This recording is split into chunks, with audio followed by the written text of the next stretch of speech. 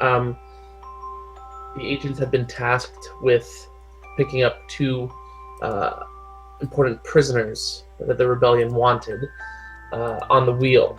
And during the prisoners transfer, the agents were attacked, and it was found out that they were actually, Otal Nal was looking to hire them to take down Tulo once and for all.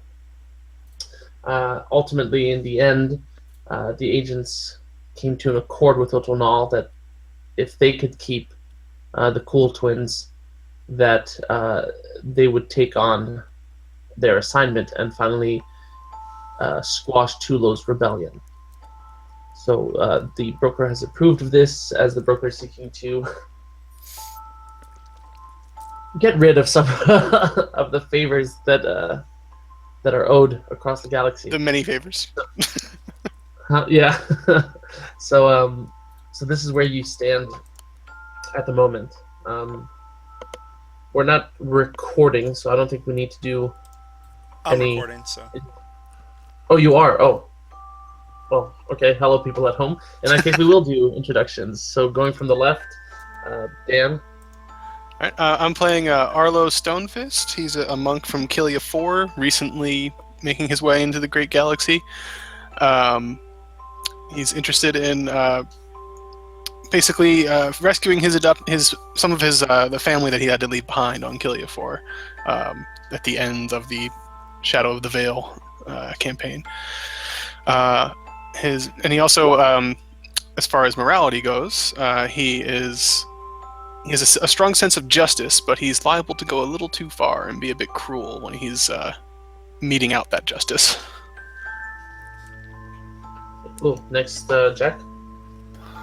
I am playing Mavelian, another person who escaped from Kalia 4, whose regret over leaving so many... No, hold on, I can see that.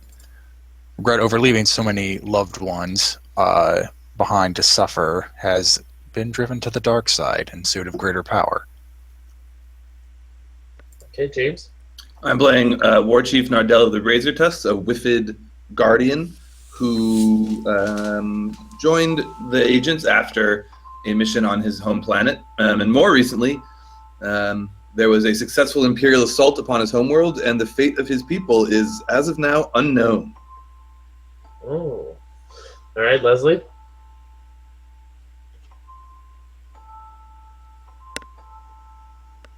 If you're speaking, Leslie, you are muted. Okay, we'll come back to Leslie. D. Hi, I'm the Shadow Cat. I am playing Dara. She's a gunslinger, pilot, sharpshooter, racer from Scylla. And she's been with the broker for so long. It's hard to remember when she first joined. Excellent. Tommy? I'm playing Ragesh Vai. He is ex-Imperial operative and actually was one of the big villains from Season 1 of Shadow of the Broker, but he is now a loyal broker's agent. Excellent. Well, I mean, Leslie will chip in when he's ready. For now, we'll move forward. So, the agents find themselves already en route to the planet on a shuttle. They've been informed by the broker that they are finally put to rest this long debt, and in order for the broker to gear up for some dangerous times to come. Otal Nal would be a good ally to have in coming conflicts. You've been informed that Tulo has been building his rebellion off of the wheel in the forest. You are to find his outpost and compound, break in, and kill the man. You'll be able to find more. No information was actually known about the compound itself, but you'll be able to find more at Maz Kanata's. Secondary objectives include making sure that no one knows you were there, that it wasn't the broker's agents or even someone allied with Otal Nal directly striking. And also, if you can input the data spike into the system that has the cool Windows virus, to get all the data on Tulo's spice shipments and operations and illegal things, which will infect and then delete their backups. So you're on your way to the planet, and that's the information you have so far. Oh yes, yes. Let's do resources from the top. So I will roll for all three, but just so you guys can take some strain. But we will obviously be focusing on the Tulo obligation. So Leslie's not in roll 20, as Jack pointed out. So I'm not sure if he's even around. Just so you're aware. Okay. 1 second. And on top of that, our obligation is over 100, so the effect is doubled. Aha. Yeah. I Right. blame Ragesh. Not that he has a lot, actually, that I'm looking at it. He just has Yeah, multiple Ragesh has a I entries. know, like, what are you talking about? You have multiple entries, but they're all low. Yeah. Yeah, he has like 13. I'm bringing 39 to the table. So He's got like 8 or something. It's I'm the not second much. lowest. Okay. Wow. Alternative facts. Oh wait. 95 is going to be. Ooh, just Mrs. Ragesh. It's Dara's family, so she goes down 4. The rest of us go down 2. 25 is Rogesh's counterintelligence. So he goes up 2 wounds. We go up 1. 47 is going to be closest, I think, to Nardell. Yep. Actually, it's closer to the balance point. Okay. I forget, what did the duty do? What did duty hit, if anything? Rogesh. Testing 1, 2, 3. Can y'all hear me? Yeah. All right, y'all can hear me. Yes. Good. Hello. Yeah, you sound really Yes, good. yes. We can hear you quite well. Can you hear us? Yeah. Yeah. Okay. Do you want to do a quick intro, Leslie? This is Hawk. Of course, I don't need no introduction. Everybody knows who I am. I'm the famous bounty hunter. I mean, if I was bragging, I would say that, I was the hero of Whisper Base, but I'm not. But he said it anyway. Infamous. Excellent. Okay. So just quickly, out of curiosity, D, what's the family obligation? To find any trace of any relatives, more or less. The parents were Jedi, but she's focusing on someone or something called an Outlander. Okay, cool. So yes, you are correct. Right, does Dara's wounds go up by 2 or 4 if we're doubling the effect? It will only double obligation. well, it's her obligation. So Dara's strength threshold goes down by 2. Yeah, but Yeah. she has about 4. It's I mean 4. It's Jeez. 4. Yeah, so your strain goes down 4, your wounds go up 1. Okay. Okay, cool. So yes, you're on route to the planet. You guys want to talk a little bit? Ask for information. So, Oh, go ahead. go ahead. Go ahead. Fine. Do we have any schematics, like general schematics of the space, or we don't really have any information at all? Of the compound, like the The compound. compound that you're supposed to invade? Mhm. Yeah, so no, you don't have any of that kind of information. Tulo has kept it quite close to the vest with that kind of information, at least outside of his trusted circle. Is there a way that, because, obviously on the way to starting this mission, Mhm. and Ragesh wasn't with the rest of you guys, so maybe once he heard this information, could I do a streetwise check of some sort to just kind of go through his contacts to see if he could find out, if not information about the base, just general numbers of how many supporters Tulo has with him in his, closest inner circle?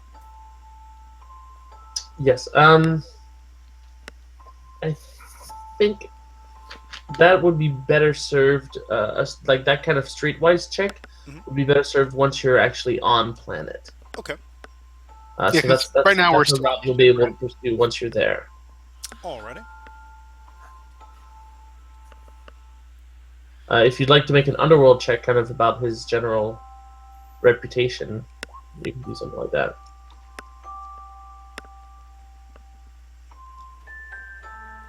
My underworld is terrible, so someone else can do it. I think either Mav or D has the best intellect here. I think, right? I think Mav has 4 intellect, but he does not know anything about this sort of situation. I don't think it really makes sense for him to roll for it. Mhm. I was going to throw out perhaps a general education check to become more knowledgeable of the planet. Sure, you can do that too.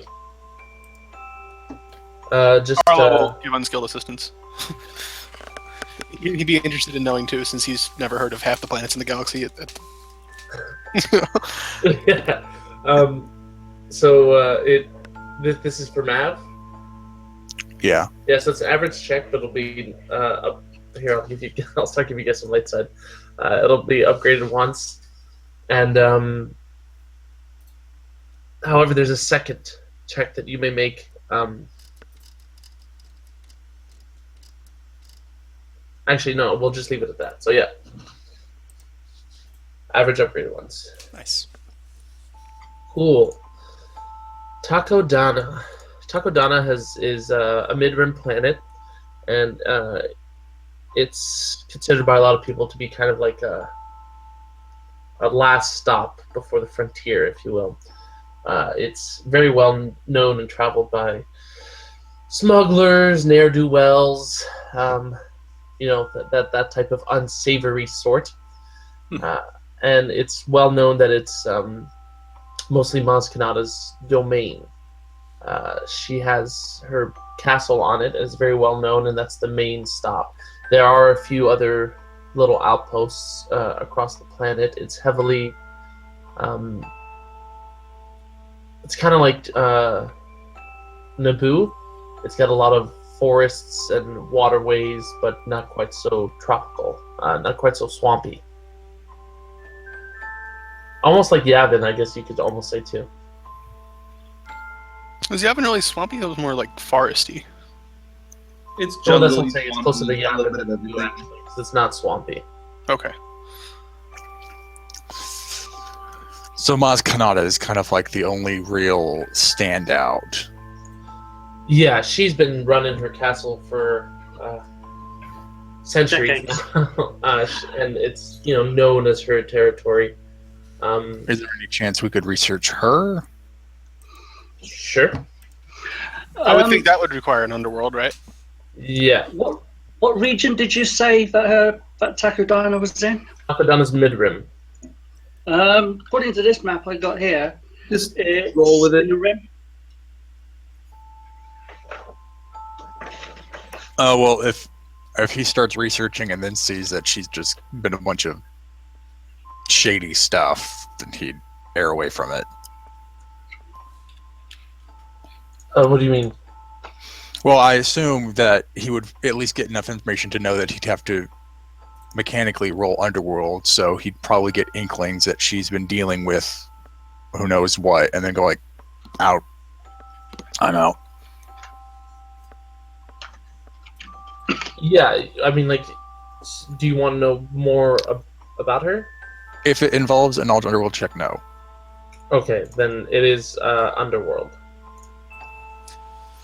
So if D wanted to roll, she can. But Yeah, I mean, maybe Ragesh could roll, but it would be Mavelian's skilled assistance, where maybe in the whole process of bringing the Killians up to speed, Mav would have been shown different documents. He might actually notice something or cross-reference facts that Ragesh would just completely miss otherwise.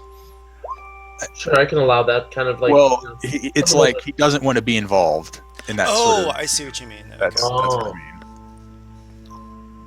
Okay. looks like D offered up Dara's int and or underworld ranks. The only thing I can actually provide is just a setback removal, so never mind. Oh. Fair enough. Okay, so does anyone want to roll about here? I mean, It could just be straight up Dara at this point. yeah. Arlo Okay. can give unskilled assistance to Dara.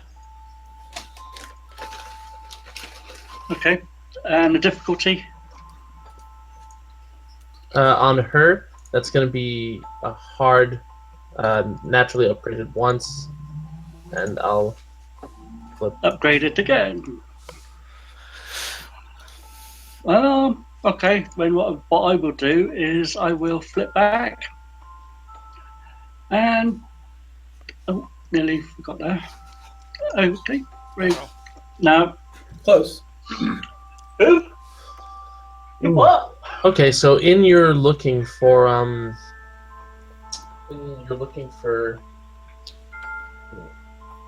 to use that thread. In your research about Mas Kanada,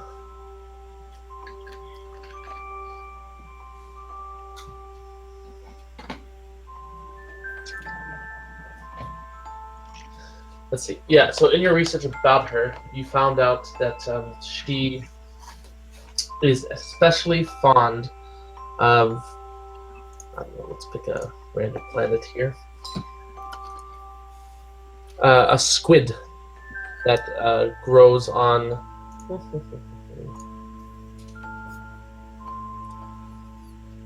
Wait, a squid that grows somewhere? Yeah, I'm just trying to pick a planet random. That's interesting. But this is a failure. That grows on the planet of. Dun, dun, dun, dun, dun, dun, dun. Nakadia. But other than that, nothing useful apparently. No, Yeah, so nothing else. because I was actually going to say, since it's a failure, she's like, who? What? Yeah, but yeah, so she's a well-known lover of Nakadian squid. Even with a failure, you do know that she has a reputation known as the Pirate Queen. And as I said, you know that she's in charge of that, her castle, quote unquote. And we know we're going to meet with her, so we should know, at least the basics about her. So,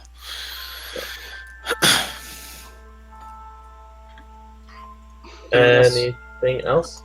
I mean, I guess you would probably know up front that she's not Pirate Queen the same way that the last Pirate Queen you encountered was.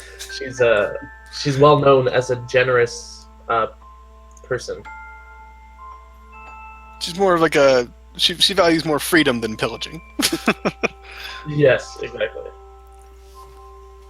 She just pirates bootleg VHS. Hollow VHS. Yeah. Yeah.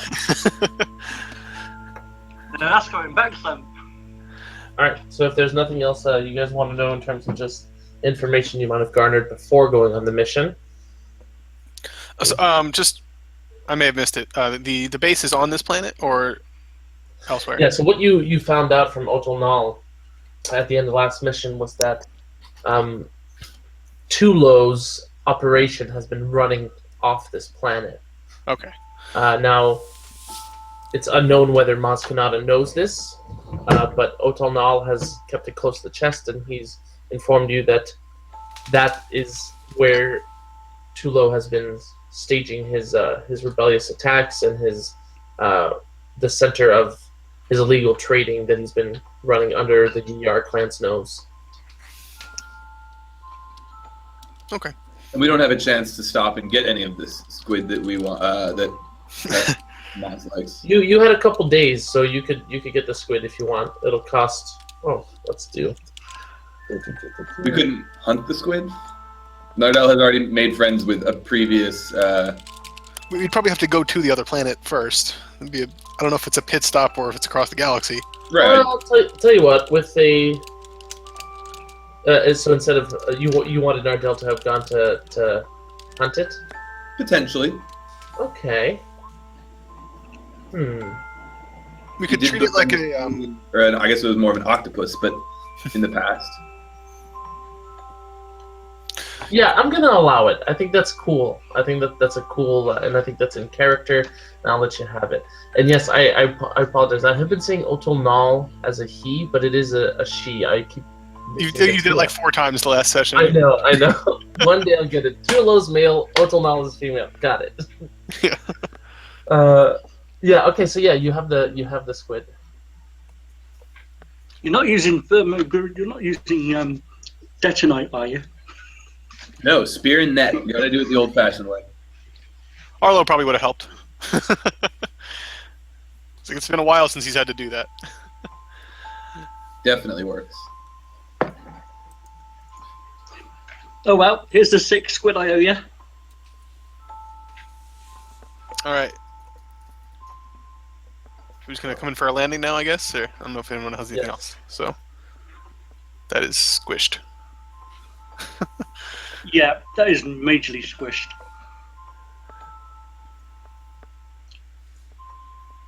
Oh, it didn't. It's not a big deal, but You tried to use the image as background.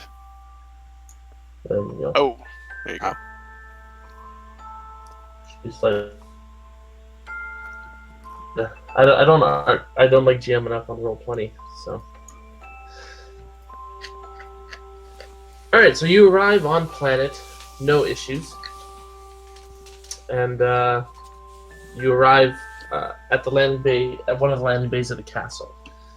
The castle is a huge structure, and out of character, it's actually got more to it than what you see in The Force Awakens. There's whole like labyrinthian corridors, and it's goes up far enough into the forest. It is We saw a bit of a visited. teaser of it. Yeah. Yeah, it's visited by,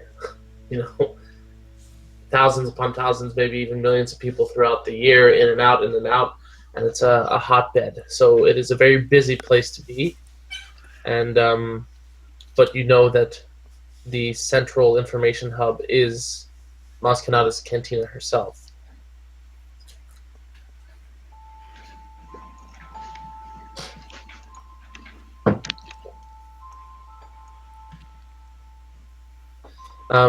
Is there anything you guys want to do before going directly to the cantina? This would be the time for Rogesh's kind of streetwise check.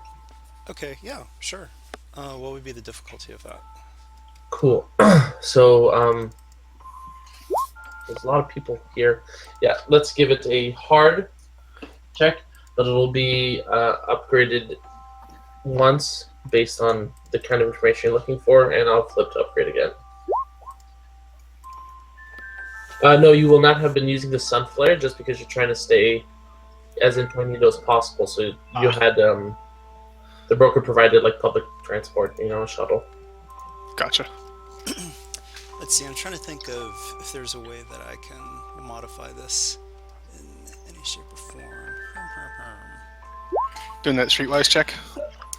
Yeah, I'm thinking. Yeah, Arlo you'll can get probably a- give it unskilled. Unless someone else has something. You'll get a free boost for the amount of people that are kind of like around, that are talking out loud, so that you can kind of listen to over here. Dara will pass Ragesh her urban compass. Oh, great! What's that do? Basically, it gives conditioned around common data pads. Urban compasses are more like specialist tools. These compasses are equipped with a network of miniaturized sensors and data transmitters that connect to any broadcasting frequency to collect information about the position of the user. Possible routes to the user's destination, local conditions, and other information relevant to navigating a large city. Individuals using an urban compass to find their way around a city remove 2 setbacks from the check due to the unfamiliarity with the city, traffic, or other avoidable travel hazards. Additionally, the urban compass can turn up information I don't on think it's going to local help with this establishments and roll, customs, really. granting Yeah, it a doesn't boost. Yeah, we're not navigating. We're like schmoozing. Yeah, it does Yeah. actually. Yeah, it does. It gives information about the city's operation, various landmarks, of note Right. and businesses of all types. I think the idea is that Maz Kanata is not going to be fully out there on like space Facebook. Oh, I'm actually trying I, to find I, information more on Tulo and his compound. Yeah, Either way, I think that's even less likely to be out Yeah, there. yeah. yeah. Like, The Compass is more for like actual might have, like, a documents. Yelp entry, but it's not going to have like bad guy base as a. Yeah, it's like, for example, like you're not going to find a hidden military base on Google Maps. Like if it's supposed to be secret, it's secret. It's not on there. Like that thing is effectively Google Maps in Star Wars. So, All right, so Ragesh will pull out a wad of Nanarium root. It's like chew tobacco, and we'll start chewing on that while he, cruises around or starts to mill through the crowd, and that'll just upgrade the my skill. out of curiosity, is that actually like chewing tobacco, or is it like more harsh than that? Oh, I have no idea. Yeah. Question: What if you can give me a couple specific types of people you would want to be interacting with? I might give you a boost. Oh, sure. Let's say first I'll try to look for just the people that they're always those the people that you can just tell are just up to no good, but they're not like the noticeable bodyguard types. The ones he's going to look for the people that are doing the observing just like him, in other words. Okay, so he's looking for like almost like rumor mongers kind of thing. Exactly. Okay, You got all those unskilled, right? that. Oh, thank you. And I'll add that. And so you're giving me a boost for that? Yeah, I think that's a Thank cool you. way of going about it. Nice. Nice. It's a shame the boost did absolutely nothing.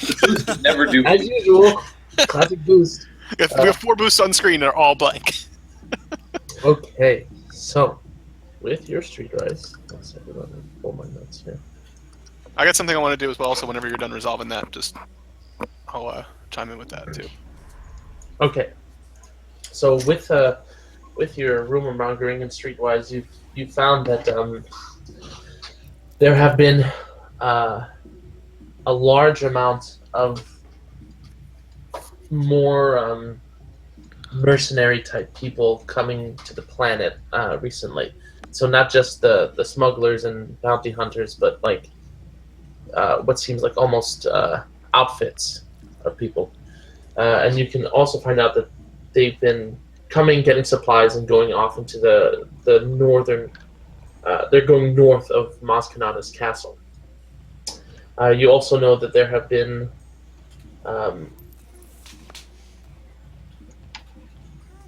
Is it a more like wooded area in that general direction? Do we know?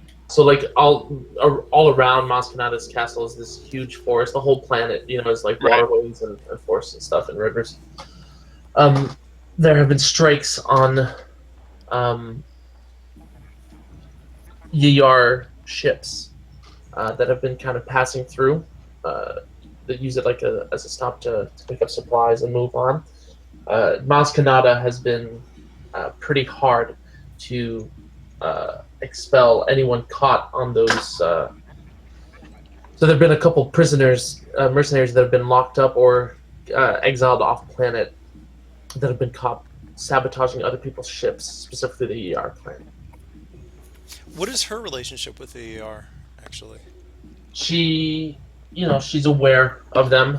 They're another entity in the galaxy, but she doesn't have a specific relationship with them. She just knows. With their advantages, what you'll find out is that she actually has a very strong, kind of like anti-violence Policy. rule on her planet. So she doesn't allow any politicking here. She doesn't allow any war, and that includes any like interfactional war. So this place is Switzerland, basically. Yeah, more or less. Yeah, I mean, Nardell would pipe up saying, he wishes he could just explore the forest for the next, forever. But obviously, that would be a really inefficient way to hunt out Yeah. stuff. Well, I'm wondering, as Ragesh is talking to this rumor monger, or maybe he's gone through several of them, but like to put out there, well, Pawapa, mercenary from Salukamai, looking for some new employment. Who do you think I could speak with to get a job around here? And basically, kind of hint that, without saying it, that he's interested in working with people like Tulo. I'm trying to think how I'd actually say that, though. Well, aren't they basically like, isn't their public front like a salvaging thing? Yes, thank you. Yeah, so, salvager extraordinaire from Salukamai. But strongly indicating that you have a big gun or something like that. Okay, yeah. So he's gonna look you up and down, kind of scratch his grizzly beard, and he's gonna say, "Yeah, there's like I said, there's been a couple outfits going around they're going off into the forest, and I'm sure they're always looking for a strong hand to help out. Why don't you look up? Hold on, gotta find his name."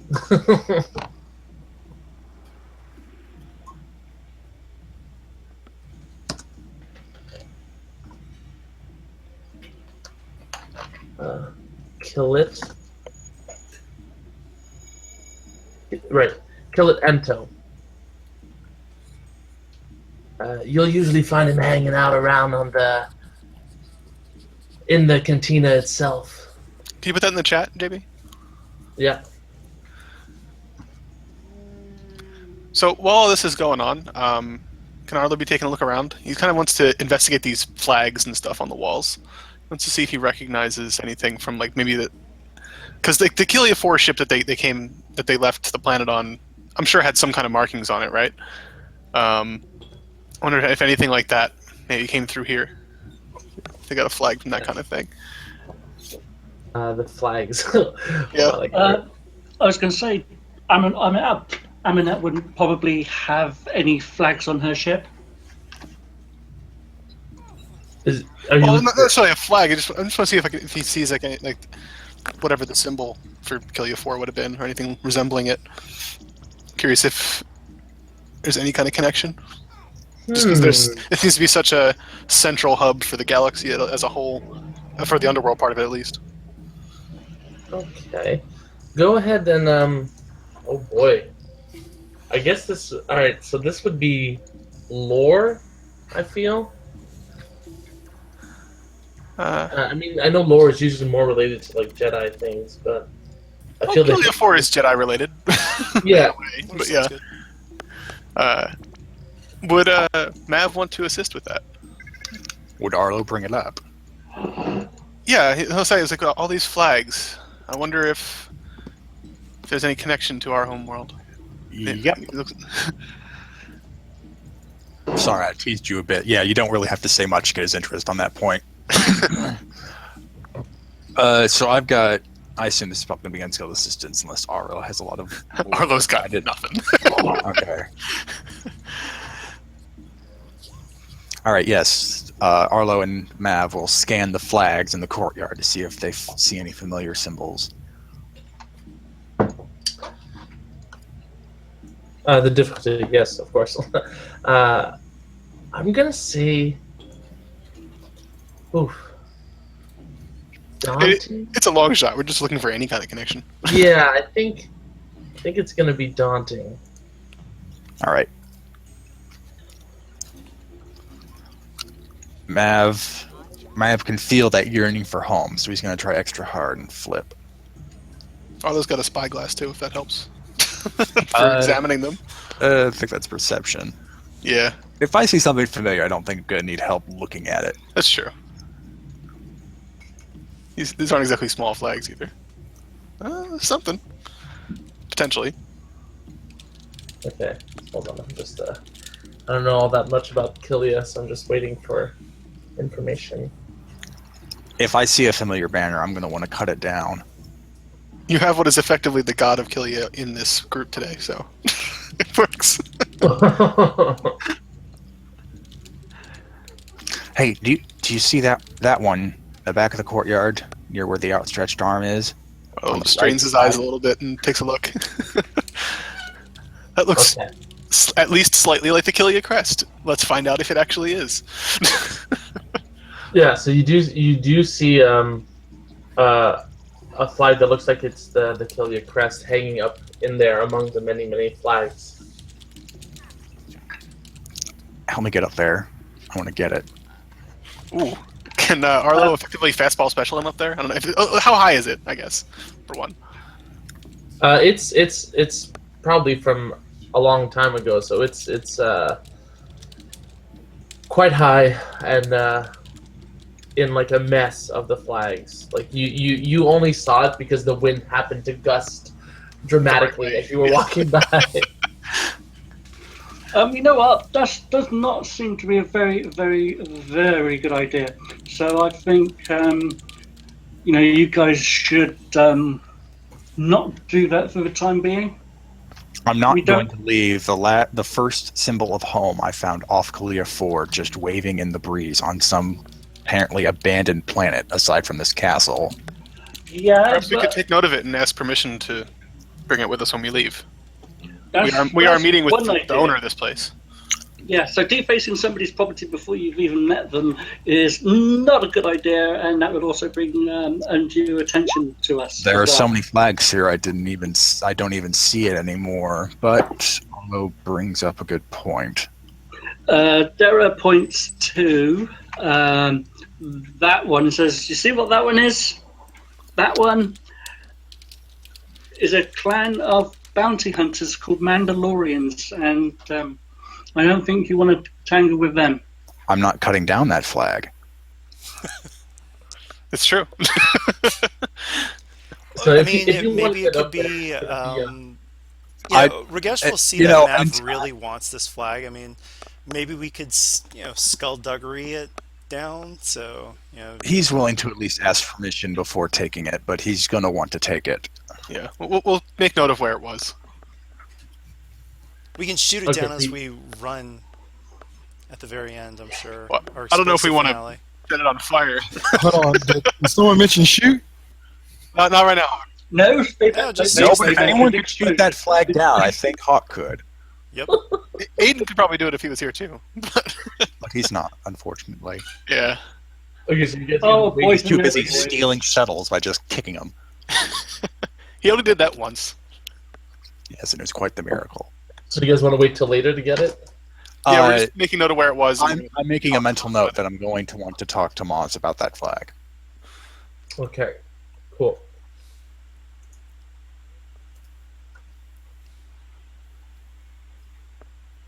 Okay, so anything else you guys want to do before heading to the actual cantina? I mean, maybe just a preliminary perception check just to make sure that we're not being watched or, just our regular agents scoping out the setting. Nardell can take care of that. If you're just doing kind of a general perception check, there is a lot of hustle and bustle. So I'll make it hard with a setback. Hard, a setback. Huh. I definitely thought I removed setbacks on that. I might be able to blend with you to give you setback removal. Let me double check. Yeah, because you have 5 cunning, right? I do. Lovely. And remove setbacks on perception? Unfortunately not, but just the 5 cunning. Well, that helps. It's probably even better than the setback removal. All right. So Nardell and Rogesh will work together to spot things. That was unexpected. Oh, I rolled 1 success across all the die. Okay. Are you using? I don't know if it works like enhance, but It does work like enhance. Do you have anything in mind for your 18 million advantages? Maybe notice something of interest, either outside of like someone exactly following us, or of specific interest to Nardell. Oh. Specific entrance to Nardell.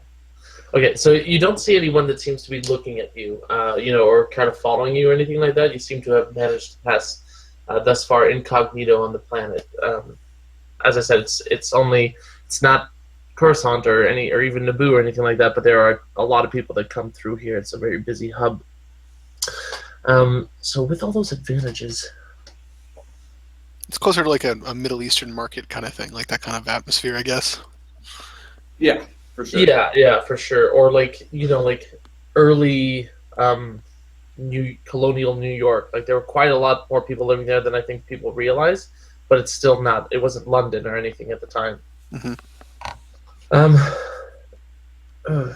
Okay. What is there anything that Nardell is looking for? Like, is there anything you've been personally wanting? He's coming interested in lightsabery things. That's probably not the spot for that kind of thing. I don't know. I mean, he's also definitely has an interest in more anti-imperial kind of things, with the potential destruction of the razor tusks. I don't know. Not like item-wise, maybe, that I can think of specifically. Okay, how about this? Okay, so as you are passing through on the way to the cantina, there's all these stalls and the like, and you have something happens to catch your eye, and it's a guy that's selling like a quote-unquote primitive regalia, and in it you spy leatherwork that looks like it's from your tribe, and if you decide to approach, you will see that it's actually an ancient banner from several generations back for the razor tusks.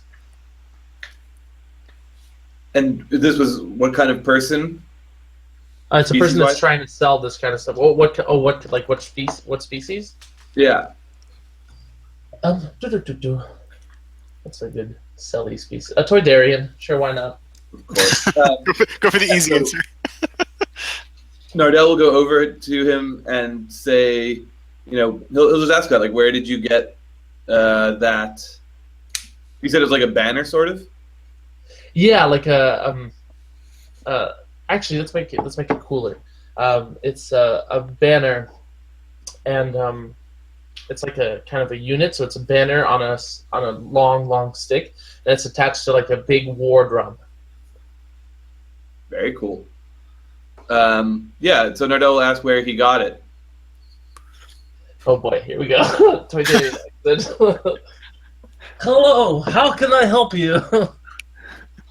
Oh, they're not Russian. They're like horribly racistly Jewish, right? So it's more like this. So Yeah, I got it from. I picked it up from this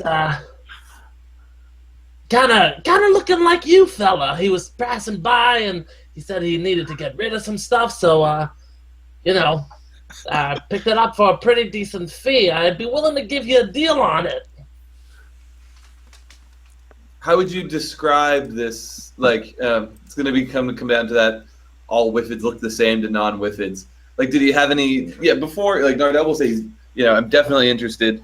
But did the guy who sold you have any kind of distinctive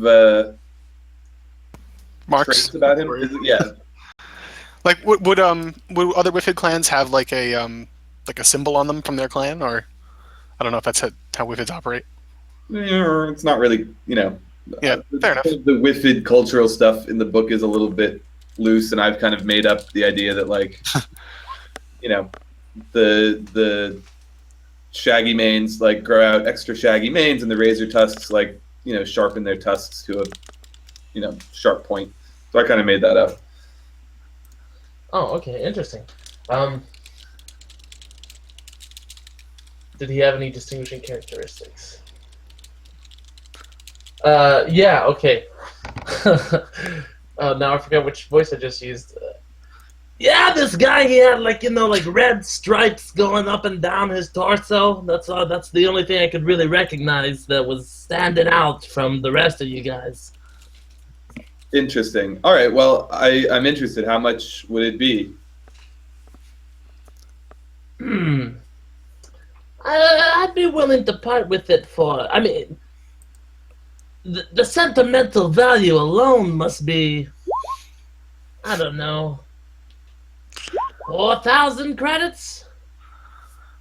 Here's the only thing. This is a relic of my tribe. In many ways, No, actually, as you're saying that, still mine. Ragesh, I'm willing to kind of. oh, actually, can I interject real quick? Finding it, but this has been illegally appropriated. Actually, at this point, Ragesh would kind of like elbow you and just kind of give you a look like, don't let him know how much it's worth to you, sort of thing. Whoops. So a quick, like, elbow to the ribs and just be like, oh, this thing, I mean, it's just a tchotchke. Like, we can get them anywhere, but, it looks like you need the business. Well, look, I mean, this is kind of how the business works, Like, you can't just come in here and say it belonged to my family. I don't know that, I'm. All right, I'll drop down to 25, but no lower, no lower. 2,500. Yeah.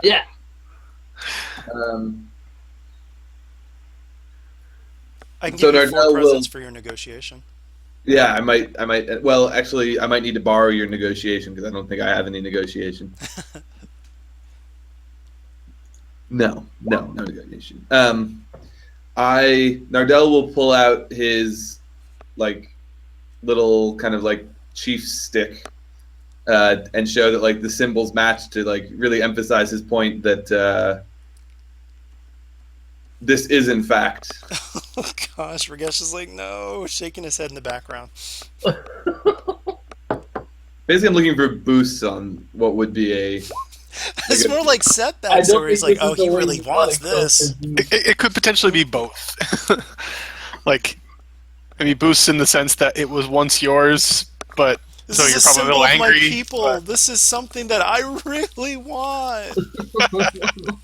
Here you go. How about we take it and we don't break your wings? Again, with this place is Switzerland thing, may not be the best idea. Okay, let's do a quick negotiation roll, just to see where we stand, if you will. So, how much are you going to offer him instead of 2,500? And then that'll kind of set the difficulty. A 1,000 credit finder's fee. Ooh, okay. So go ahead and roll negotiation, and it'll be hard, upgraded once, and then I'll flip to upgrade again. I feel like Nardell doesn't understand haggling. Yeah, You'll get Ragesh is just boost. sitting there with really wide eyes, like, yeah, her. Yeah, 1,000. you'll get a boost for just for RP for trying and playing to Nardell's not strengths. So I like that, but you will get a setback for the approach nonetheless. Does Ragesh have any skill in negotiation? No. Cool. It's gonna be great, guys. You should have said this before. Dara's got 2 ranks, isn't it? Right. Yeah. Yeah. I don't think I have talents that are gonna help me here, unless we're gonna get into a wrestling match over it. In which case, I have a lot that'll help. Yeah, we'll just do it. It's gonna be awesome. Just challenge him to an arm wrestle. It was not bad. It could have been much It worse. could have been worse. Yeah. So, oh man, I just remember how to do the accent too, but I'm gonna stick with the one I have. Yeah, I don't think I can give it to you for less than 25. I mean, 1,000. That's too little. How am I gonna make a profit in this kind of market on 1,000 credits? No.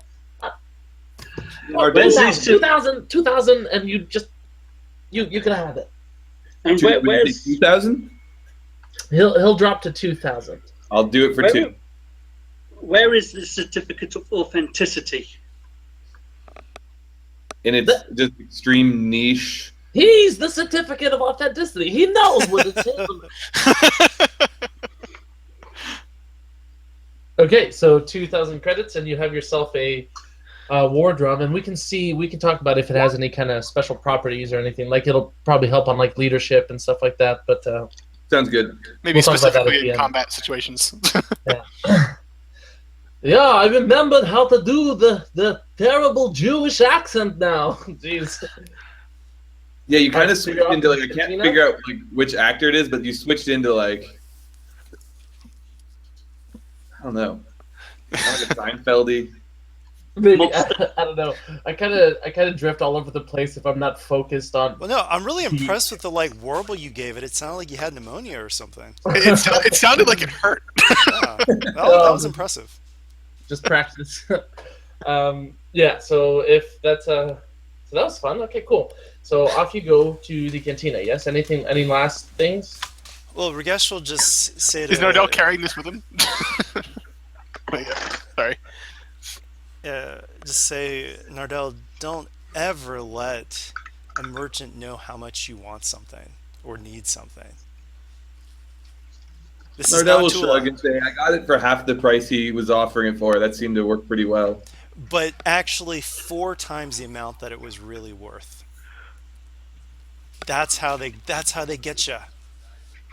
Yeah, you need to be schooled in the art of negotiation. Have a word with Zivo, and he might be able to set you up for something. Nardell's just going to keep shrugging and look very pleased with himself and just keep talking about how the relics of his people are so precious. You know, if your head grows any bigger, you won't even fit through this door. I mean, he does have a pretty large head. He's a tall He also does probably have to slouch to go through that door anyways, so... Yep. Okay. So you guys enter the cantina, and as expected, it. Oh, hold on. I gotta move you guys. I was going to say, what? No reggae music. I don't know if there's ever been reggae music in Star Wars. If there was in the Force Awakens. Yeah, it was. I mean, it was islandish for sure.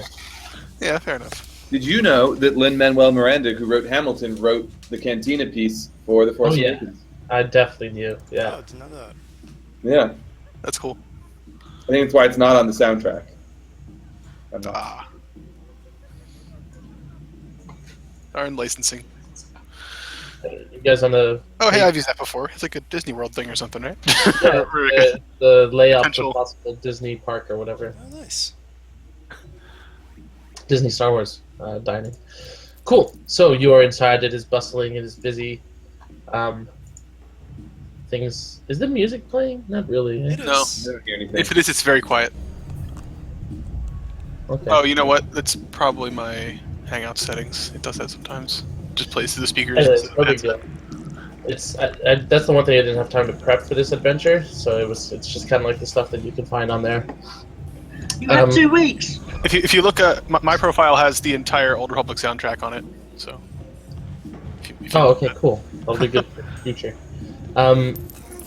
Yes, so you get in there. It's very busy. There's a ton going on. Moscanata herself does not seem to be around, but there's plenty of conversations you can try to listen in on. There's in fact, why don't you guys make a perception roll? See if you pick up anything. All of us or one person? Let's do all of you. All right. What's our difficulty? Busy like this. Let's go with same as before. So hard upgraded once. That's a little bit better. That could have been way worse. Wow. How's that? Okay. Double Very- triumph. Yeah. So D. Yeah, we'll start with D. Actually, no, that's the double triumph. Okay, so we'll start with Rogesh and Nardell. So Rogesh, you you overhear someone shout out the word Ento, which you'll recall is the mercenary leader's name that someone talked to you about. And you see a guy walk over to a big group of big, armored, heavy-looking troublemakers. He's bringing over a drink, and they're all sitting around talking. And you overhear the word with Ardel's triumph. You overhear the word Tulo whispered. You don't hear full conversations at the moment. There's too much going on, but you do manage to, since you're looking for it, you hear the word Tulo in conversation. Oh, maybe I'll... Oh, I can always say this until you go through the other rules, but I was going to walk up to them and talk to them. Yeah, I'll give out the all the perception information, and then we'll do however you guys want to split. With those two triumphs there, you see someone at the bar, a lady, blonde hair. She's got what looks like kind of like nice clothing. It looks a little bit out of place here. Looks like she's more of a politician than anything else, and she's talking to you about how she hates her employer, and like the guy's too, he's too More demanding. hands-on than she likes. Huh? He's more hands-on than she likes. No, he's just too demanding, and you hear her say something like, all I would have to do was say one word to the other guy, and the whole plan would fall apart.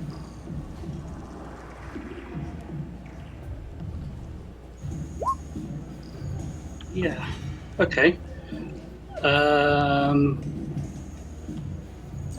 Dara will head up to that area and will order herself a drink. And is this the person who's is that person tending the bar, or is this person No, on it's a our side of the bar? Customer. Okay, Dara will slip up next. Order a couple of drinks, one for herself, and one for the woman who's complaining. She's gonna look at you and, what's that for? You said your boss is a bit of an asshole, so I thought I'd make it right? a bit better.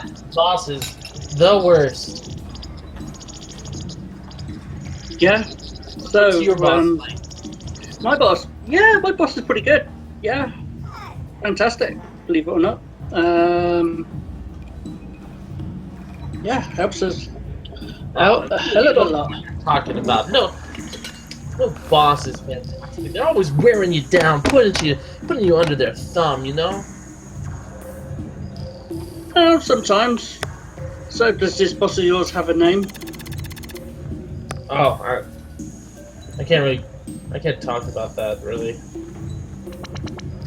Well, I was going to offer I could have a word with him on your behalf. What do you mean by that?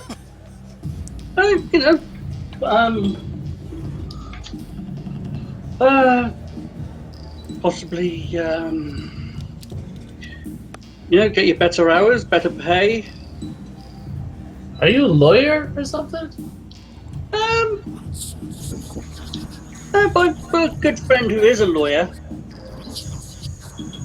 Right.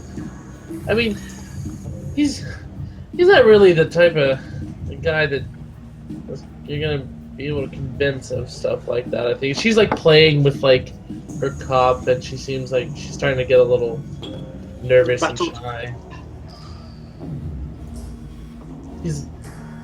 She's gonna turn and whisper. Actually, go ahead and make me a charm check. You'll have it'll be average,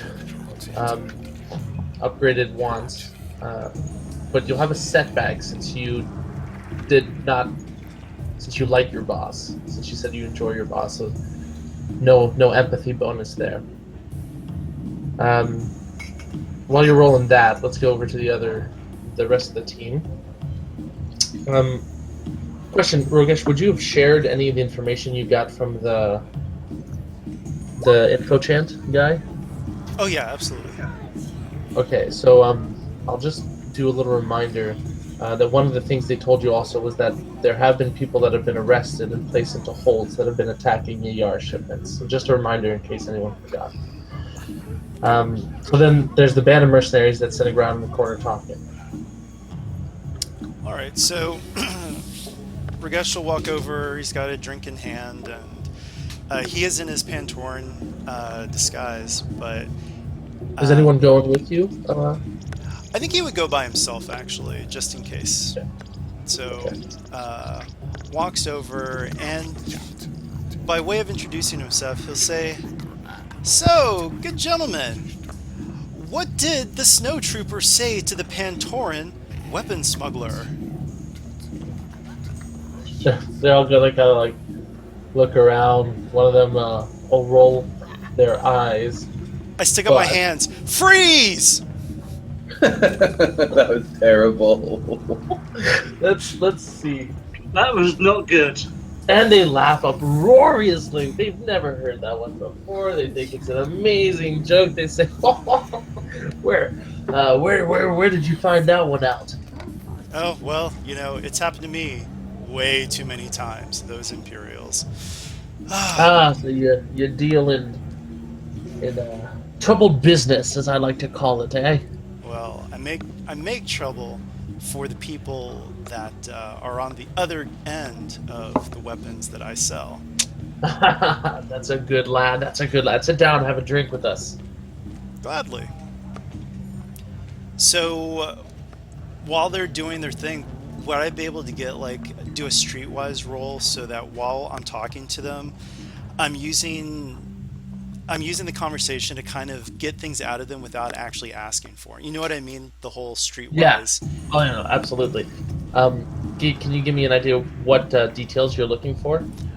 Specifically trying to make it sound like I'm in the market for being hired, that I've had some run-ins with snow troopers. I've been, working with a lot of gear that would be helpful to enterprising mercenaries. Okay, cool. Yeah, you can go ahead. You can. And I'll keep dropping like that. I've salvaged myself. Salvage. Cool. Yeah. Since that joke went over so well, yeah, I'll let you do the streetwise check because I might have made you do like streetwise and deception just to see if they catch on. But let's just keep it streetwise then. Since you're talking business, anyways. Let's say. Hard. I think it's fair, and I'll roll and I'll flip to upgrade once. You'll have a boost from the great joke. Okay, so Kill It looks at you and he says, "Well, we work for." He's gonna look around, making sure no one's looking. "We work for this guy, Kill It." Oh, that's him. Sorry. We work for this guy. Tulo. I know you ever heard of him? I kind of looking at this like, I don't think so. It doesn't sound familiar. Nah, he's not that big of a player, but he's paying good right now. I think someone like you might prove useful. Listen, I got a group heading over to, and he turns around, looks closer, and then clears his throat. Let's just say they're going off site to meet up with him. I could get you a little connection there. It's a pretty easy gig, but there's big plans coming. So if you're looking for long term, that's available too. Yeah, sounds great. Okay. He'll take your, or he'll give you coordinates to meet up with his other group of mercenaries. He says, "Listen, you just tell them to kill it, set you, and I'm sure they'll be glad to have another pair of arms, especially one who can flap his gums like you can." You just open with that same joke, and they'll love it. Verbatim, the same joke. All right, it's like sounds anything else great. you- I'll talk to my crew and see if we can get some hands on board. So I missed the past couple minutes. What happened importantly? Got the coordinates for Tulo's base and Gotcha. a possible... No. Sorry, that's not for Tulo's base. That's a rendezvous point with a mercenary squad that's headed. Oh, towards... I see. Okay. It's an important distinction. Yeah. Yes. Yeah, and Dara is we'll switch back to Dara to see how that went. How did you roll? 3 successes and 3 threats. Yep. Cool. And what was the last question you asked? I can't remember. Oh no, you were offering to take care of her boss, right? Or quote unquote take care of. So she looks at you and she says, "Like I said, he's kind of a dangerous guy. Would you really do something like that for me?" Yeah. It's really kind of you. I don't think it's the right thing to do, but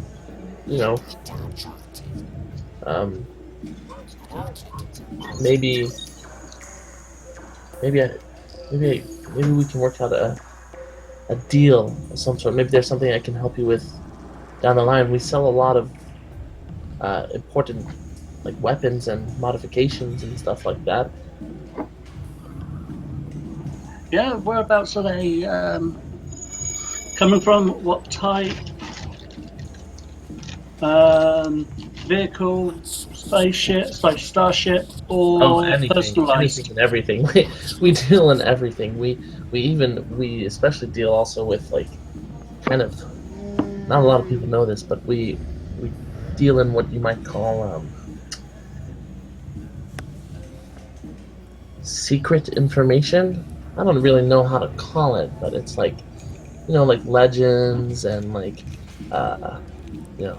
look, he's kind of sees himself as a pirate type, lots of find the treasure and all that kind of stuff. That's why we're here. We're looking into some kind of, I don't know, temple nonsense.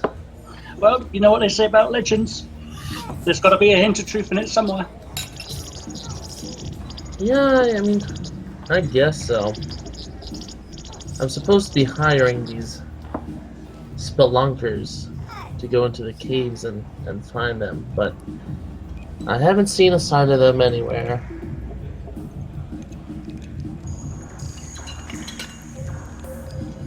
Any sort of description and stuff like that? Of the spelunkers? Yeah. Yeah, a crew of Rhodians. Nothing but trouble from Rhodians, I'm afraid to say. Why would I have trouble with Rhodians? That was pretty racist. Well, some of them anyway. I mean, I guess they seem nice enough on the phone. Phone? What's a phone? You know, a comm link.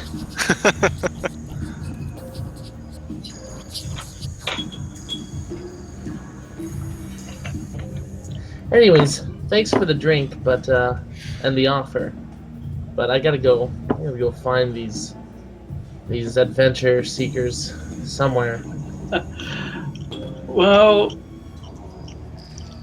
if you ever change your mind, here's my contact info. Thanks.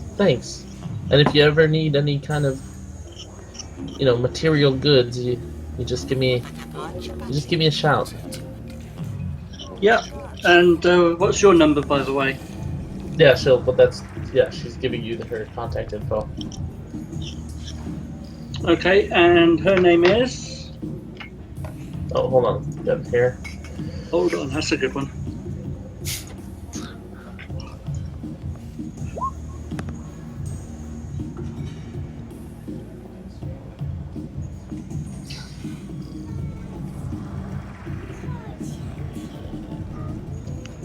Cool.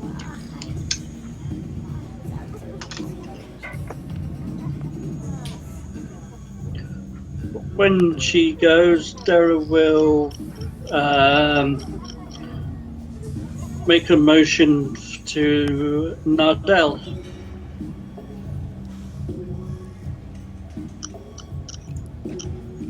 What sort of motion? As in, Jazz hands. She'll Yeah. raise an eyebrow, put one hand on her head, or something. as in, basically, if you want to sit down or whatnot, blend in, or unless you're pretty blended already. Nardell is the master of blending in. Okay, Nardell might not be the most blendable. He's playing it cool though. When I mean blended, I mean the Inca-maholic version of blended. Okay. And then she'll then turn to the bartender and she will say, "Is the owner in at all?" To the bartender? Yeah. Yeah, the bartender is like this big old vesselist. He says, Who? Maz? You can't just walk in here and see Maz. Oh, that's weird because we've got something for her.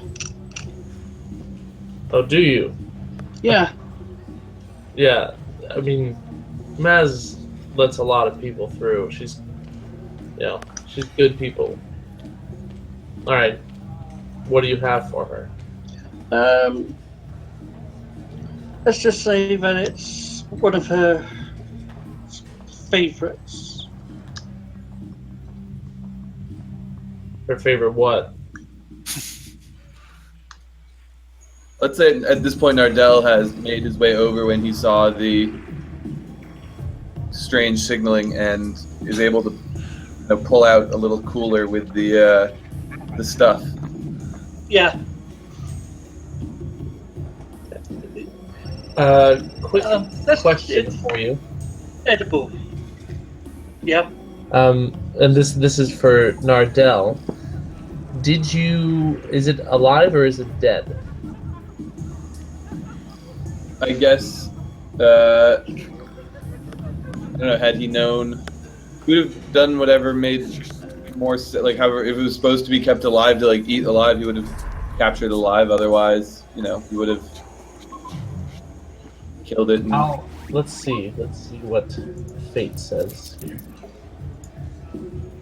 Okay, so you caught it alive. Excellent. Okay. So, you pull out the... Hold on. What was it called? Nikidian squid? It was, Nikidian sounds approximately right. I think so. The Nikidian squid, and he looks at it, and, Yeah, says, Nikadian. Nikidian, yes, okay. And, the best way says, "You brought this for Maz." Well, he did. I think she'll be really happy to see one of these. Yeah, let me see if I can get her. So, But she doesn't want to eat it. She just wants to have it as a pet. he beeps, and the comlink, and then, from one of the corners of the bar, and I'm not going to try to do her voice because I have not watched The Force Awakens in a few months, so I don't remember what she sounds like at all. So she comes down, and she's like an old, kind of racist black voice as usual. But she comes down and she sees the squid, and she kind of hobbles her way over to it, and she takes her goggles off and she looks at it.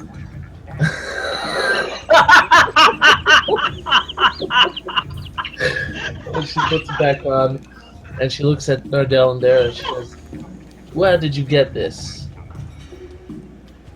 I caught it.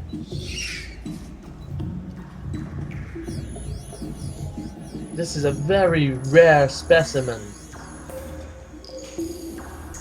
Nardell will shrug and say, I'm good. If I go out to catch something, I generally get it. And you brought this for me? Yeah. What do you want?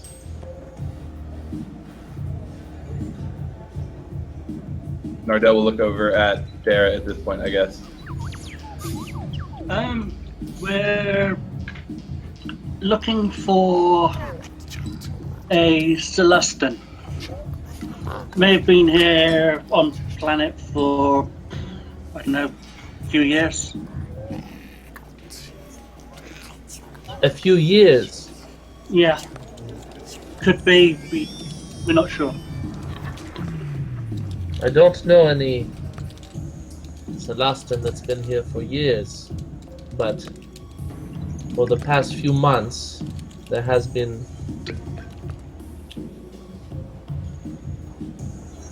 a person by the name of Tulo that's been coming and going. Yeah. That's the one.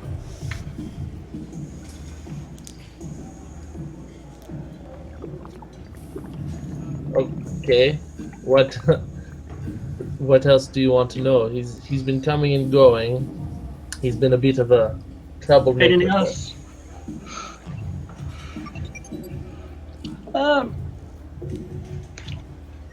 We just wondered if you wanted him taken care of. You know, since he's probably been causing trouble for Starship pilots. Entrepreneurs, I should say, privateers and the like. There's been talk that Tulo is responsible for the attacks on the Yayar ships, but Yeah. nothing has been connected to him. That's how sneaky he is, I'm afraid to say. But I'm not a person that enjoys using violence. I There know. are people that we are retaining, those responsible for some of those attacks. If you'd like, in return for this beautiful specimen, I can bring you down to talk to them. Yeah, that would be great. Okay, I'm looking. Okay. And she'll, she'll put her hand on the glass just for a moment. Look at the skin. Tap it. She'll tell the best of us to take it to one of her rooms, and she'll take you downstairs. Before Dara follows, she'll stick two fingers in her mouth and whistle, as if to say, "Hey, snowman!" Yeah, Nardell's standing right next to you. No, not snowman, as in Nardell. As in, okay. I mean, Ragesh is hanging out with those guys, so it's probably... I kind of feel like this is all happening at the same time, so I'm fine if you guys keep going. Yeah, Well, that makes sense. yeah, sure. I mean, it doesn't matter. This was Because he... kind of. This was after Dara's thing, and Dara's thing by herself was kind of going on at the same time that Rogesh was. Oh, okay, cool. I didn't want to cheese it too much, so if that's... No, I mean you're welcome to go. At this point, you've kind of all. Okay. And I don't know. Is there anything that Arlo, Mav, or Hawk want to have been doing? I mean, I've been spending this whole time looking for Maz. Okay, well she's there. And Okay, if I see her, and I especially see her talking with comrades, I would go and try and intercede. Yeah, Arlo would join him, I think. What do you mean by intercede? You want to talk about your flag, or you don't want them hanging out with Maz? I'd try to go talk about my flag. I mean, if they're in the middle of talking about something actually important, he keep quiet. But Okay, he wants to no, talk about that flag. He can ask while we walk. Yeah. So they're We can they're all walk. talking with her. If you guys want to join and follow her down, she'll let you all follow with her. Yeah. I guess while they're doing that, Hawk would look for some kind of local bounty. Oh. part of the question would be, would there be bounties here? Because this place is, Neutral anti-violence. territory. Yeah. That's true. You wouldn't be able to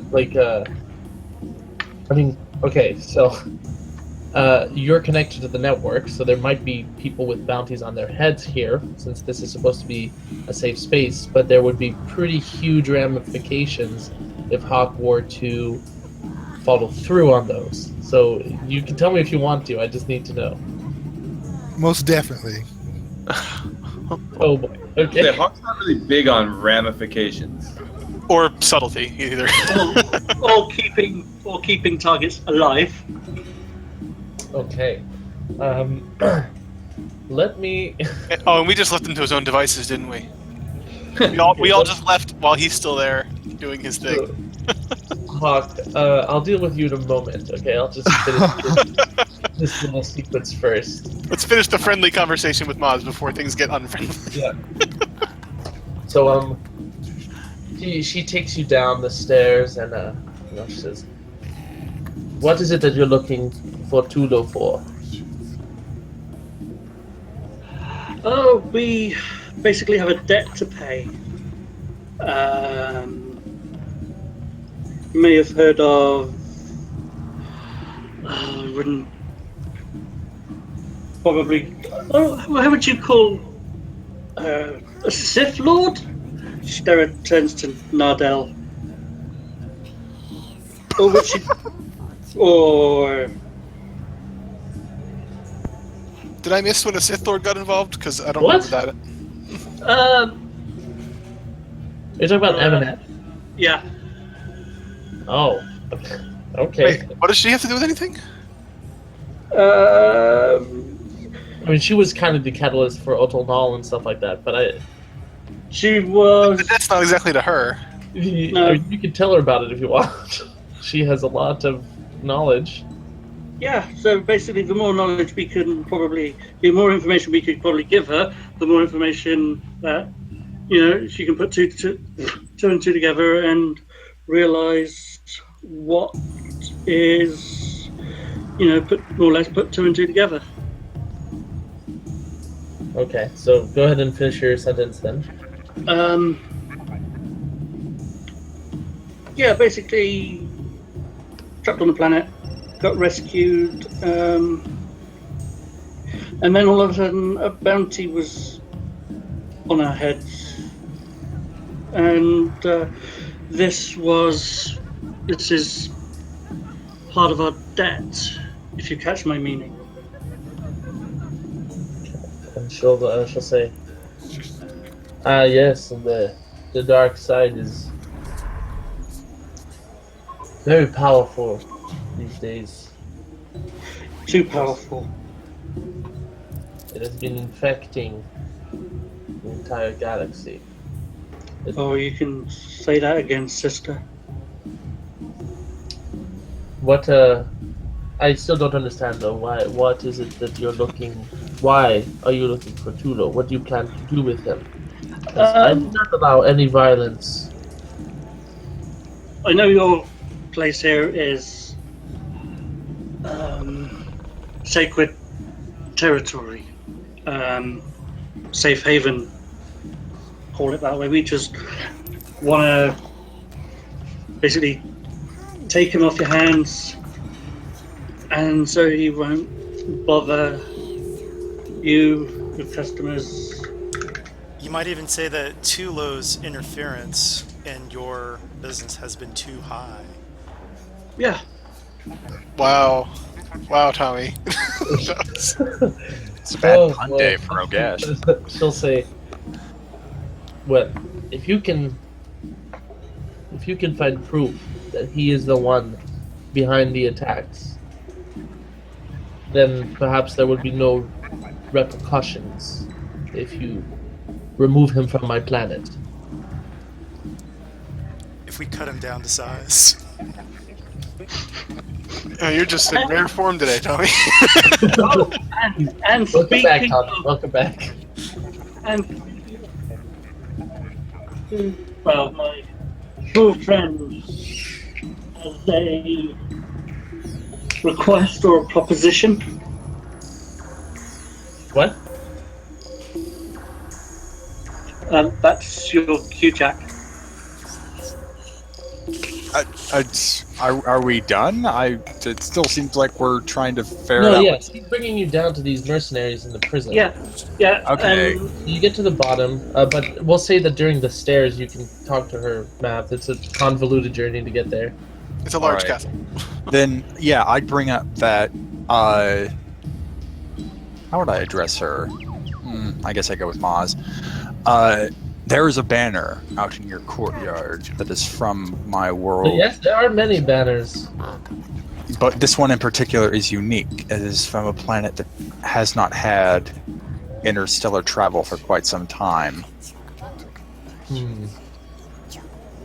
I'm afraid you'll have to be more specific. There are many civilizations throughout the galaxy without those capabilities, especially after the passage of time. I assume the symbol for Clea is the four-pointed star, isn't it?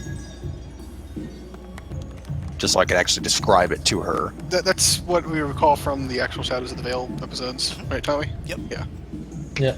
Yeah, so I tell her it's a four-pointed star on a black field. I'm afraid I can't really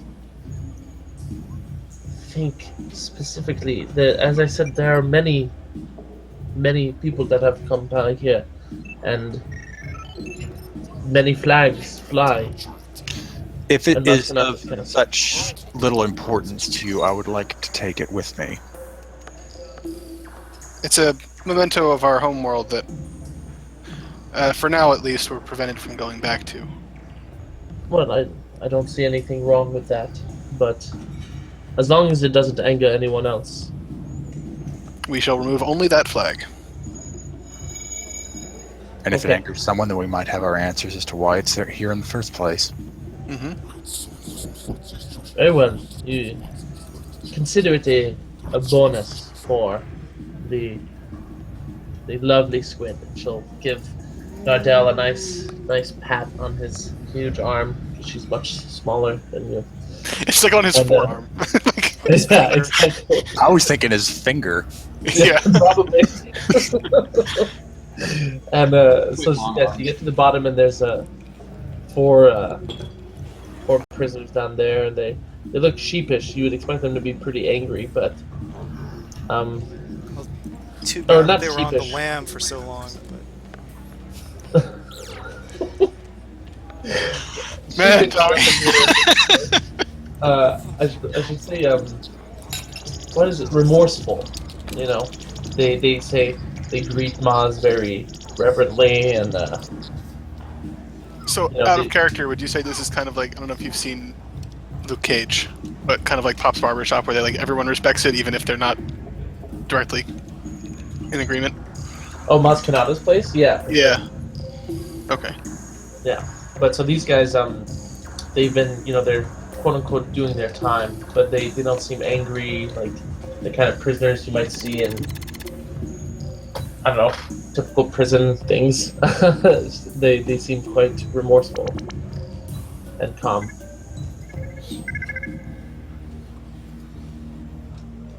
Is there anything you guys want to ask them, or? Sure. I'm trying to think though. I'm just trying to think of the approach with.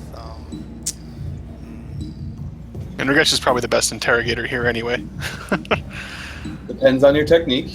It's true. Oh, actually, I want to talk to Hawk maybe before we actually see them. But or as we see them, I turn to him and whisper to him. Oh, Hawk's He's up there. You can calm him down, though. Yeah, let's do that. I'll send him a message. It's like, possible bounties. Can you come down here and run a check on these guys? possible While bound. he's- Because we while might he's be able to doing use that, that as like a bargaining chip with these guys. Those are like magic words to Hawk. Yes, money. If Hawk is busy or not. Yes, Hawk will come Unfortunately, Hawk down. is busy right now. Which I'll get to you. Actually, let's pause and let's go to Hawk. Okay, Hawk. So this is leading up to Rogesh's call. Yes, leading up Okay. to Rogesh's call. Hawk, they've all gone down the stairs, and you're hanging out in the cantina. And Yeah, Hawk will have his, his helmet on, his scanner, and he's like getting facial recognitions on everybody, and he's running them through the, his bounty hunter net to see if anybody here has got any money on their head. yeah, so there's plenty of people here with bounties on their head. Oh, cha-ching! You can calm down. I mean, this is the kind of place where, I mean, more or less, Tommy. To be honest, I figured the way I see it is most criminals have a bounty from someone else. But if you're looking for high-priced bounties, like what in the range of what would Hawk go out of his way to get? Well, even though Hawk is very, very greedy, he does see the mission come first, so he doesn't want to jeopardize that. So he's really looking to gather intel, and he really works for Imbo.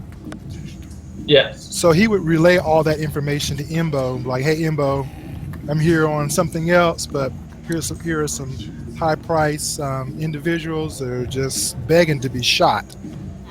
Okay, so Hawk's not looking to hunt anyone down right now. I mean, if he would like to know who's there, because if we get chased and we actually run by this place one more time, he can take a quick pop, grab somebody, put them on the ship. You know what I mean? So, Just pop by, grab a captive, and head out. Yeah, definitely more. he sees it just like a flag. You know what I mean? It's just a This place is definitely more well known as a haven for younger smugglers, people who are kind of trying to make their way into business and stuff like that. But there are a few bigger names here, people that run information networks, anything out of the planet by hiring these young guns. And you'll see that there is someone with, I don't know, what's a fair bounty? I like letting rolls decide. Oh, okay. There's someone with like a 15K bounty on his head that's sitting in the corner of the cantina.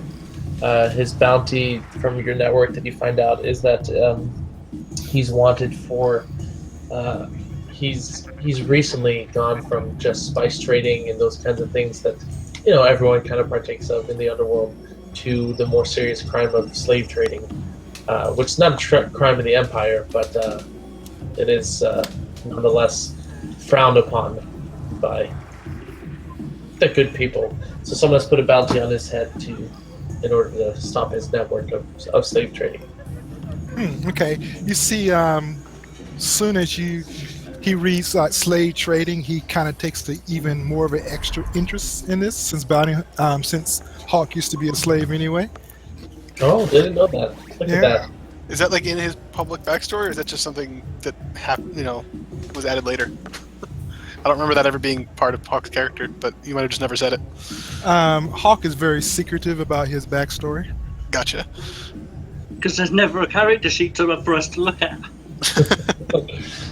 Yeah, okay, so interesting. Is there anything you want to do right now, or just take note of it for the future?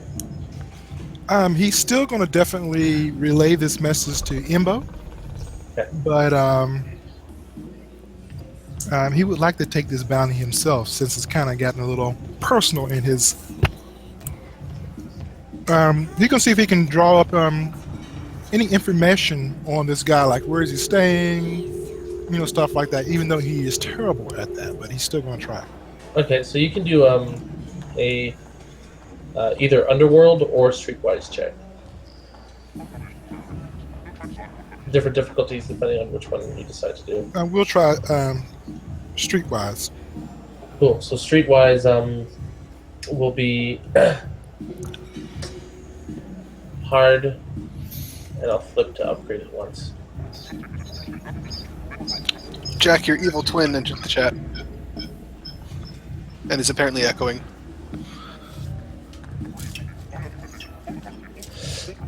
So you don't, you can't seem to find out any information about his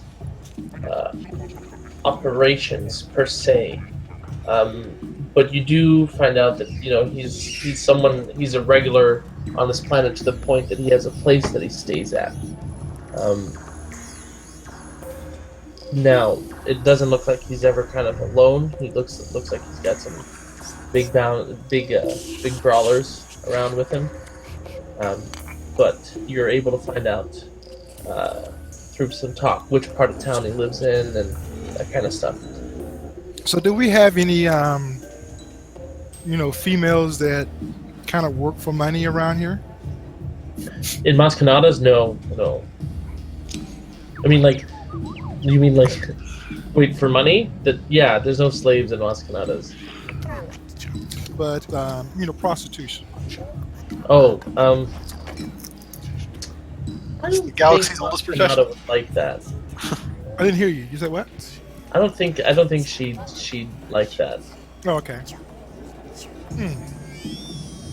So Okay. bounty hunters now into doing the prostitution ring. So what he will do then, since this mission is quite early and he doesn't want to draw attention to the team, he will kind of like just relay this message to everybody and just tell them how important this is, that this is bounty. And of course, any bounty he gets, he will split it with the team. You say, of course, like he's done that before. Has he? Yes. Okay. That just seems surprising to me. Sorry, could you repeat what you said, Leslie? It cut out when you were speaking. Because it's early in the mission and he doesn't want to sidetrack the mission, he's going to let everybody, he's going to send a text messages to everybody in the team about this bounty and how important it is to him that we at least try to get this bounty. Okay. So, if something happens with it through the mission, we'll talk about that. And if not, we can talk about it at the end too. That's a thread to follow through on. So while you're sending that text, But he you still also- gives this information to Imbo too. So Yeah. Okay. And while you're doing that, you get the text from Rogesh asking for your assistance downstairs. okay, yes, he will come downstairs. While we're waiting for Hawk to join us, I want to look to see if there are any groups of Trandoshans in these cells. No Trandoshan. I don't think the heralds would come here. Well, we might get someone who knows of the heralds, or at least knows of that dang ship they have. And also, too, remember Tulo, one of his big things is that he hired a lot of Trandoshans. Ah, yes. Yeah. There's none in this cell though. Yeah, what Dora would do is let Ragesh go into the cell. She'll stay outside. Well, before And- that, though, I want to see if Hawk, once Hawk is there, step aside just for a moment for him to get a look at the people, but kind of in a way where they can't see us talking about them just yet. Okay. And is there a check that he can roll to see, or it's just they would have, petty... Yeah, I mean, he kind of access his. Normally, I might require a roll, but I want to speed things up a little bit. So they have minor bounties. They don't have anything huge. With a kill. Woo. Okay, so I will walk up to them and I will actually pull out identification from a secret pocket and flash them an ISB badge and say, "Hello, I am Adar Ratan, Imperial Security Bureau. It is your lucky day." And let's see. We have been aware of some inconsistencies with shipping that we know to be the result of a certain Celestin by the name of Tulo. Give us information, and we will commute all of your bounties. Four of them kind of look around at each other. What? Hold on. In other words, the Empire will pay the bounties, but just roll with it, Hawk. I mean, Ragesh just gives you a look just roll with it. Ragesh is lying through his teeth, obviously. So they're gonna look around at each other. Yeah, I know, but Hawk does it. They'll look at Maz, and Maz will give a nod to them. They'll look at you and they'll say, uh, with Maz's permission, then yeah, we can give you a bit of information. There's not much we can tell you. We run spice for him, so we normally just travel things, you know, bring money here. However, he hired us to do a job, and they kind of like look down shamefully at the ground, like to take out a Yar ship that was stopping by, and things went sour. Some people went down, and we got caught, and we're here. But Maz has been, she's been so kind, and she's been showing us the error of our ways. Well, that is wonderful, Imperial subjects, but I need more concrete information about Tulo and his operation. Anything that you can tell us.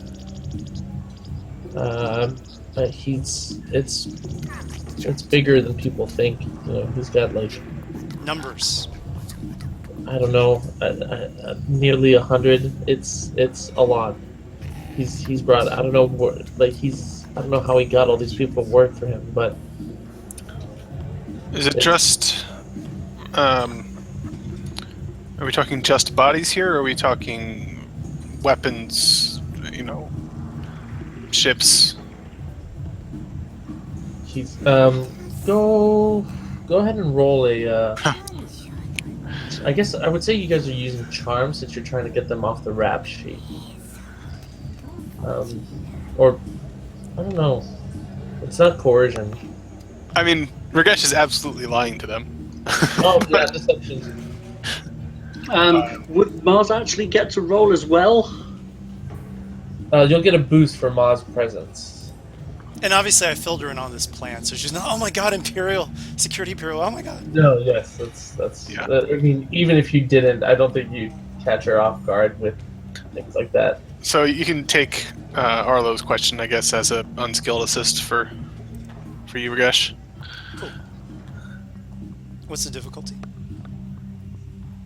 This is for deception. Yeah. Oh, like average. I'll flip the upgrade once.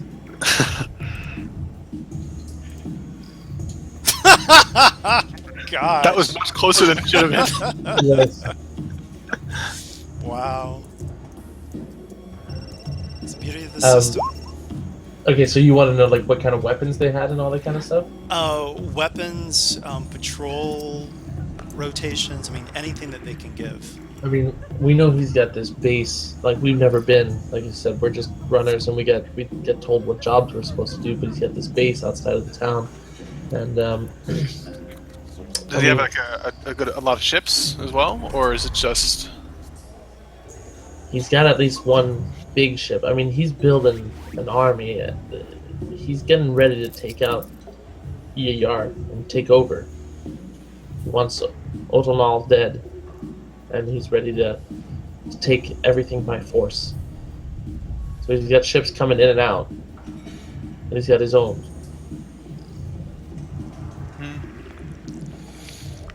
So it's highly trafficked. And then so they're gonna look at Maz Kanata, and she's gonna be a little like, you know, she'll take off her goggles and look at them, and she'll say, "You did not tell me that before." And she'll say, we're sorry, Maz. I mean, just he's dangerous, you know. Like he could probably get someone in here to kill us if he wanted to." As dangerous as the Empire? Oh boy, we're switching tactics here. And they're gonna look at you and look at her, and they're just gonna be like, look, that's all we know, man. Like, he's got like at least 100 troops at the actual compound. There's one thing that we know. There's an entrance that the smugglers use sometimes, but it's through like these tunnels, and there's always some weird stuff going in those caves, man. But he uses it for his top secret ship. That's Where are these tunnels? Where's this entrance? they're north of the city. They're hard to miss when you hit the the second big river, there's an entrance on the wall opposite. And then when you go in, but they're like convoluted and hard to get around, there's a mark that we use. I can show it to you, but like you have to know how to find them, and I can't describe all of them to you.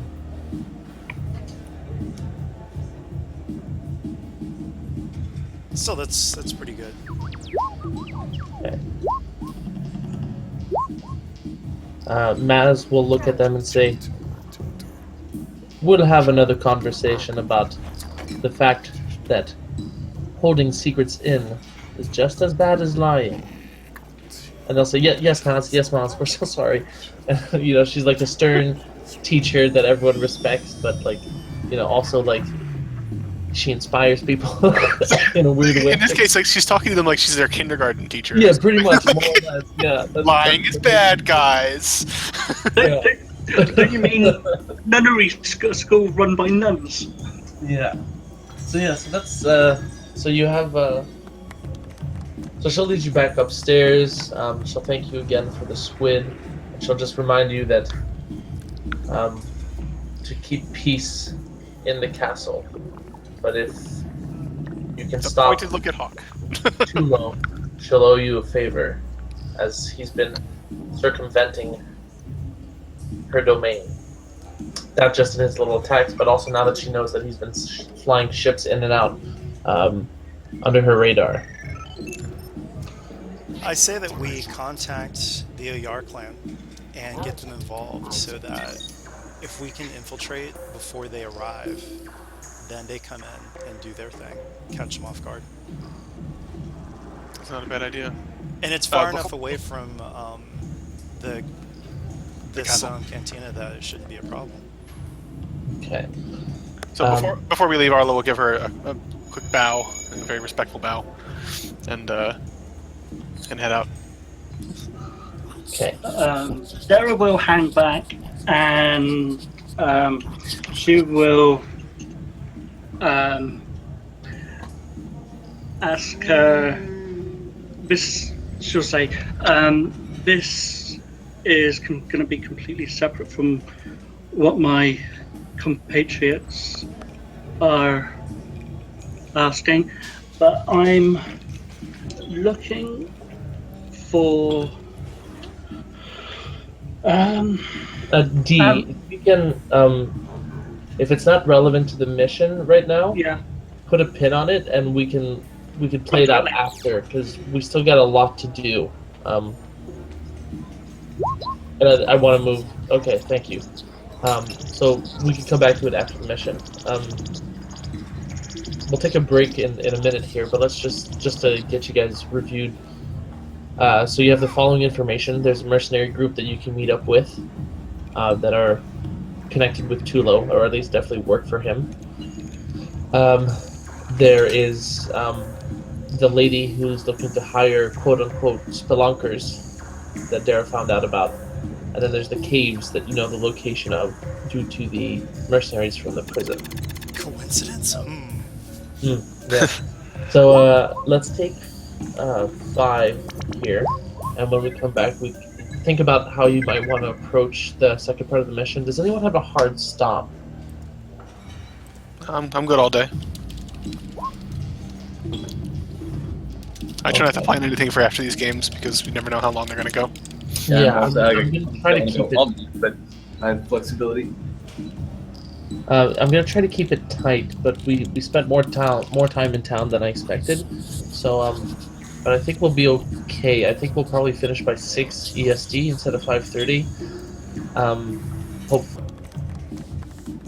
I put out that maybe we could go meet the mercs and basically ambush them, take their gear as disguises, then infiltrate the tunnels. And so if we can sneak in, then maybe that'll just be the end of it. But having those disguises might be a good backup. Or at least just gear so it looks like we belong. Since he has so many people, 6 more, I mean, we can probably slip, go unnoticed, at least for a while. Other than Nardell, at least. Yeah. I will I will give you a reminder that that entrance that they talked about is a generally secret entrance. Oh, so maybe we'll have to get it out of these mercs then after we ambush them, is what you're saying? No, I mean that not a lot of people would know about this back entrance into the thing. Just Oh yeah, but what I mean is that if we're able to get into the facility and then we're there, then people would just be like, oh, of course they belong here because they walked in through the front door. They're not going to assume that we went through this super secret. no, yes, absolutely.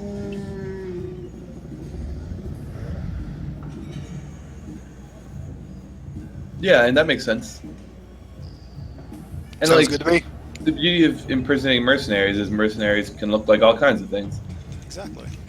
And maybe you're new. I mean, 100 people, there's probably at least one other Whiffid. Yeah.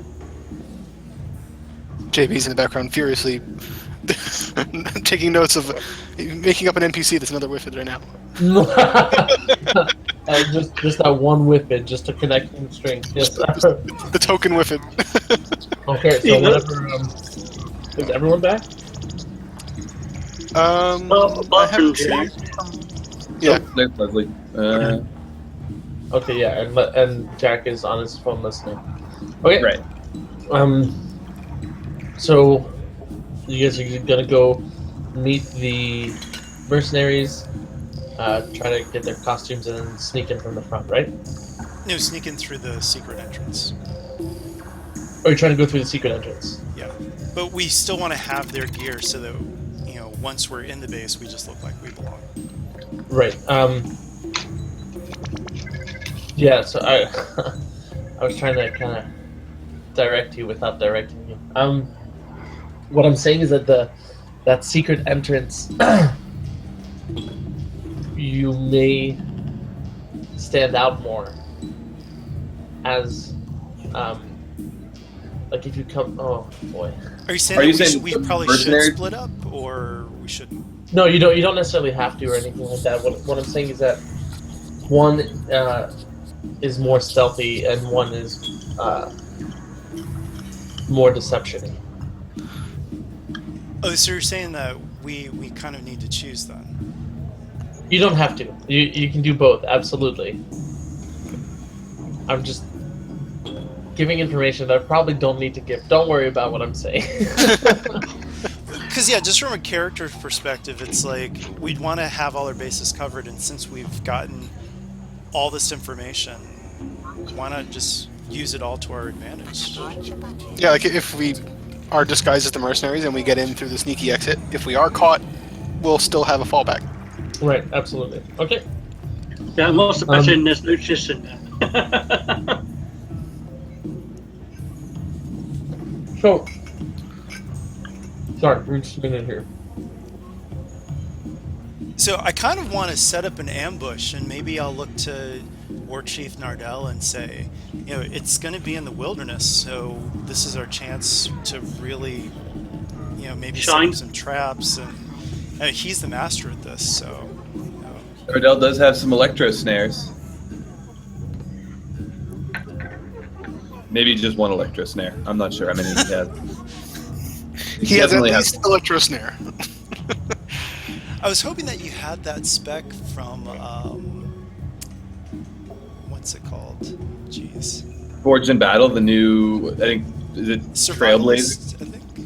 Oh, I have Survivalist. I think you're thinking of Trailblazer from the Soldier book. The one that has traps. Yeah, that's. I think Survivalist has an ambush. Let me take a look. No, I don't. I mean, I can use Survival to do stuff to make my own, but I don't have the talent that's like the ambush talent or whatever. Got it.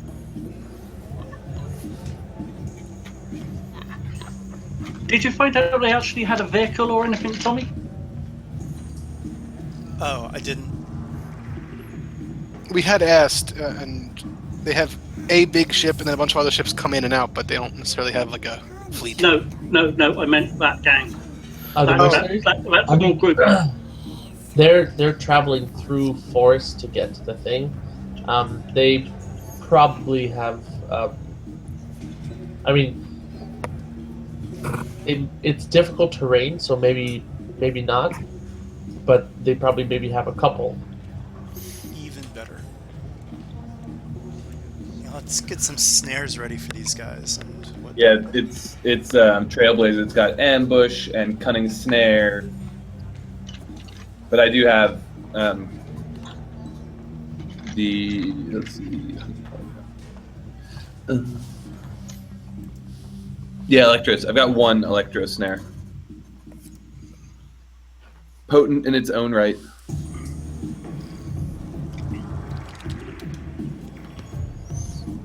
Okay, so you are going to be trying to kind of catch up to them because you're supposed to be meeting up with them.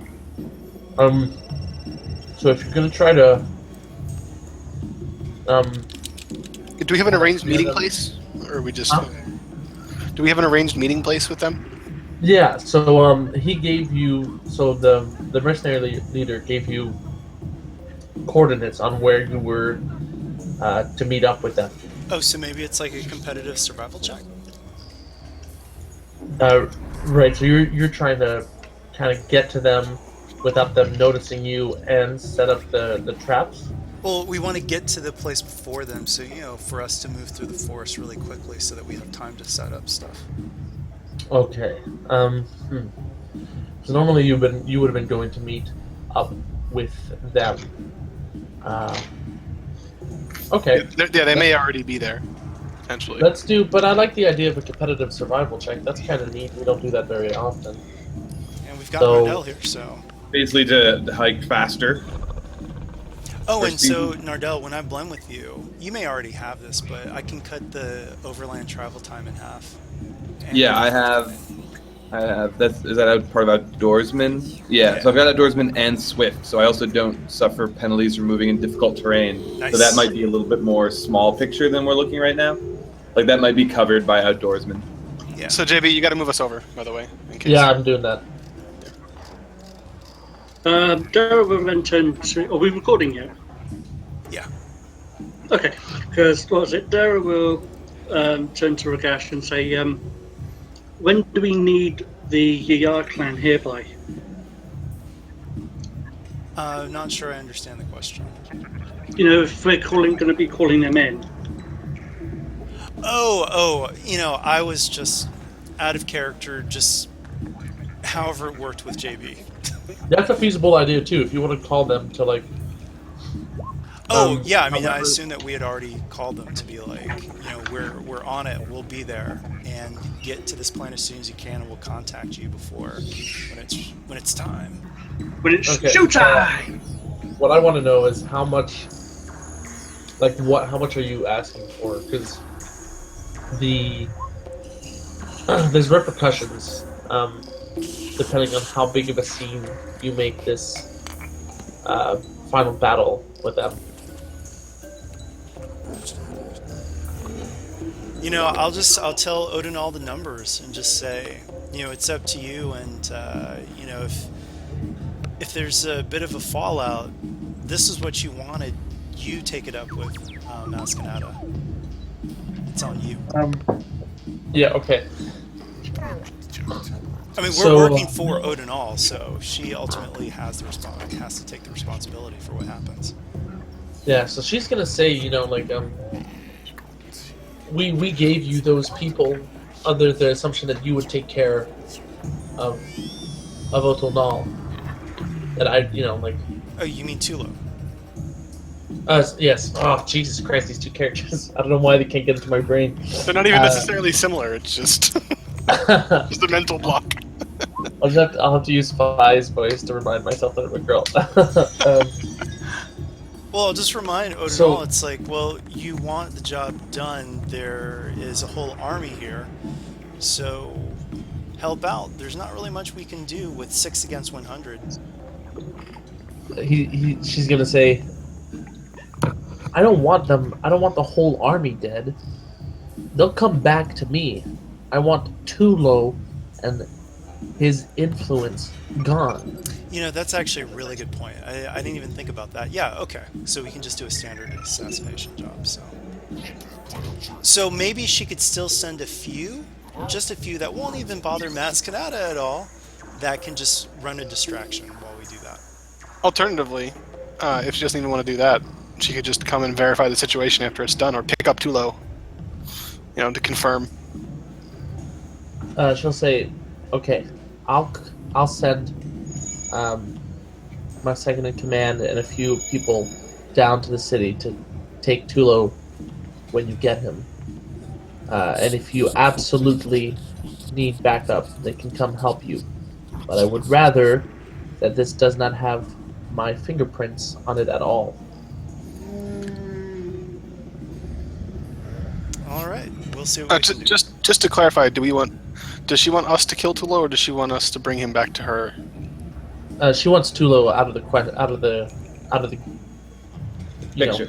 out of the picture. So to be specific, Tulo she wants dead. Yes. Okay. And does she want us to give her a blood sample or his head on a platter? We're bringing his body back to her. Yeah, I mean she's a head on a platter person for sure. Or at least in a sack. Yeah. Yeah, stick out in the desert for how long? We have the little cooler with us that had the squid. Oh gosh. I think the squid's still in it, right? So. Okay, so a competitive survival check. Cool. Oh, it might be Cthulhu. Oh, that was bad. But destroyer your sanity. So competitive is both people roll against the same difficulty, and whoever has the highest. Correct. Yeah. Okay. All right. So you'll get a boost because you're aware of the situation and you're trying to get there faster. But they have actually, I'm going to say that like negates itself. They have a head start. Or actually, it doesn't negate itself. So you have a boost. They have a boost. The difficulty, terrain. So. Hey, sorry for interrupting, but they did want us there. So with Ragesh and his crew. So then it probably would be better if we didn't stealth. No, the whole point is what we're trying to do is get there before them so we can set up traps and whatnot. So when we do meet them, we've got the jump on them. Right, gotcha. Okay. Let's call it a hard roll. 2 setbacks due to the terrain. And Ragesh's kind of. Or I guess 1 setback is usually difficult terrain, correct? So. It depends how difficult it is, but yeah. It's okay. Yeah, you're not like in a molten lava pit or anything. It's like. Yeah, I don't know what the. I don't know if that would be difficult terrain so much as just death. Well, I think. Lava pit, definitely death. Let me see if I can find real quick the chart that has like the difficult terrain, kind of like suggestions, for lack of a better word. Oh, I have a thing somewhere. Let me see if I. Yeah, I really should replace my antique quick reference with yours on my Google Drive, but I have not yet. So. Yeah, and the one I have is I need to finish updating it too. I haven't added the stuff from Forged in Battle yet and beyond. Oh no, what I had was I think the dangerous atmospheres, not like different sorts of tough terrain. I think 1 or 2 setbacks is probably reasonable. 2 makes sense if you think it's particularly rough. No, difficult terrain actually, it's not even setbacks in here. It just says double the maneuvers. So the different types of, this is navigation hazard setbacks. So one setback would be somewhat trickier terrain, scattered trees, dense undergrowth, rolling hills, sand dunes, windy weather. 2 setbacks would be dangerous terrain, thick forest, steep rock-covered hills, or things like that. Yeah, it'll be 1 setback. I think that's good. Against hard, you said? Sorry? Against hard difficulty? Yeah, hard difficulty. I'll flip to upgrade for you. All right. And... Let's flip back to make it hard for them too. Yeah, when it comes to their turn, we'll flip back, yeah. Oh, right. All right. Take it. And then, yeah, we'll flip to upgrade theirs. Could I use those advantages to give them a setback? Maybe we'd manage to, like, mess up part of the trail or something like that to put them off or something like that? Well, I think a competitive check, you're not affecting the other check, right? Yeah, I Yeah. guess that's fair. Survival's cunning, correct? Yeah, survival's cunning. Ooh. We beat Okay. them, but they got a triumph. Yeah. So maybe like an upgrade to their initiative or something. Like, Or to their ability to find us when we get there. well, no, we're going to be open. It's just that we're going to get there before Or to find the them traps. Oh yeah, okay. Yeah, so like maybe they have a higher chance of noticing the traps. Give me 1 second. I want to look at something real quick. Or the deception. You know, whatever they try to notice. You know. Right.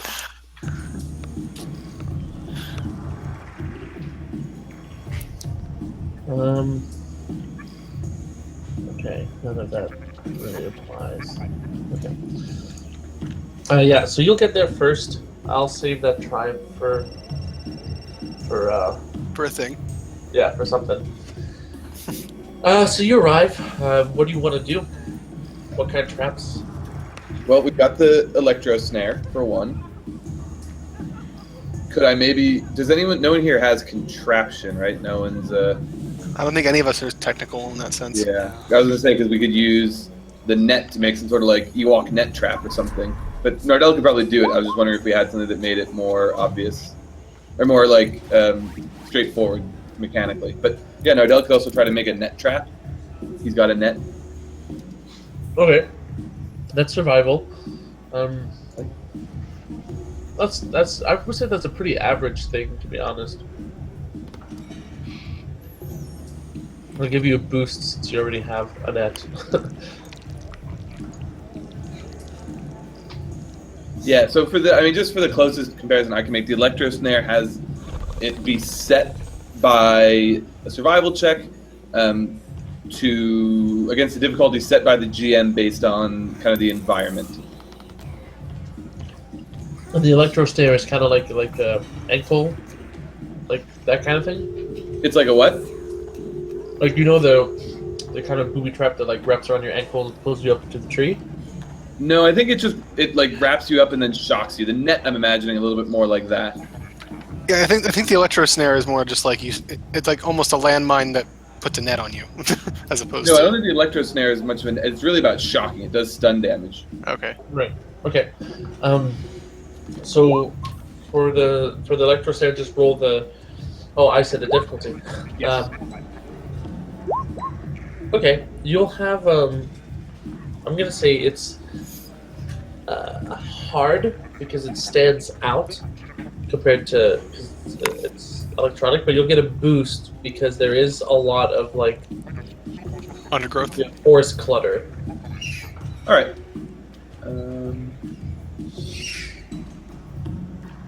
How about a covered pit trap? I think digging a hole would probably take more time than we have, as fun as that would be. Alright. Here it goes. Okay. So now they have to make a check opposed by my survival. Perception. Notice it. Okay. And then for the net trap, if you want to make a survival roll to make it. Same thing? No, that'll just be average. Alright. I didn't realize I couldn't even hear the music playing before. Nice. Wow. Got a good net, guys. Oh, I thought those birds I'm- had a sweet band. So apparently those traps went really well. Yeah, I actually thought those were birds as well. Absolutely. The the trees are hollow, and it's all just woodpeckers with a good beat. You got a few birds like blowing into a hole in the tree. It's coming out like a trumpet somewhere. Man, Takodana is such What a do you, musical place. I don't know what that survival, dude. I was also going to say, could we like cover a couple of pieces in leaves or whatnot, and then when we hear them, they can I don't know, pop out and shoot them when they trigger the electro snare and stuff. Maybe one or two, but I mean they're expecting to see at least a couple of us. Mav ain't so good with the hiding, so he can stand with Rogesh. Arlo with his enhance is actually kind of okay at it, but no, never mind. No, that Doesn't doesn't affect stealth. Well, Never let's start with this net, James. You got a triumph on building this cool net. What do you? Maybe he managed to separate it into 2 separate traps. Either maybe, that like, or a like really I wide guess I one? was going to say a similar thing, that it is large enough that it can snag like an extra guy in it or something like that. Okay, yeah, that's fine with me. I think it kind of works out to the same thing in the end. Yeah, so I think you can grab 2 people. Okay. So how do you guys want to set up? So Ragesh and Mav will be out in the open, and maybe the rest of you guys, Ooh, stay. Arlo could climb a tree and dive bomb them effectively Oh yeah. when they get here. I was going to say, do you want Dara with you as well? Your choice. Yeah, as far as out in the open or not, I mean that's up to her. Yeah, But yeah, that's what I meant. Out in the open. It's up to you. Okay, she'll be out in the open as well. because again, they are expecting at least a few.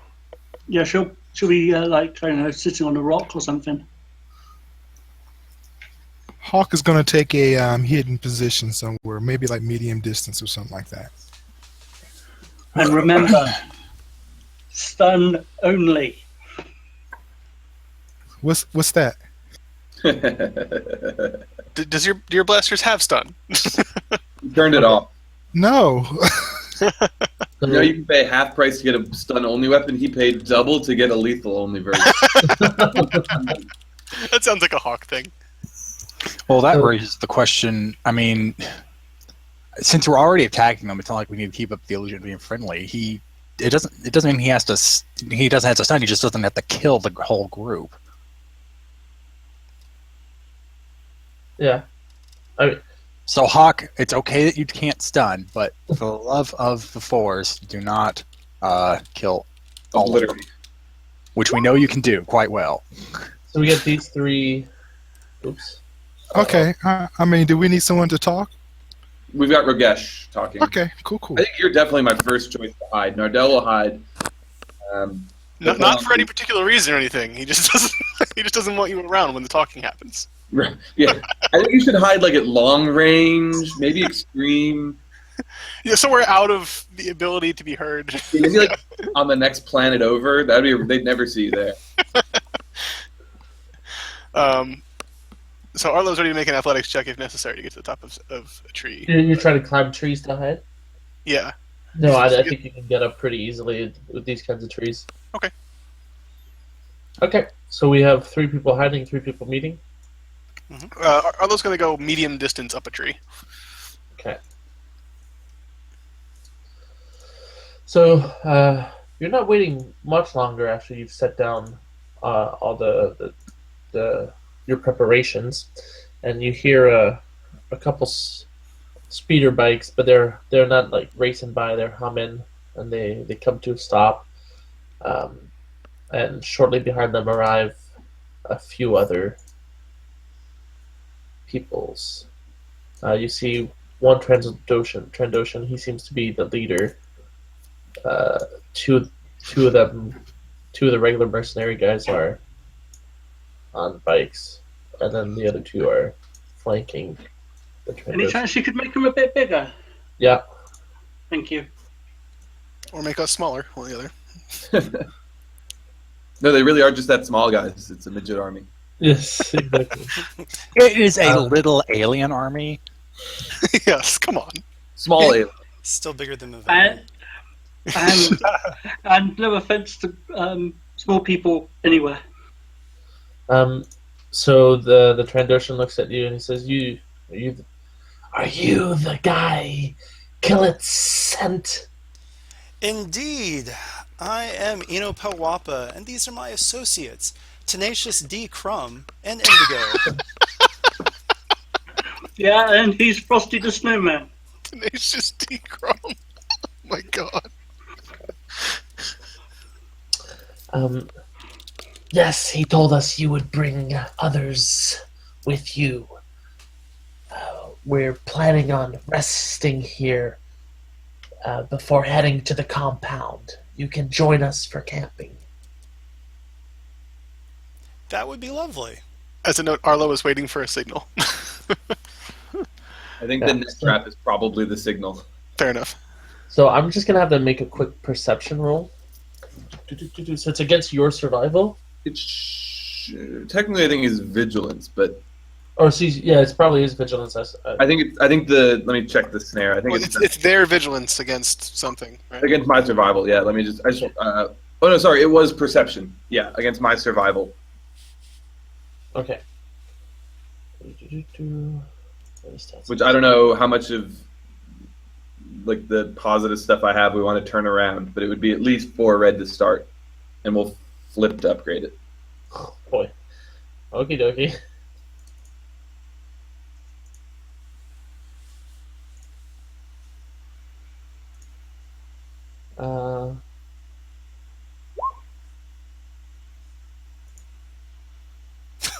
Wow. Disappointingly close. Wow. Okay, But still, so nothing seems out of the ordinary. So they start, setting up camp. Do you want to engage in conversation with them? Or do you want to just jump them? I mean, just jump them as soon as the net goes off. Let's jump them. Okay. So, I'm going to roll a 1d5 here.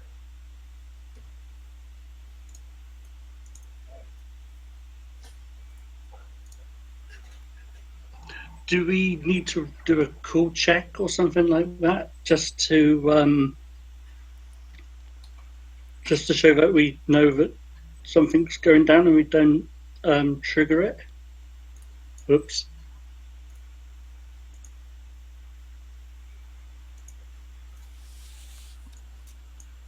Okay. So, they start setting up camp. Trandoshan's making casual conversation with you, like, where has your business taken you, and all that kind of stuff. And suddenly you hear a couple Wilhelm screams, "Ah!" And one gets pulled up by the or one gets taken in by the electro snare, and 2 of them get pulled up into the trees by the netting. And roll initiative. Hold on, let me. What?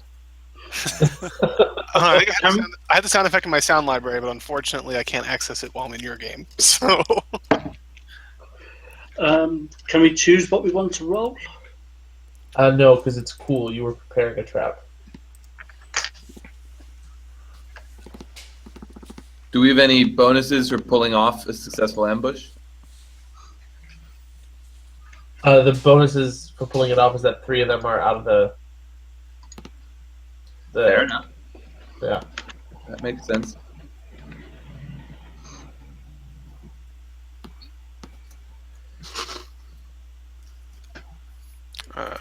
what the heck is my cool on this character? I'm so used to rolling Aiden.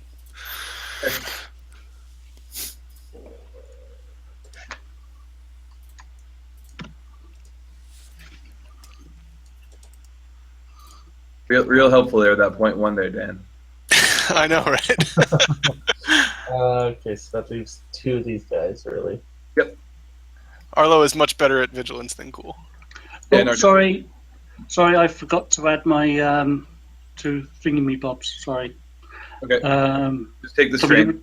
No, just add yeah, it. I've taken. Yeah. So there you go. Yeah. Oh my god, why is this taking so long to load a 2-second YouTube video? Add the 2. I'm trying to pull up the Wilhelm scream, guys, but it's not working. I'm sorry. Failed. My roll not showing up? No. Okay.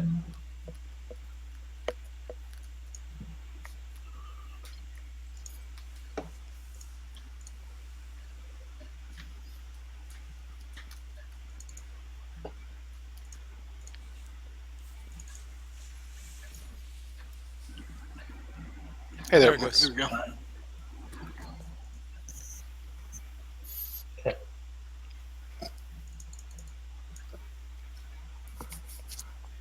All right, that's it. Yeah.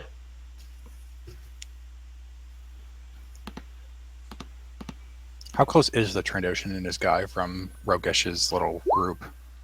The transition is probably short. He's talking to these guys, and this guy's, I would say, like medium, kind of from this group, um, which puts him at long from Arlo, like definitely long from Hawk, and medium from Nardell. Okay. Ish. Geez, we have a lot of PCs up first. Arlo wouldn't mind going first. He can potentially. Well, I mean, Hawk would probably want to go first because he's going to shoot. So everybody else is close combat, right? I also feel like Hawk would just go first. Yeah, Um, this is probably true. I would not. There is not a close combat expert, so No, I think it makes sense for Hawk to take the first shot. All right. Who do y'all want Hawk to shoot? Probably Trandoshan. Okay. You said I'm at long range. What's his difficulty? You mean what's his defense? Yeah, or yeah. Are you shooting the Trandoshan or the other guy? Well, I think The Trandoshan. yeah. The Trandoshan has defense 1. Does he have adversary? Yes, adversary 1 as well.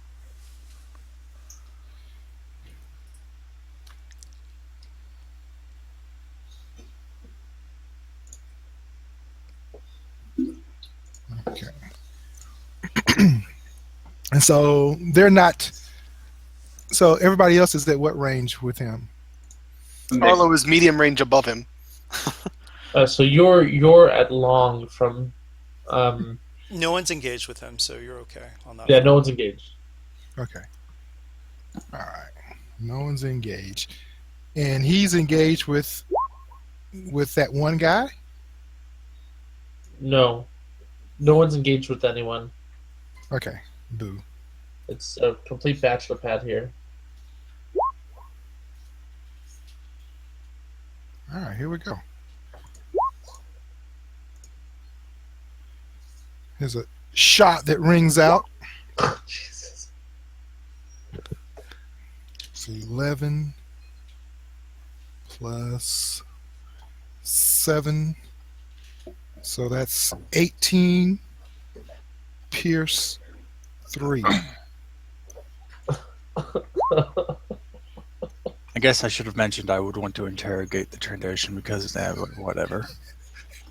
I wish I want me to shoot. No. He was definitely the leader. It's just Mavilian's probably gonna have a bit of an outburst after this. He sees the guy's head blow off. Yeah, I mean he's dead. So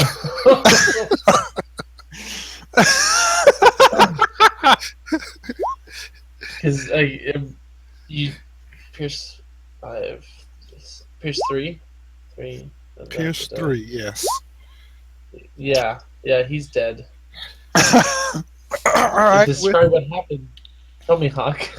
Okay, so Hawk is like laying in his ambush, his ambush position, so that he's got the clear fire, and he sees him. And first thing he wants to do is go ahead and pull the trigger, but he's like, "Oh no, Gregas is going to want to talk." Oh man, he's like, "I can't let nobody steal my shot. I got a clean shot." So he kind of takes his breath, holds his breath, and makes sure that he gets a clean shot, like around the neck. He wants to hear the guy gurgle.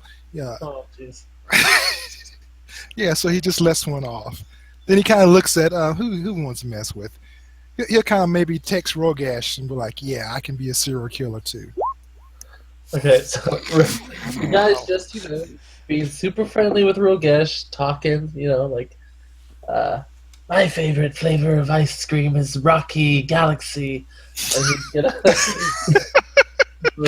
Rocky Hyperlane. He's gonna, put in his thing, and then suddenly, shoom, blast him all through the neck, blood gurgling, and he's No. yeah. So he's dead. Next. There goes Arlo's plan. Unless he Okay, gets I'm taking the next turn.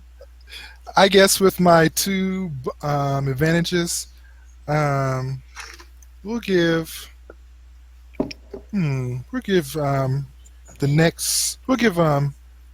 D, since she's a shooter too, a boost.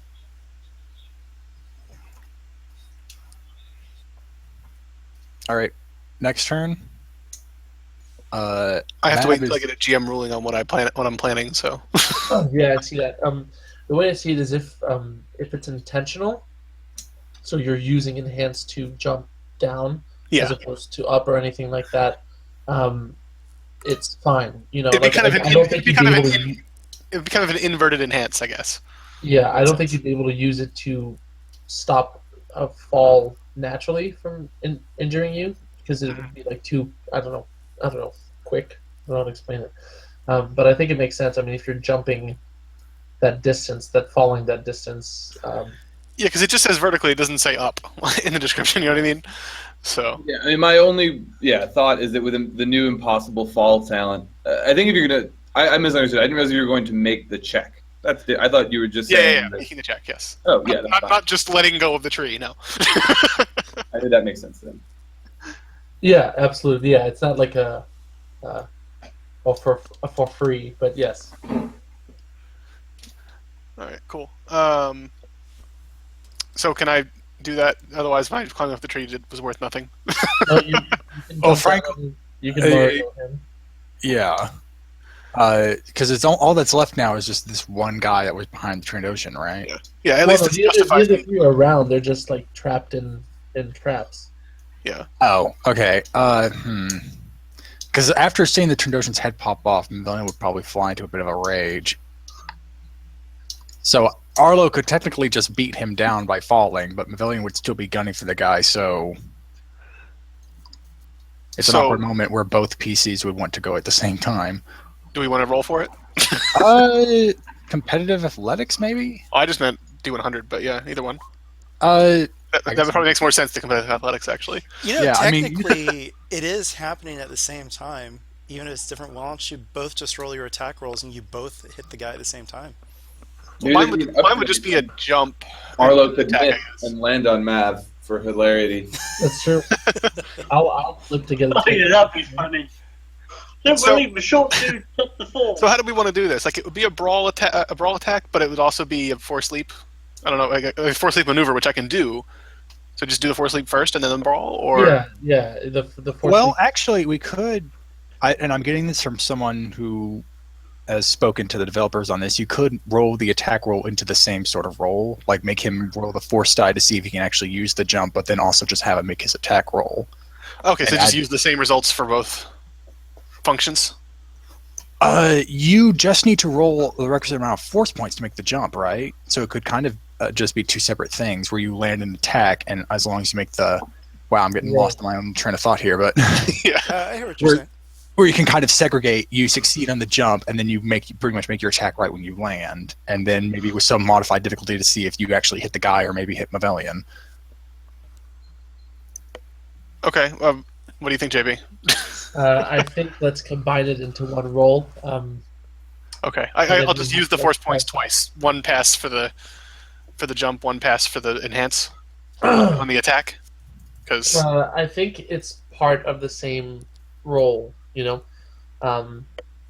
So what I'm saying is that you can use it to do the jump, but I don't like you can use your force pips in that on that roll the way you want. So if there's like a plentiful amount, you can probably enhance and do the jump.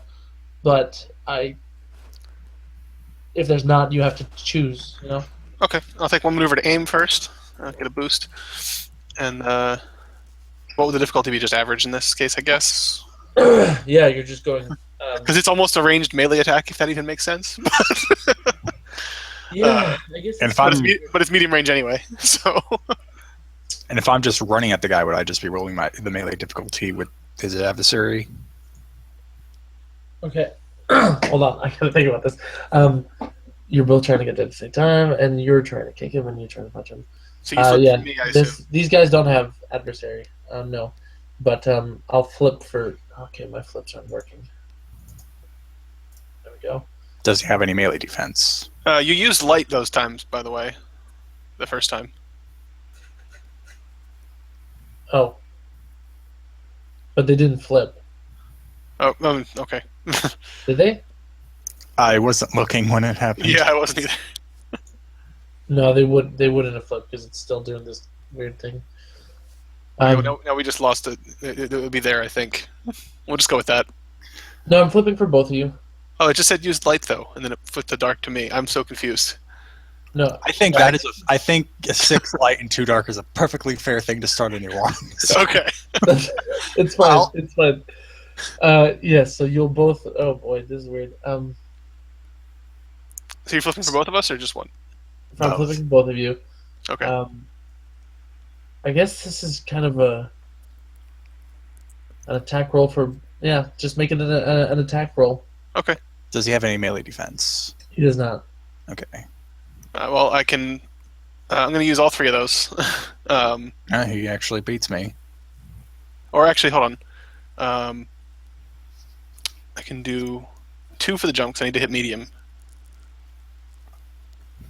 And then the enhancing ones I'll not use.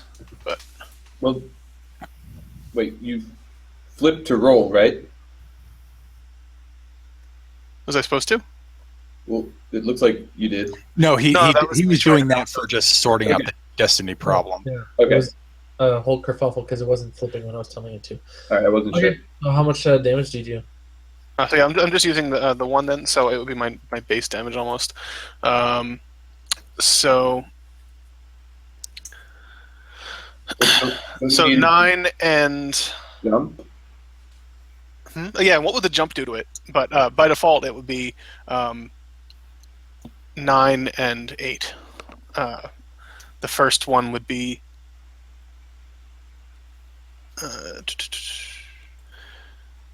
That doesn't matter. Neither of them have pierce. So yeah, 9 and 8. 9 and 8. Yeah. Okay. Oh, well, you know what? I didn't actually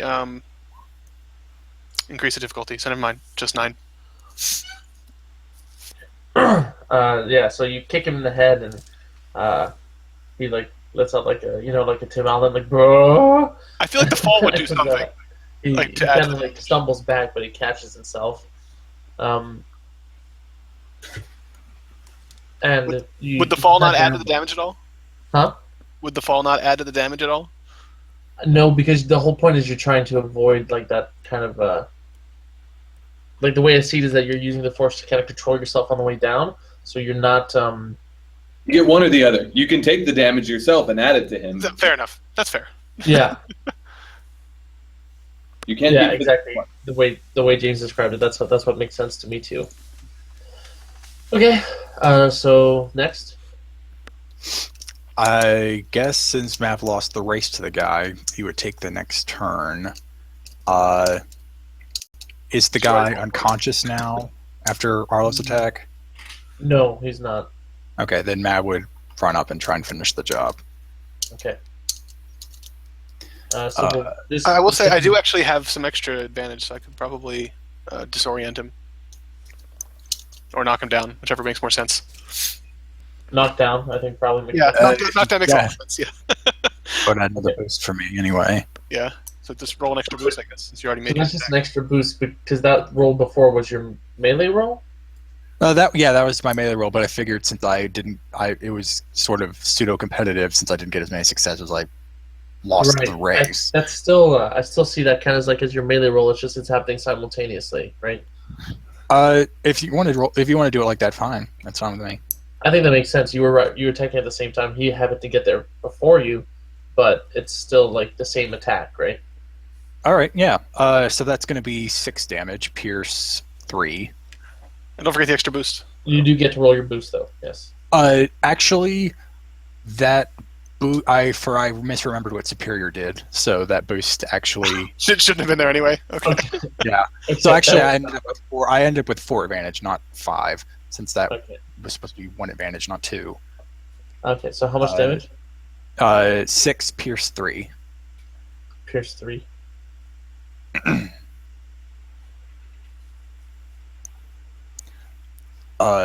Is he still conscious?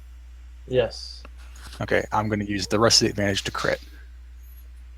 There we go. So that's 1, 2, 3, 4. It needs 2 to crit, so that's plus 10.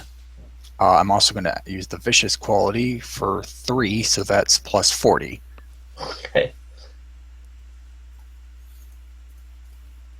So 40 plus 40 is 80. It's overpowered. Ah, nice.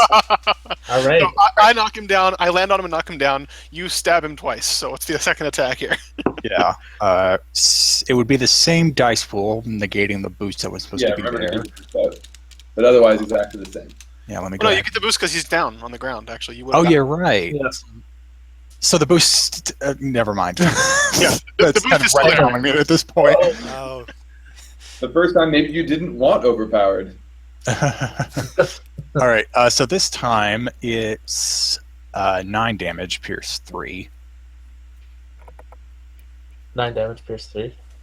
Uh-huh. Okay, he is out. However, with that, sometimes I hate being GM. I mean, he could have just damaged his sword. That's a thing that we never use in this game. The what? I mean, he could have damaged his sword or something. If you wanted something a bit more narrative based, Mavilion could just be hacking the guy to pieces. Oh yeah, let's long do sense. that. And maybe Yeah. that's why it's damaged too. Let's feed into that conflict, buddy. Yeah. And With a as he's doing it, terrible- he's like, God damn, Huck, I needed to talk to the Trandoshans more useful than this stupid guy. If he's being bad that way, Nardell will pop up from cover and try to restrain him. I mean, ideally, substantially restraining him due to Arlo would try to assist. Yeah. Oh, let's roll that competitive athletics. See if little tiny Mav can struggle out of the whip and Arlo's grasp. Yeah, I'm gonna say they got you. They Fair managed enough. to calm you down. Or maybe Yeah, not calm you, but at least After about a minute of just struggling against you guys' grasp, he just takes a deep breath, and you can feel some of the tension loose, but he's still got that kind of very bloody gaze in his eyes.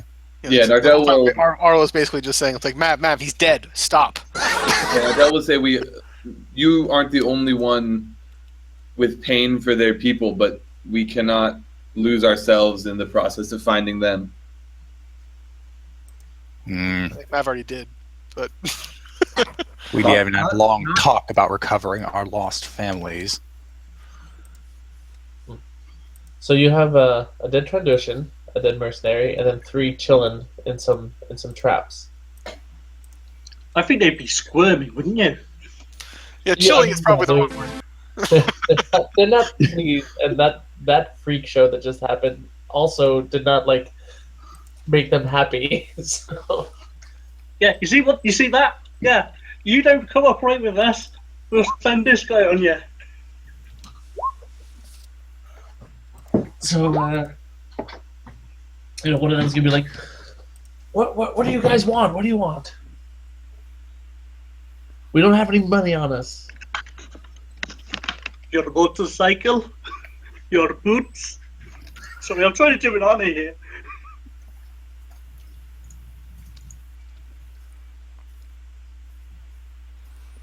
We got you talker. You want to hear? we You're need not to gonna leave know us. anything you can tell us about Tulo's compound.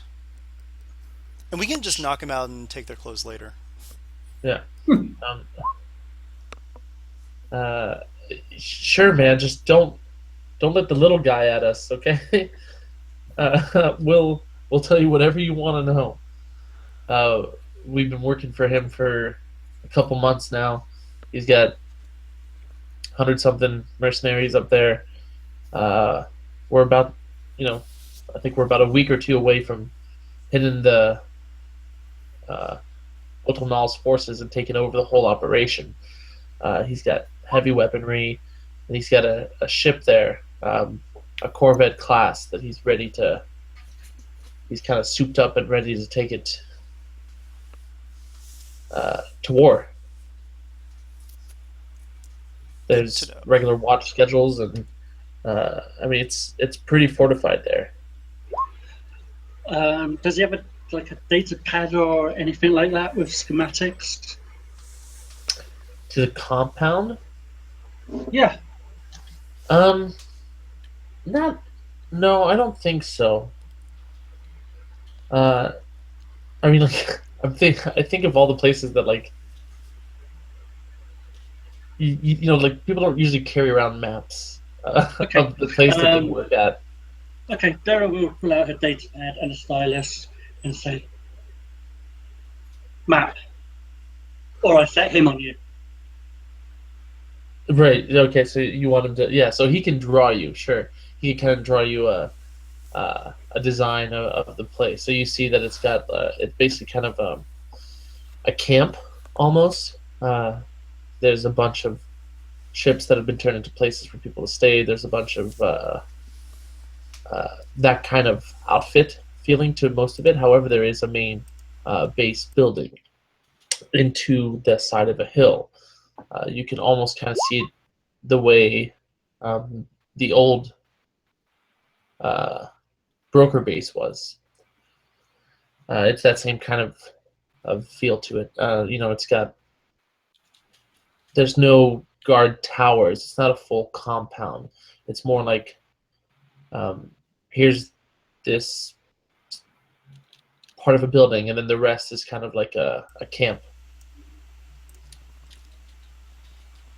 But yeah, he'll give you kind of like the rundown of where people are and uh, shift schedules, all that kind of stuff.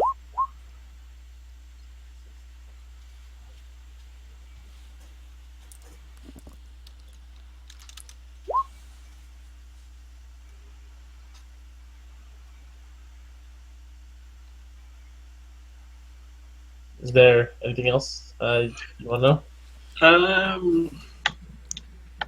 I kind of feel like they've definitely saved their lives with, it's pretty decent information. Maybe we could just, I'm even inclined to just take all their gear, knock them out for a little bit, but I mean, we don't need to just take these guys out. Stun him. Yeah. Are you gonna tell them that you're gonna take their stuff? No, we're just gonna knock them out first. You can knock them out. Yeah. No, he's just doing it. He's just No, man, you can't leave us out here naked. There's bees and stuff. Okay. That's not our I like how problem. their biggest concern is bees. Dara will return to Ragash. Should we save as a few more for the pleasure of Mars? Sorry, what? A few more for Mars to re-educate. Well, we don't have time to bring them with us to the secret camp, and it's in the wild. We can't just tie them up unless we want them to become food for something. So just knock them out for a little bit. They'll come to, and then they can just do their own thing. Okay, Dara will just stun him with her blaster pistol. Okay, so you take them out. You get four outfits. One's kind of mangled, and then something that can fit a Trandoshan, which may no, I don't think it would fit a Whiffid. Depends how big it was, but also I feel like neither of those species necessarily wear like, full pants or anything. Right. So if you, I guess, I mean, you're a Whiffid. You probably don't need to necessarily look like a mercenary. I kind of look like a mercenary on my own. Exactly. He Yeah, kinda just is. absolutely. He just is. It's more so the shirtless monk and the bearded maniac that need mercenary clothing. Okay, so you guys get some outfits, and what's your next step? So you want to go to the cavern? Yes. Arlo is like kind of picking at his awkwardly fitting disguise. Not used to having this like heavy armor kind of stuff on. Would they have had anything small enough for Mavellian? Oh, You can do a little touch up at the edge. Yeah, maybe a survival check from Nardell, and he can just make some quick alterations. yeah, I'll allow it. I want to get moving, so I think it's fine. One of them was short. That's all there is to it. Another one that was Atlantic. Yeah. Okay, so you guys said you want to go to the secret tunnels, yes? Yes. Okay, let me get you guys without anyone else?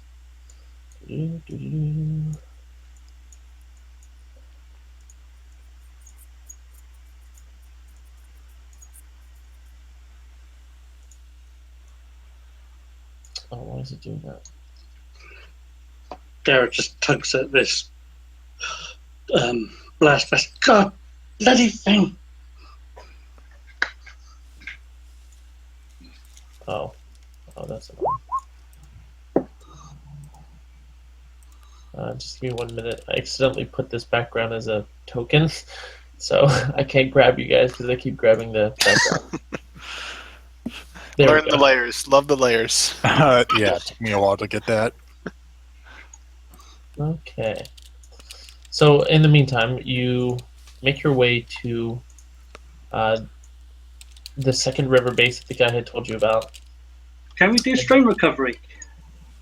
Yes, you may do a strain recovery. Thank you.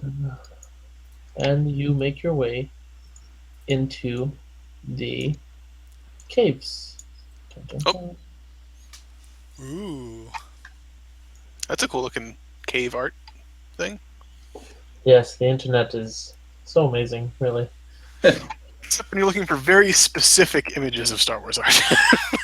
Yeah, sometimes I do, but then I'm like, that's too. Like when I was looking at cantinas, it's all. Sometimes you're like, that is a scene from the movie. No. Yeah, exactly.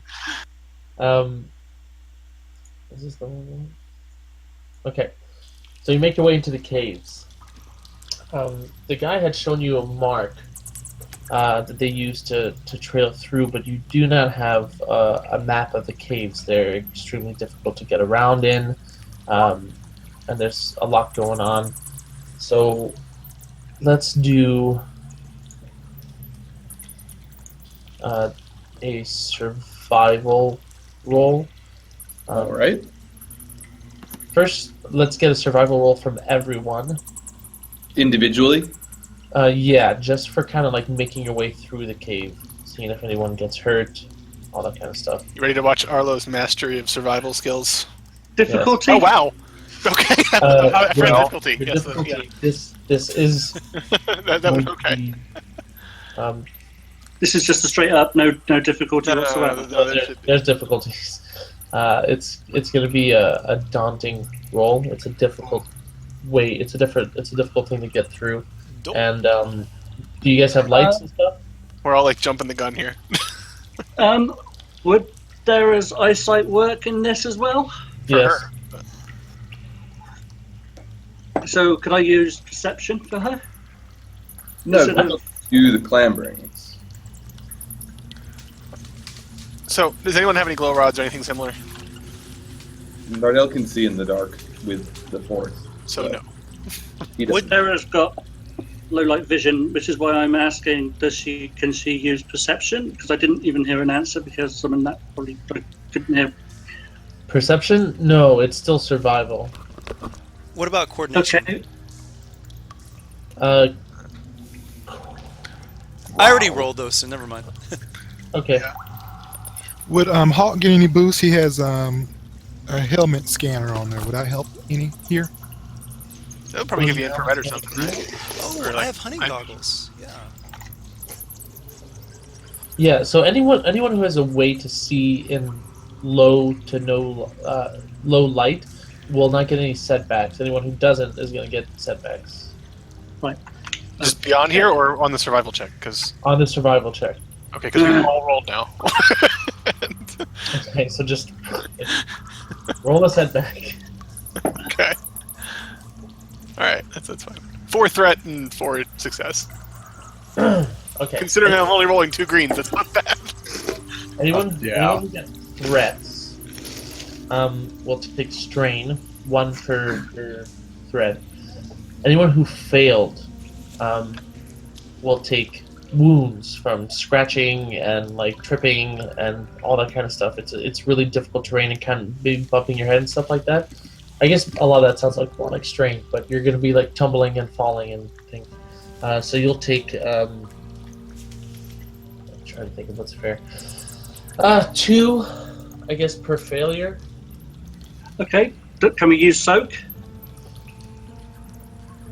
I feel like if you've Yeah, soaked it, it wouldn't there's no matter. point in it if you can use soak. So Yeah. Yeah, this is the kind of thing. It's not you're an attack. taking damage, you're taking wounds, and I think the book, in some ways, lays out that when you're taking wounds, it ignores strain.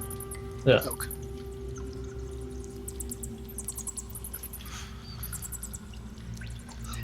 Pesky little blighters.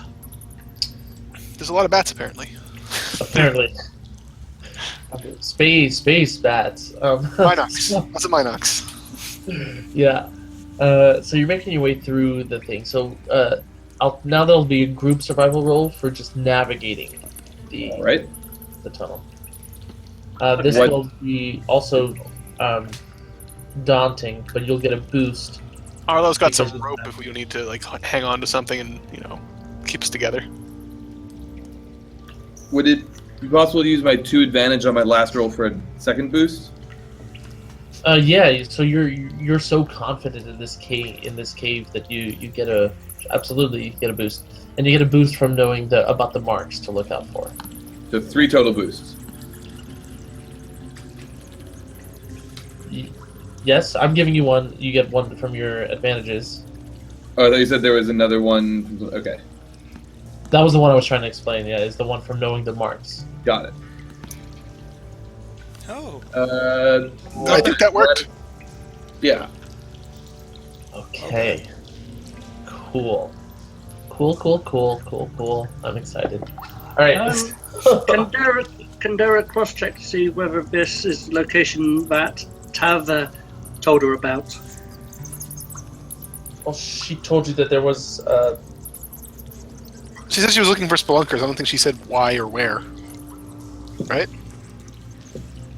I think she had mentioned there was. I don't think so. I'm pretty sure she had mentioned about how she needed spelunkers, which was going to be a clue. There was something else with Tav, but you guys didn't follow that thread, so. Yeah, so she didn't really mention anything about the caves themselves, just that she needed spelunkers. So I don't think you would know. Okay. So you're making your way through the caverns, no problem. Nardell is a confident leader and outdoorsman, as we all know. 601. Oh boy. Okay.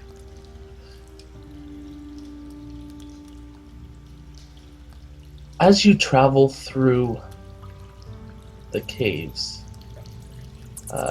anyone who's force sensitive feels something kind of out of whack. There's pits and missing, kind of like vortices of energy. And then there's also like huge fluxes here and there. It makes you uneasy.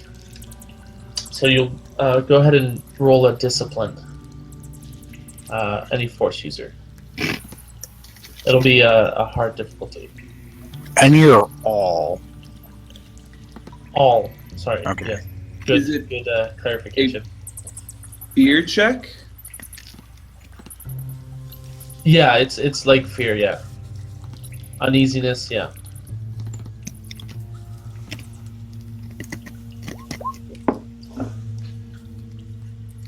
Hard fear check, right? That's what we're making? Yeah. Yep. Okay.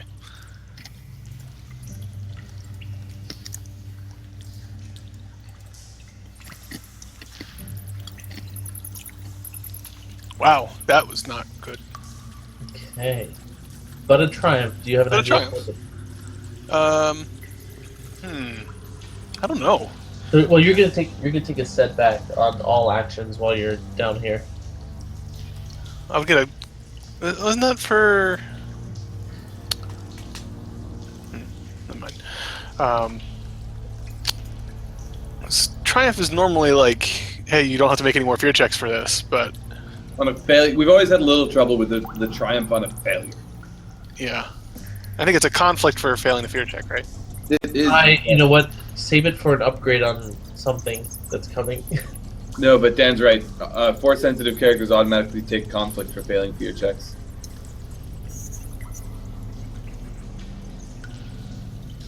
So don't he know. has the conflict as well. Yeah, he has to take one. Okay, cool. It's just Yeah, one. conflict, I conflict is have an idea conflict. It's not instead. really based on what side you are. It just reinforces the dark side if you already are dark. Yeah. So that triumph will give you an upgrade on an upcoming roll. Okay. You know, you're on edge. Like everyone, you know, they sense that something is off, but you're jumpy. You're ready for anything to happen. So you're marching through the you almost call it a tomb, and you get those 2 triumphs, eh? Awesome. So in your path, you feel Nardell, something calling you. You can tell it's a bit off. I mean, it's like on your path, but it's like as if the paths were diverging and then they would come back together later. So it would be a pit stop on the way to the mission. That's this dark feeling that I'm getting. No, that's everyone's feeling that, but your survival has led you to find that there's one path with the marks and one that just your natural intuition is telling you there's something down there. Nothing more specific than that, though. Do you want to make like a force roll for that kind of sense? I don't know what you would. I could do a sense check. Or do you think sense or foresee would make more sense? Foresee is the one that you see from far away, or the one that lets you see what's That's going on. Farsight. Well, I could also do farsight. Whatever you want to do, buddy. No, it's just like a walking sensor tower. Yeah. Any Um, and all of them. I will do a foresee check to see into the future to try to figure out what could be Ooh. over that way. Yeah, I'm done with that. Now, to be fair, you can't really direct it to that direction. It's just the future. So That's fair. I will farsight then. That makes sense because I can actually do the faraway vision thing. Sure. Hmm. Ooh. How much would I need to do that? Yeah, how far can you see if you use all 4? If I use all 4, I can see anywhere within planetary. Close. But I would need 3 to be able to do that. how do you have that much conflict already? I gave myself 2 for the ambush because we ambush people.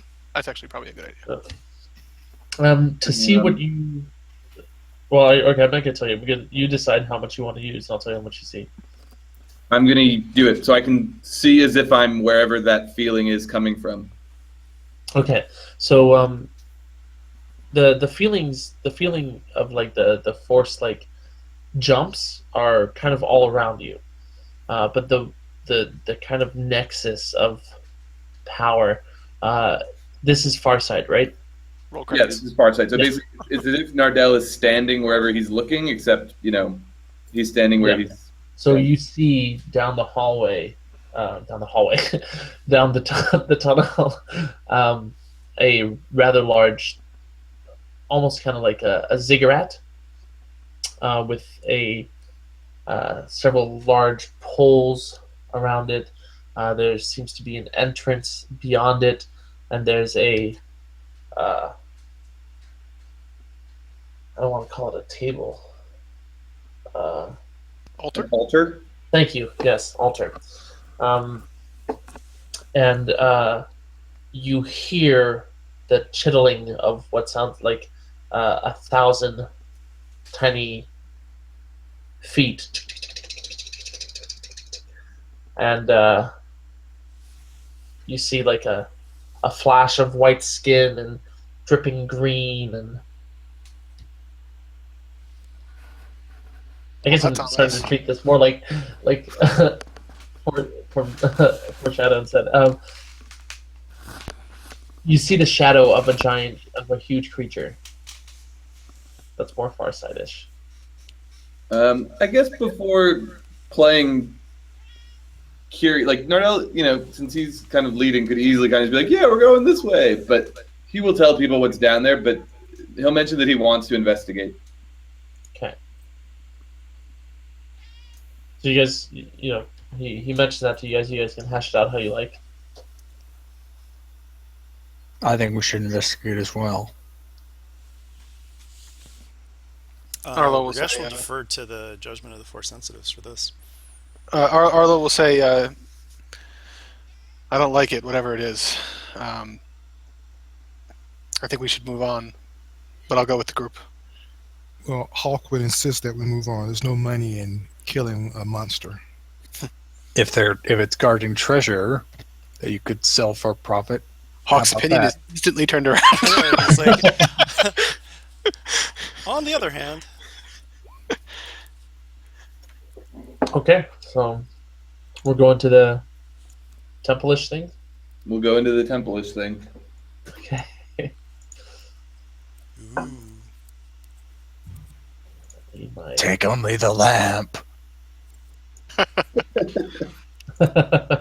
Seek out the diamond in the rough. So you arrive. It looks like it is crumbling. It has been abandoned for a long time. There are no fires. Ignore the I fires. was going to say, apparently it's on fire too, but I guess not. Ignore the fires in the picture. Go if you guys want to make a lore roll to kind of.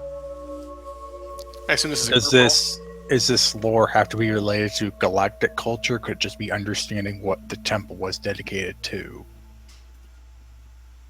Oh, To be more clear, since Mavelian has a lot you're not involved- aware of Jedi and Sith and all that. Yeah, stuff. there is a bit of a disconnect. You can roll for either or. Okay. Especially because I would think with Valian's attitude towards the greater galaxy at this stage, he probably wouldn't even read into it, right?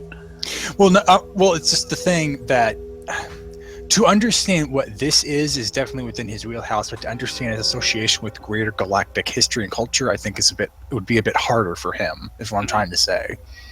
So if you're just trying to figure out what its purpose might have been, that's going to be a hard roll, but I'll flip. Sorry, I know it's a bit hard for me to describe it. He would want to know as much as he can about this place. I'm just saying that you probably want to take into consideration where he's from when determining the difficulty. Absolutely, yeah. Can anyone actually make this roll? I mean, Mav can in theory, but Oh my god, sorry. The thing Destiny flip is driving me crazy. Yeah, I mean anyone can make this roll. Depending on what you know about things will determine how much information I give you. Okay, there you go. Do you want to make it? Is it going to be daunting for me? Still going to be hard? No, it's hard, but I flipped to upgrade. Okay. Arlo will give you a unskilled assistance. He's not confident to be able to make this. As you get close to Mavelian, you get even more unsettled as he seems to be taking specific intrigue into this place. Yeah, definitely. Do with that as you will. I'm also going to flip. He's staying close by to make sure that you don't get lost in this. ooh. Oh. Nicely done. Actually, you know what? I just remembered something. Because of what you did the last time he found a nice special object in a dark place, he's going to actually reject your help. Ooh. So I'm going to take the double advantage one off, so he actually gets 3 threat. I like that. Arlo will still be nearby, Okay. but apparently Okay. not helping. So, Sarah, I know your family has history with the Jedi, right? Yep. But I don't know how much. Okay, so you guys all know about Sith and stuff like that. Okay, just because from missions and the like, yes. Yeah, we know at this stage. We've been informed. So it's clearly Sith in architecture, and from what you can glean from the way it's built and what's kind of around it, it's definitely looked like some kind of not like Night Sister sorcery, but maybe some kind of ancient Sith sorcery. So, to be clear, this looks like super ancient, like beyond even. Yes, quite old. Okay. Yeah. I'm going to say we don't go any further. I say we turn back and carry on with whatever, because this thing is not going to go away, but Tulo might. Mav, for that triumph, you will specifically know. You can tell that the way it's structured is that it's not just a sacrifice, like a sacrificial kind of thing. It's not just for sorcery, but specifically sacrificing to a creature. And not like we're sacrificing to the gods, kind of like. So it's like it's dinner table. Yeah, absolutely. And you catch notices of like scrapes against the walls and things like that. So this looks like not only a sacrificial, not just a dinner table, but it also looks like it's home of whatever has been fed here before in the past, if it's still alive. Try a xenology check to figure out anything about the creature. You don't know. I'm gonna say no, just because you haven't seen it yet, and this is pretty. Well, could he at least make out the approximate size or something with a perception? Well, just as he can add his force rating to the check, so I don't know if we can add in kind of a more a mystical way of acquiring the knowledge that he might not have. Right. He has seen a silhouette of it too with his far sight. Trying to look at the clues around to figure out what kind or something like that. Something like that, yeah. Okay. Yeah. That's a different route. I would allow that. Yes. Plus, his far sight saw at least its silhouette. Hard, though. If you're just looking for general proportions and all that kind of thing, actually, let's go with successes. It's gonna be what's the 5 one? Formidable. Yes, it's formidable. When Nardell said something interesting was over here, he didn't tell us that he actually saw a creature, right? He told them what he saw, kind of in its entirety. Okay, so I would then know that not only is this temple function, but also the creature it was probably feeding is still here, right? Yeah. Okay. Interesting.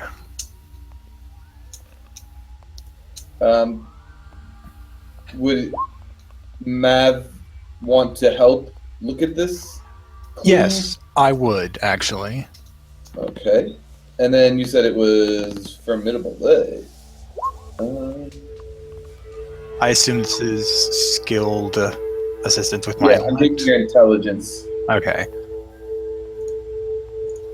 And a bit of I will give you a boost for like the clues, kind of like the scratch marks and all that kind of stuff left around.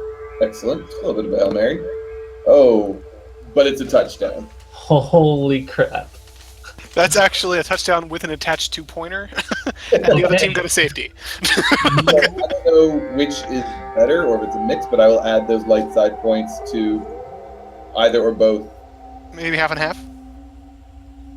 Yeah, well, So, yeah, I just don't know which one is. Yeah, 2 success, 3 advantage, maybe? I don't know. Usually successes multiple don't count as much as Oh, that's true. right, for this kind of check.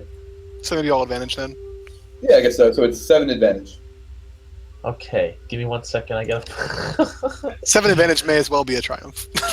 Oh 2. boy. Okay. I was gonna say, So, my book's normally counting. That's like 2.5. Nardell, in your stories of in the things that you've studied throughout your hunting career, as well as your connection to the Force, all that kind of stuff, you've come across a creature. Man, I can't believe you passed that roll. I'm just gonna give you everything. It's called the Talzin. The Talzin is a huge, a giant annelid that is a force-sensitive creature, and it can interfere with the sensibilities of force sensitives, and if needed, can make them appear invisible in the force. They've been used by the Sith in the past for various reasons, attacks, as tools, as weapons. Oh, do we? Well, no, we didn't know what they were or how they were made, but if he was able to pull that information, then we might be able to put two and two together. Okay. I don't know what I don't know what. So a you as the Talzin- GM know what they are. You just, but the characters I don't don't. know what I don't know what a Talzin amulet though. Oh, Is. that's how the Inquisitors were able to mask their presence from the Force Sensitives. Okay. Okay. So that's some kind of sorcery. Cool. Yeah. So there are these huge amulets that have been used by the Sith many times throughout history, and like any dark side user, to protect themselves and as a weapon in the past. They are extremely dangerous. They can grow up to, hold on, was like something 60 meters long. Oh no, 20. That makes more sense. They can grow up to 20 meters long. Like 60 feet, 70 feet. They're extreme. They're one of the most dangerous things you can probably hunt in the galaxy. If the beast can do such a great task, I'm sorry, that's completely wrong. Perhaps this creature's ability could be learned. There are so many of us who would benefit from being able to hide our gift. I've heard from some of our allies that we've encountered things that can do that. Is that correct? He looks towards the members that have been around longer. Well, as Nardell describes this thing, and maybe he talks about its carapace and what it looks like, it's like, oh, we actually have amulets that have that same sort of, pearlescent sheen that, I wonder if it's from this creature. If it's already been done, then perhaps we should take pieces of the creature as well, so we might replicate these amulets and protect ourselves. It may not be a bad idea. Yeah, I think Nardell would definitely be. I mean, And this creature could definitely be a threat to Maz and her patrons as well. It's not too far, correct? Like, how far is this from the castle? Oh, I don't know. Like the entrance to the cave is probably only like planetary short, So not far at all. but you're far enough into the caves at this point that maybe it's like planetary medium. Wait, hold on. I always think planetary means an entire planet, but that just means on vehicle scale, right? Right. Yeah. Oh no, then I think Like a galactic scale or something. I don't know. yeah. I mean, like it took you It's far. half a day to get to the camp and another half day. It's it's a couple days walk away. I mean, what is better to a hunter than a way to be invisible to prey, potentially? Nardell is very interested. Yeah, what is better for prey than to be invisible for the hunter? Correct as well. You are correct. And if these Inquisitors do pose such a threat, we would greatly benefit from that power. I think I might know how to call the creature forth if we can lay a trap for it. Much like we did with the mercenaries. And I point to the sacrificial table and say, this is where the previous practitioners probably fed the beast to keep it around the temple. Okay, hold on. So have you guys now made your way up the stairs towards the thing yet? Are you in the temple? We're wherever the claw prints were, I think. Right. So have you made your way up the ziggurat yet? I think so. I mean, if the sacrificial table is there, I've at least been there. Okay. Yeah. I thought you guys were kind of like looking around. Mav runs up to the bloody table. Looks like things died here. Let's just stand here and wait and see what happens. So if you've made your way proper into the actual onto like the ziggurat and the steps and stuff like that, we're gonna roll initiative. Aw. All right, showtime, boys and girls. But since we know that this thing was here, is this a case where we could actually choose between cool and vigilance? I could say you're ready for something to happen, so you can roll. Or There- vigilance, yes. Daryl will say, guys, we are not equipped one for thing. this. It appears at this point it's out of our hands. Yeah. You said either one, JB? Yeah, either one is fine for this encounter. Very nice.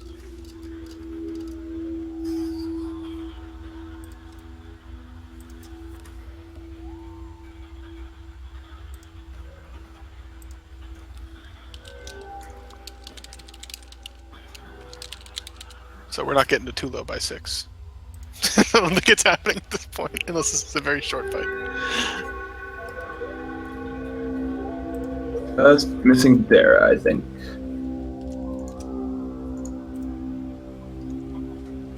Dara's down at the base. She's literally conflicted about actually going up.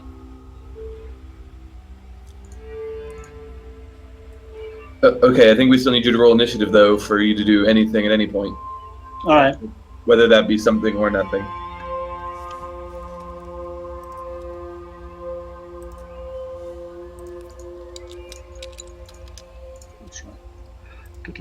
Oh, would I have had a setback on my initiative too?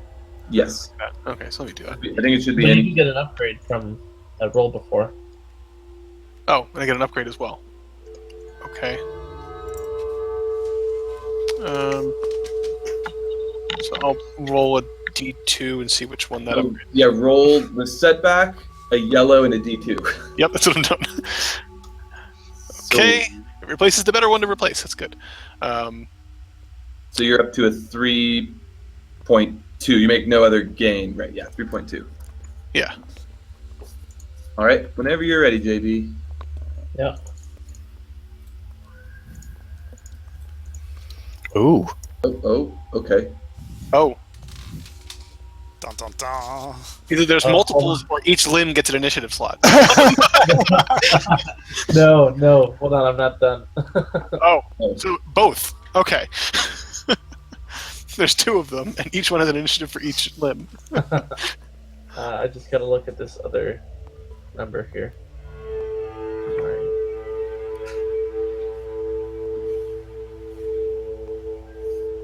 And 2 of us have free maneuvers as well. Mhm.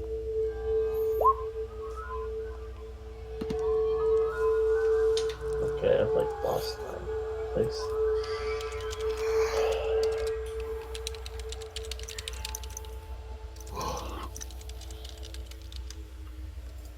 Oh, here. Okay.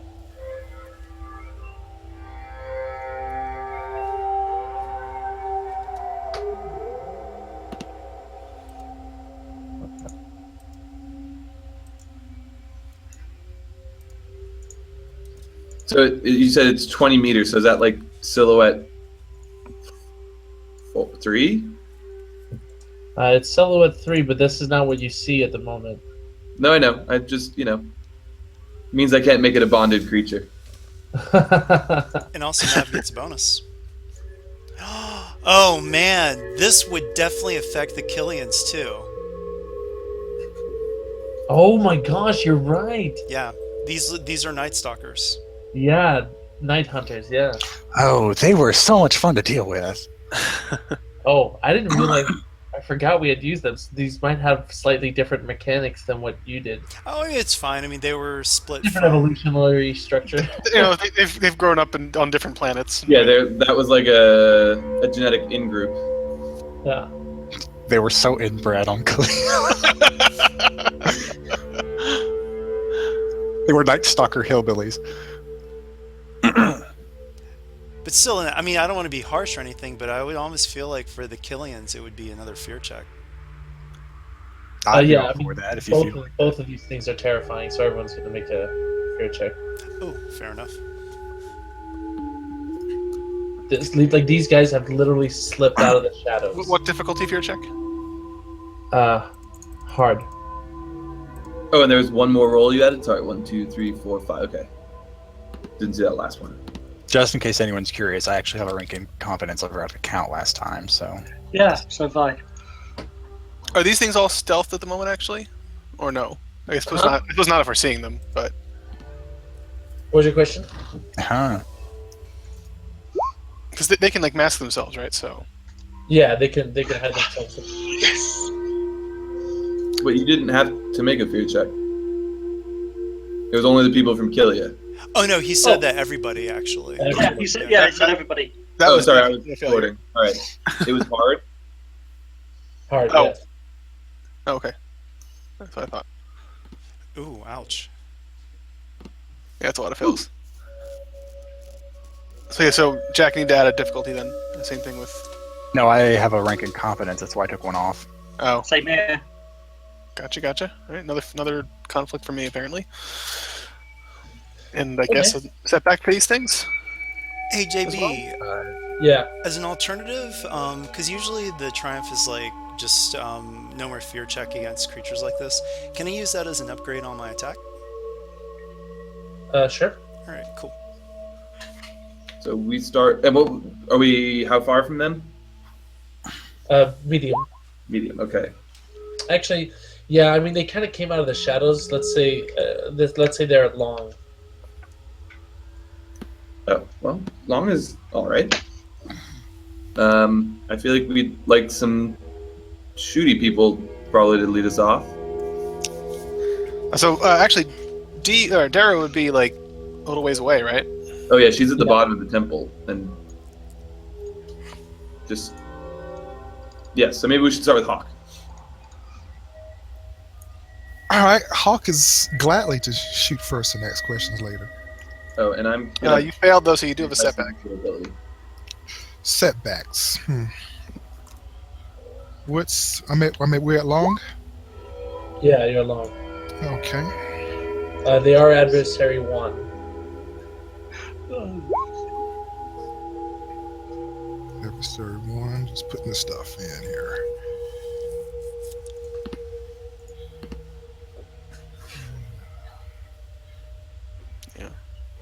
Just in case you didn't see James' post, don't use his destiny. He's going to use his signature No, ability. I activated it already.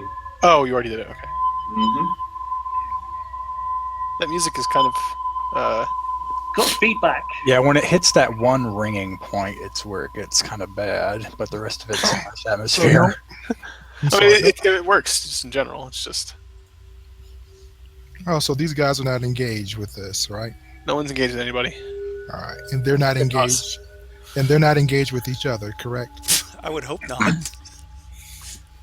I didn't know if one equaled more than if it's 3 or. Oh, that's a good point. Yeah, they assume they're individuals, not groups of them. Yeah, they're individuals. Okay, all right, cool. Just matters what kind of gun I'm using. All right, I believe I can remove a setback. To remove a setback here, you'd need I guess a custom grip technically would work. It doesn't say what it removes it for. Yeah, that's true. Not a ton else. They're still And- there. I just again copied them as backgrounds instead of tokens. You don't have to delete them and remake them. You can just right-click them and hit Layer and switch to the layer. Oh yeah. Yep. Again. Yep, still- it's fine. Okay, I can't see where I can renew, but I know I can. But we'll just go ahead and just roll this. Oh man, I had all these blanks. That's a lot. How many? I was just going to say how many. How do you get that many boosts exactly? We Like did Yeah. ranks and quick strike. 11 plus. Was that with or without aiming? 16. Like, did you even aim on that? Yeah, I aimed. Okay. That's 16 pierce 3. Okay. But you get to despair. That's so exciting. Boo. Okay. I guess he's gonna shoot the one that's closest to him, or the one that's looking at him, or whatever. Yeah. They're all about long range, so any of them really. It seems like they've got us around us. So the one that's on this side of Hawk's are How much did you say? 11 plus 5. That is 16 pierce 3. 16 pierce 3. Okay. Just want to double check this. So if Dee's at the base there, can she see anything from down there? What? Can Dee even see what's going on from where she's at? She's gonna see blaster fire go off for sure. Okay. Okay, so they have 16 pierce what? Pierce 3.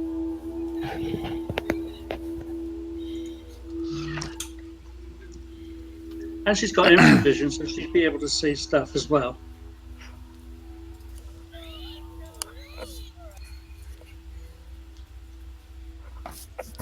Okay, so you hit it, but it's knocked down. Okay, we're gonna do sorry about the mess, and we're gonna do a crit.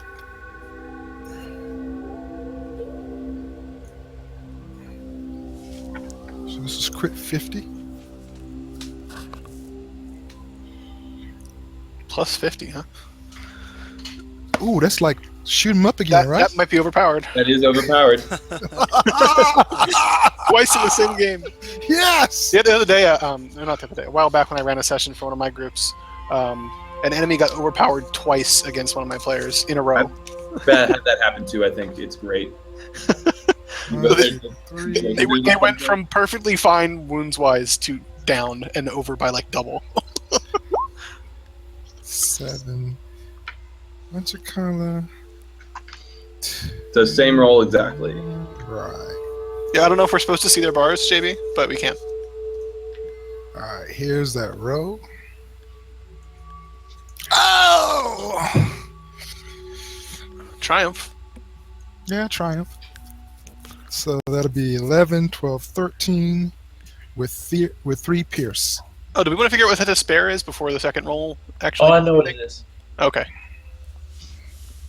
You lose your ammo. No. Oh, no. I mean, that could have happened, but How much? The second one is 11, 12, 13 with 3 pierce. Okay.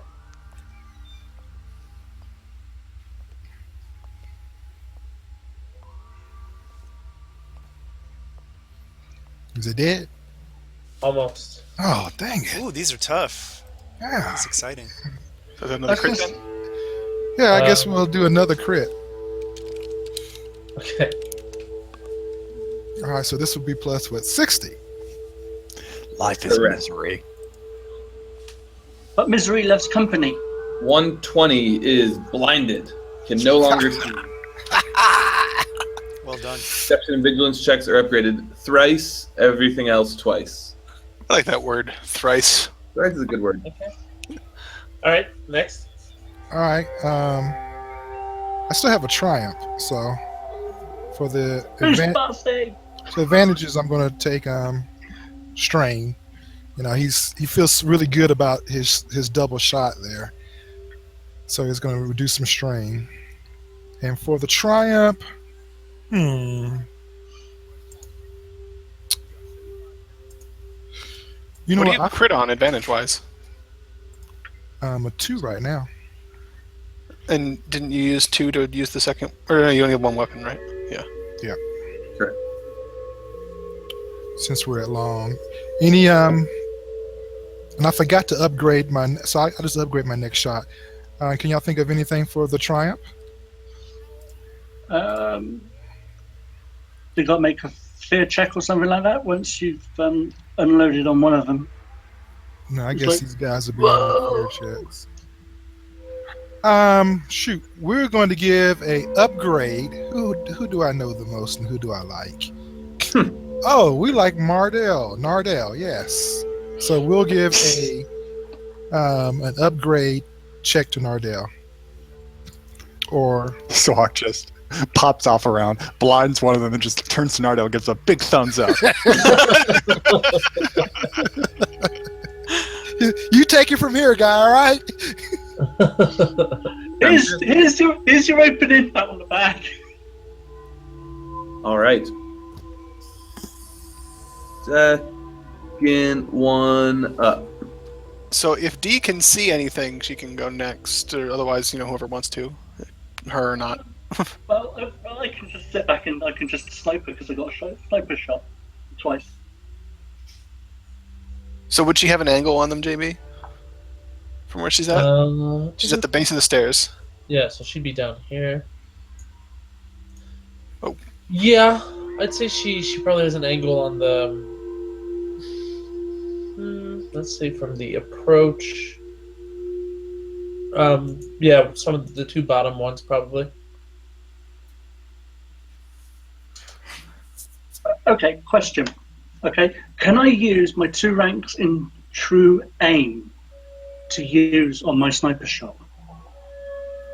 True aim's a maneuver, so if you have the maneuvers to do it. So there's one maneuver, and you take one to aim. Take 1 maneuver to aim.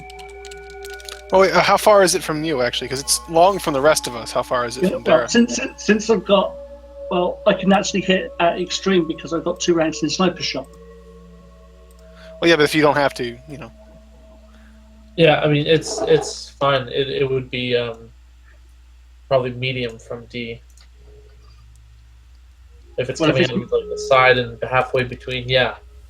So if it's medium, then I don't really need to use sniper shot. Right. Okay. So I could then just use true aim, which upgrades it twice. Okay. Okay, so that's another 2 dice. So you're saying, what, medium is what, 2 or 3? Medium is 2. They Okay. have defense 1 and their adversary 1. That wouldn't be 2 dice no matter how you slice it, by the way. If you had... I mean, you know how the upgrades work by now, I assume. But that wouldn't give you 2 dice if you upgrade twice. Okay, so that'll be 5. Okay. So she'll do guns blazing. I'm... sorry. Right. Yeah. So it's right. Yeah. Sorry. So, right, here we go with guns blazing. I need to get rid of what I've got typed in here. Sorry, folks. Right, okay, I'm ready to rock and roll. Oh, shoot loads of advantages. So that is, she says, don't want skills, wants equipment. Okay, for chaos. Damage is 12, 13, 14, that's 15 points of damage. 7 advantage, I can crit on 2. So I'm going to crit on 2, which then gives it, where are my specializations? Gunslinger. Sorry about the mess. So that's down to 1. And I have lethal blows times 1, 2, 3. Right, okay. So 3 times deadly that, so I'm going to roll 20. So that's what? 40. Yeah. Hawk, this guy is actually dead. I miscalculated. Retroactive death is always nice. Yeah. So how much damage, D? What did I say? 12, 13, 14. That's 15 damage. Plus 40 on the crit. So 60 is agonizing wound. All brawn and agility checks have an added difficulty until the end of the encounter. Very nice. Any pierce on your weapon, D? No. I'm going back into Gunslinger. After the character makes a successful combined attack to range. There's no talent that'll add pierce. No. What was the crit, James, again? It was agonizing wound. Add 1 difficulty to all brawn and agility checks. Oh, wow, nice. Okay, I'm also going to be using Spitfire as well, since I made a successful guns blazing attack. I thought you already hit a second target. I thought you killed one and another. No, the other one was dead from Hawk's shots. Oh, okay, sorry. I thought he meant that it was done from the first one of these. Okay. No, the first one that Hawk shot dead, I missed my numbers. Okay, so your Spitfire lets you shoot at a second target, right? Yep. Okay, so you can shoot at the other one that's down. Okay, so 5. So that uses the same results, right? It doesn't need a new roll, right? Oh yeah, does it? No, it just lets you apply the second hit from a 2-weapon check to some other target. Yeah, so you don't roll again. It's Yeah, you don't roll. Oops. Damn, I knew I got that one. that one never happened. Yeah, I know. Okay, so Yeah, that's fine. So they both do the same amount of damage. Okay. So that'll be what?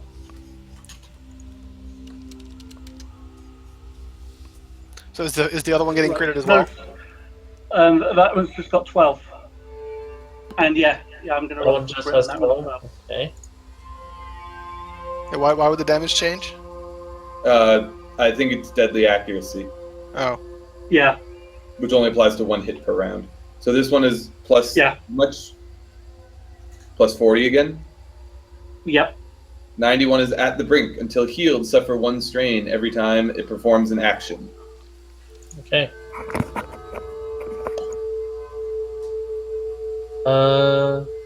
Next. I'm happy to wait until after and let them come a little closer, because I think Nardell's going to play a more defensive role here. Can I also add...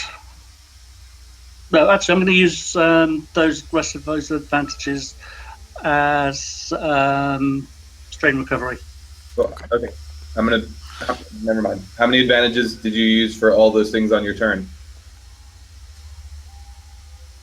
I used 2 to crit.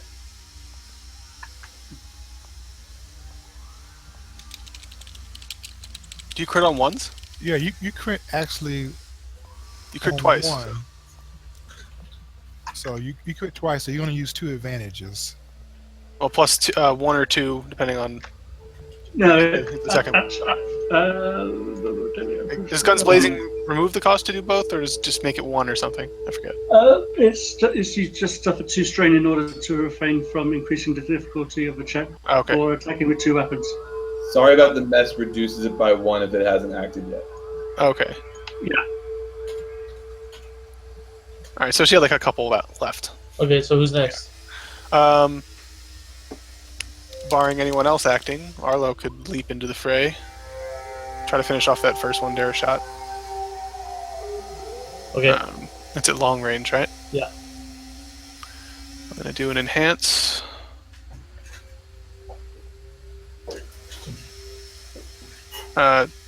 Setbacks don't apply to force power checks, right? There's no difficulty on force power checks, so Yeah. it doesn't really matter. Yeah, it wouldn't make sense. Yeah, unless it's an opposed check. I mean, a particularly evil GM on like a fail of the despair could argue that maybe 1 light turns to dark for you, but that didn't happen. So Yeah. I'll keep my particularly evil ideas to myself. Okay, so that's a medium range leap, and then 1 maneuver to go the rest of the way. So it's 2 strain for that second maneuver. I'll upgrade the difficulty. It has to make. Well, does it have to make a fear check? Because it can. Weren't they at long? Yeah, I made a medium range leap and then moved in 1. Right, but if you did make a medium range leap, that leaves you at medium because it's 2 maneuvers. Oh, that's true. So I'll just do it again. Yeah, that's all. Okay. Oh boy. Yeah, got it. I got it. I don't know. Tell me if something in sight sphere can, like.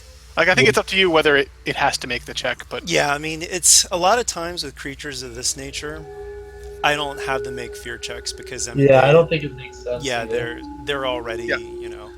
They are the agent of fear. yeah, I just Exactly. figured I'd mention it in case it was relevant. Yeah, I was going to ask the same question, so save some trouble. All right, so now I'm going to pound its face in. I'm going to remember to increase the difficulty this time. And it's adversary 1 and defense 1, right? Yeah. Or is it melee defense or just ranged? Actually. Just both. Okay. All right. So.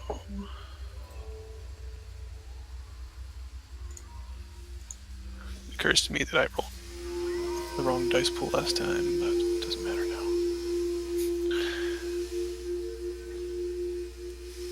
I have 2 setbacks against this thing because of my 2 failed fear checks. But I still got it. Okay.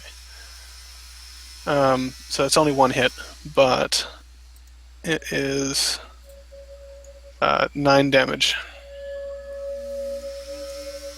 Okay, you bop it on the head, and it lets out a growl, but doesn't seem too affected. My turn? Yes. James, you were saying you have only 45 minutes left? Thereabouts, yeah. Okay.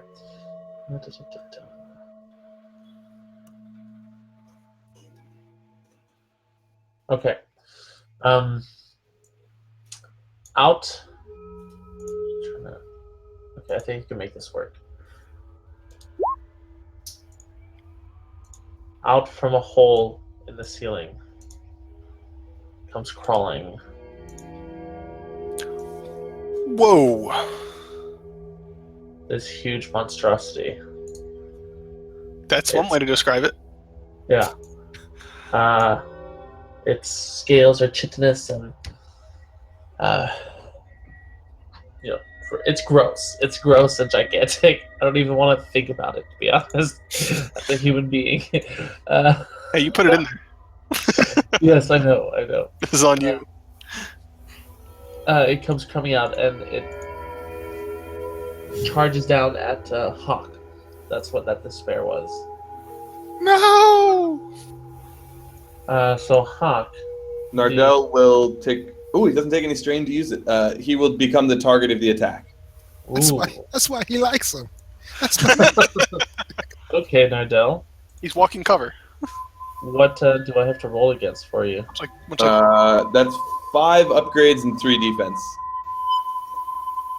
What? you could tell he didn't expect that. Aha, GM. I'm always bad at planning for you guys. That'll teach you for underestimating Nardell's signature ability. Okay.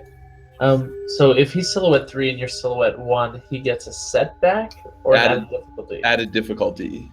Okay. I believe it's an extra 2 difficulty, isn't it?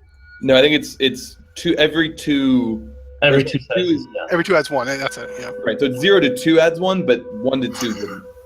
Okay, and you said there were 5 upgrades? 5, so it should be 4 red. Right? And 3 setback. 4 red, 3 setbacks. Okie dokie. And it is rolling.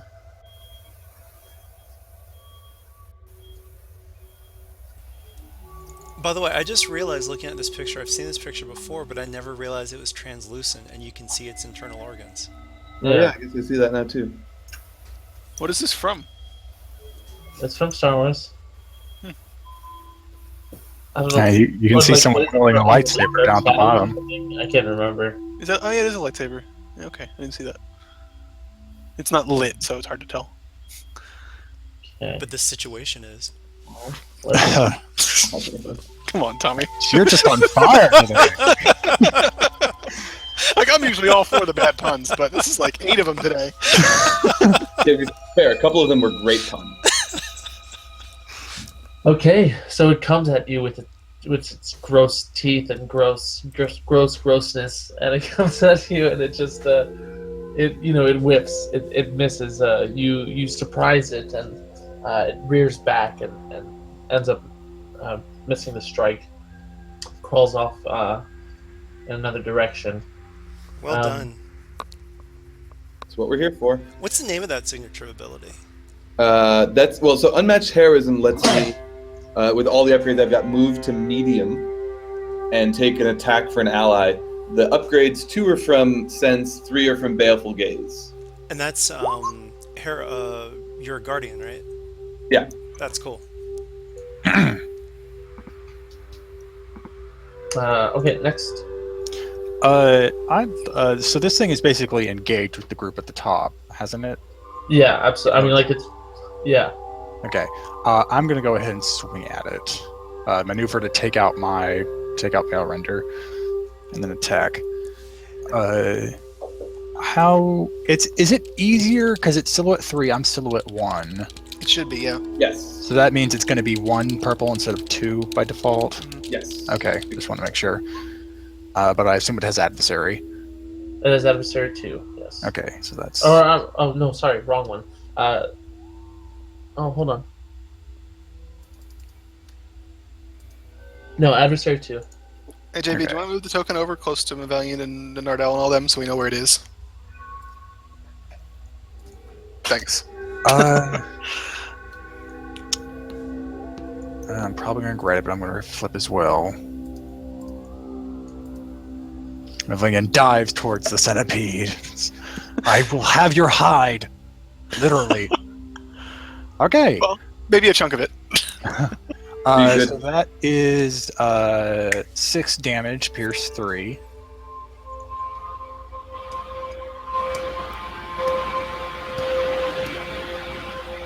Damage pierce 3. Yes. Okay, so you don't injure it. You just Oh, really? glance off its armor. Oh, jeez. So I can't crit. To advantage then. I'll just take strain back. Get me in the zone here because I'm actually going to take another maneuver. And take a defensive stance. Okay. That's your whole turn, Jack? Yeah. Can Nardell try a survival check? This is a force-aided survival check. Just obviously the regular survival check probably would not be able to do this. To try to convince it, like get in its primitive little brain, that the other bad guys are actually tastier than us. I am going to just interject here, JB. I know this is your mission, but one of the key things about the Tauzen is that it interferes with force powers. Yeah. So, but you might not know that though, your character. But Well, I just wasn't sure exactly what the interference entailed. It was just most of its interference is in like sensing abilities. Like it creates like that invisibility, kind of like Vorntiers, or not Vorntiers, but Yusalamiri. the Salamiri do. Well, Salamiri just plain out nullifies it. Right. Yeah. So actually, I may be confusing them with something else. So, do what you planned. Sorry. let me double check. Yeah, it doesn't it doesn't mess with like their ability to use the force. It messes with the sensibilities. So they just can't be detected with the force necessarily. Yeah. So you're trying to speak to it? Yeah, essentially. Basically convince it that, the cat things are much, much better prey than we are. Right. Okay. Ugh. Survival. So what you normally roll against? What, the animal's discipline? That would seem reasonable, I guess, yeah. Okay. But you could always, I'll shut up. Never mind. Yeah, I don't remember what we did last time, but I think, that No, seemed... yeah, because I didn't stat out discipline, but I feel like it's... Oh, here we go. Hold on. I think we use survival sometimes. Yeah, I think that's what I was gonna use. I think either one could, be made an argument for. Yeah, that's what I'm gonna use. Is its survival. You could have always just told us it was discipline and it wouldn't have mattered. Yeah, I suppose that's true. I feel like it doesn't make sense if it's this one though. Okay, it's gonna be uh, 2 purple, 2 red, and I'll flip to upgrade it again. It's a 3 and 1. I get an automatic success, but I'm not going to give myself my automatic success from my tool.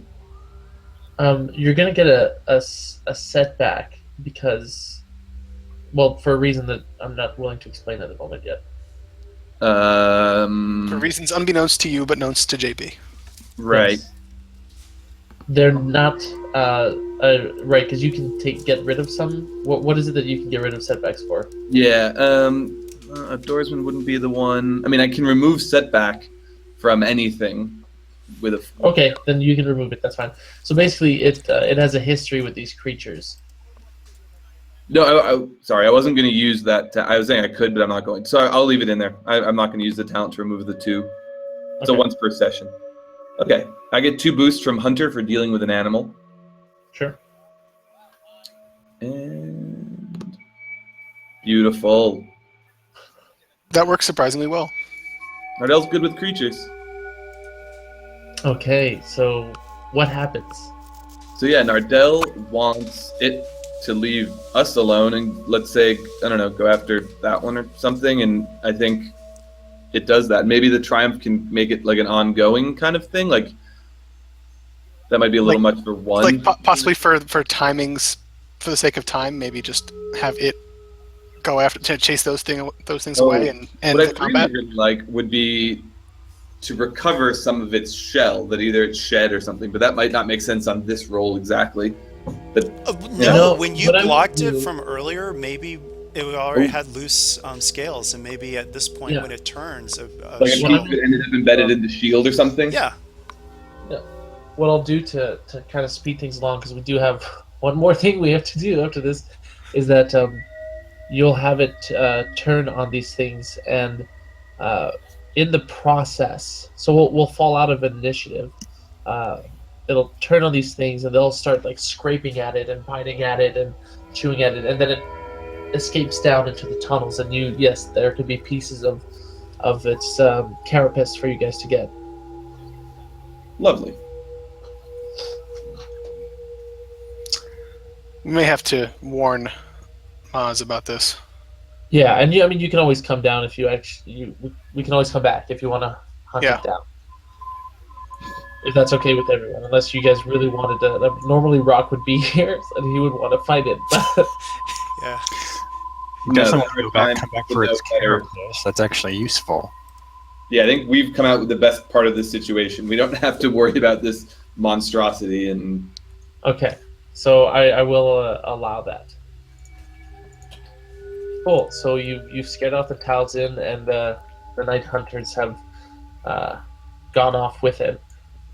You have your carapaces, and you see that there is the doorway that leads further down into the tunnels, and presumably to the base. All right, yeah, let's head in. Yeah, let's get there over here.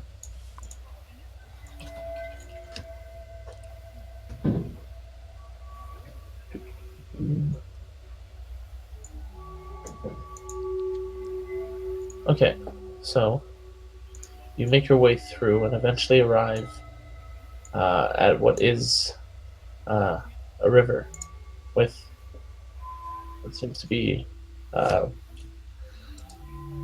back of the part of the base that's built into the mountain. You don't see any guards around. As I said, this seemed to have been the secret way to get in.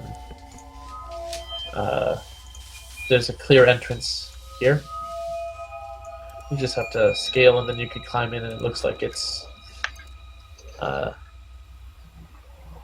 of like a docking bay, but there's no ship in there or anything like that. Okay, Dara will pull out her macro binoculars and she will see if she can get an up close view through them.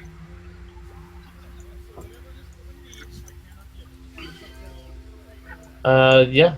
So within the docking bay, you see Tulo, and Tulo is speaking with. Okay, she'll keep her macro binoculars on him and she will attempt to speak what he's saying. Are you trying to read his lips? Yep. Is that a skill that Dara has? I feel like that would just be a really hard perception check. Yeah. Okay. I mean, like it's also a different species. Okay. But he still has lips and is still speaking. Right. They're not structured the same way as human lips or chis lips or near human lips, but sure, you can make a reading lips roll. Yeah. Perception. Let's make it daunting, and you have the micro binoculars, no setback, but I'll flip to upgrade it, and then one upgrade due to species differential. So 2 red, 2 purple. Okay, I'm gonna flip so that goes down and that goes up. Bollocks! He's saying pizza. There's definitely now. there's definitely words there. Yeah, you don't seem to catch anything, but with looking around, you see that it's just the 2 of them in the document. What range is he? From the exit, extreme. So we're just here to kill him, right? Yeah. Yep. But we have to make sure we can get his head That shouldn't be. or body. Oh, we need to get his head. We need to bring back his body in some capacity. I can just blow Yeah, it we can bring off. back proof. Do you think you can kill Yes. both of them from this range? Well, I'm only going to get one shot, so. I mean, Arlo could like jump over there or something. Oh yeah, Arlo could totally make it there in one turn. He wouldn't be able to do anything once he gets there, but he could definitely get there. He can spend both his maneuvers and his action on enhance. Well, how is there? I'm seeing the jungle, so I'm guessing we can maybe sneak up. Some of us. Yeah. You can stealth your way over. What's the difficulty? Okay, so you'll get boosts from underbrush, but you'll have setbacks due to the fact that no one else is supposed to be around here.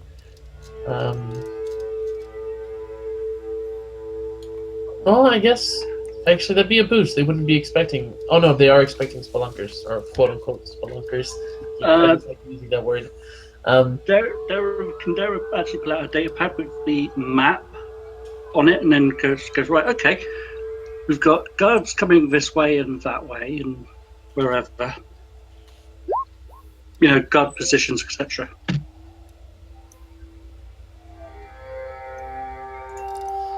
For stealthing, you're right. Sort of. I mean, the map kind of gives you a layout of the facility and the camp, not so much this entrance, because this is the secret entrance that only the rare smugglers know about. So the mercenaries didn't know about this entrance. Difficulty for stealth will be is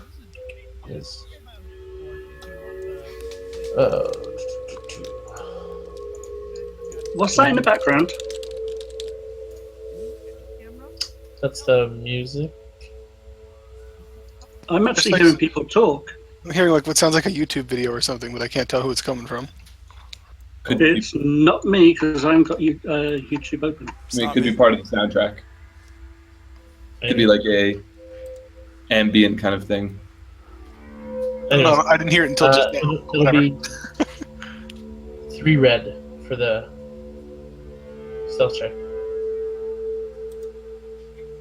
Oh, no, hold on. You guys roll stealth, and then the person has to roll perception against your successes, or you're rolling against the person's perception? I think in this case, we're rolling against their perception. Yes, One roll is usually best, but it comes down to basically whether Yes, you 3 like red. Yeah. So we're doing individual stealths.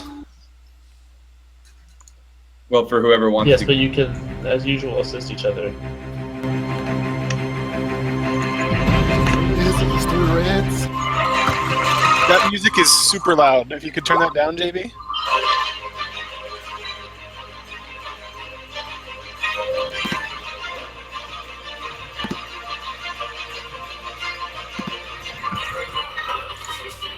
You guys can also change your own master volumes too. Yeah, I actually turned my volume all the way down. Yeah, I'm getting bleed through. Yeah, I lowered the volume as well. It wasn't playing before, so. Okay. So Arlo feels. I feel like if Arlo steps up, he would probably be immediately noticed. But I could try it anyway, I guess. Yeah, Ragesh can kind of take point to hopefully get some extra successes for this. What was the difficulty again? 3 red.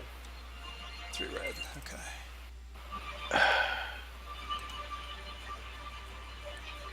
I'm not sure if it's even worth trying. Yeah, Three that's reds. kind of scary. 3 reds. Okay. Was that from a flip or how that? That's just, he's very good. Okay. Well, I removed 1 difficulty, but then I guess with the upgrade, it would just be kind of like a downgrade. So it's 1 purple, 2 reds for me now then. Right. And did you say we get boosts? Yeah, you'll get a boost from them not expecting anyone and from the thick underbrush. So 2 boosts, 2 but boosts or also a 1? setback from not being supposed to be here, or no? No, that was my mistake. Okay. So Just 2 2. boosts, or that was 2 boosts. That's Okay. not too terrible then. But I think I'll flip so I have at least a chance at a triumph. yeesh. Oh, Yeah, I probably me too. should for more light size. Wait, wasn't there just one light side that just got flipped magically twice? There were 2. There were Oh, there 2. were. Okay. Too. Oh my god, you guys. So this is going real well so far. Do you have a stealth reroll, Tommy? I do, Sen. It's the last one, so I might as well. So I feel like now's the time. Yeah. yeah, I'll do that. So we don't have like a net 3 despairs on this thing, if nothing else. Attaboy, Nardell. Jeez, who isn't moving up? At I feel this like point, it's just- I feel like if I move up, at least then I can get there and do something on a turn. Okay, well, at this point, it's just Mavillion's being left behind, so I'm almost tempted to have him follow you, even though his role is going to be just terrible. Well, Hawk and Ragesh might be able to cover. Oh, and Nardell too. So I mean, yeah, I guess he has no ranged weapons. He's going to have to be melee. So It might be able to despair, but we're already getting despairs on this. Yeah, so- Nardell is taken up saving Dara, but everything else is left over. There's all right, then I'll try. Yeah, I get 1 success from someone who succeeded, but yeah. Oh, At least not sorry. despair, but Let me think. Minus. So we need 3 for you. We're good. Just barely. Just barely. I think we have 1 spare, maybe. There's a So we despair. are undetected, but there are 2 despairs on this. And a triumph, though. I have a triumph. And so and does, the guard suddenly appeared. James has 1 too, actually. I mean, that's actually All things considering we were rolling against 3 reds, that's not bad. not bad at all. No, because what was it? I was going to say Dara would actually put her head in the dirt as if she was going through academy training. What? Stealth. Stealthing. She'll be literally crawling on her stomach. I mean, Yeah. I would think that would attract more attention if nothing else in this environment. But Okay. Can I use all my advantage to get rid of strain unless you have something you want to do with that?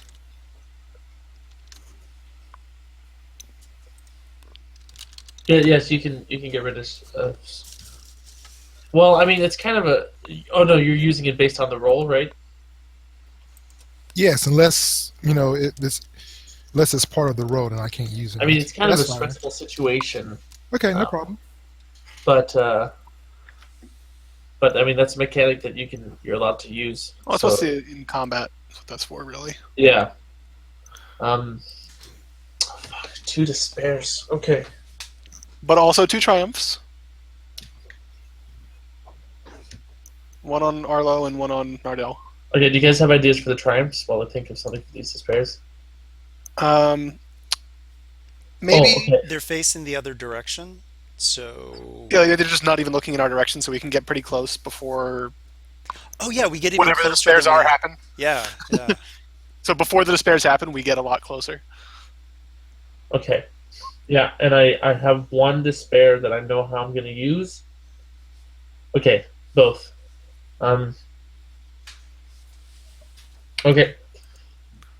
So you guys have managed to stealth your way over. How close do we get, range-wise? Engaged. Okay, so what I would say is that you guys managed to make your way like boop, boop, boop. And then you're like now hanging, if you will, from the edge of the where that last ping I just said was. Mhm. Yeah, you're like hanging on the edge. You're about ready to strike whenever you want. Okay, Dara will attach her. Oh God. Her repulsor lift assist device thingy.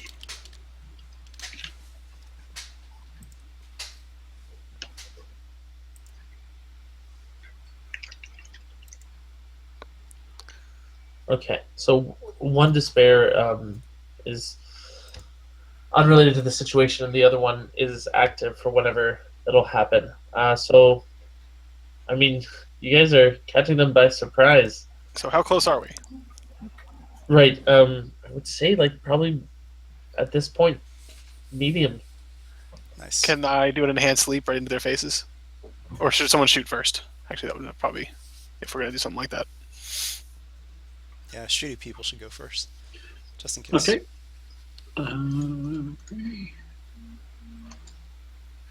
Okay. So you'll be able to get one surprise attack Each or in general? in just as a whole group.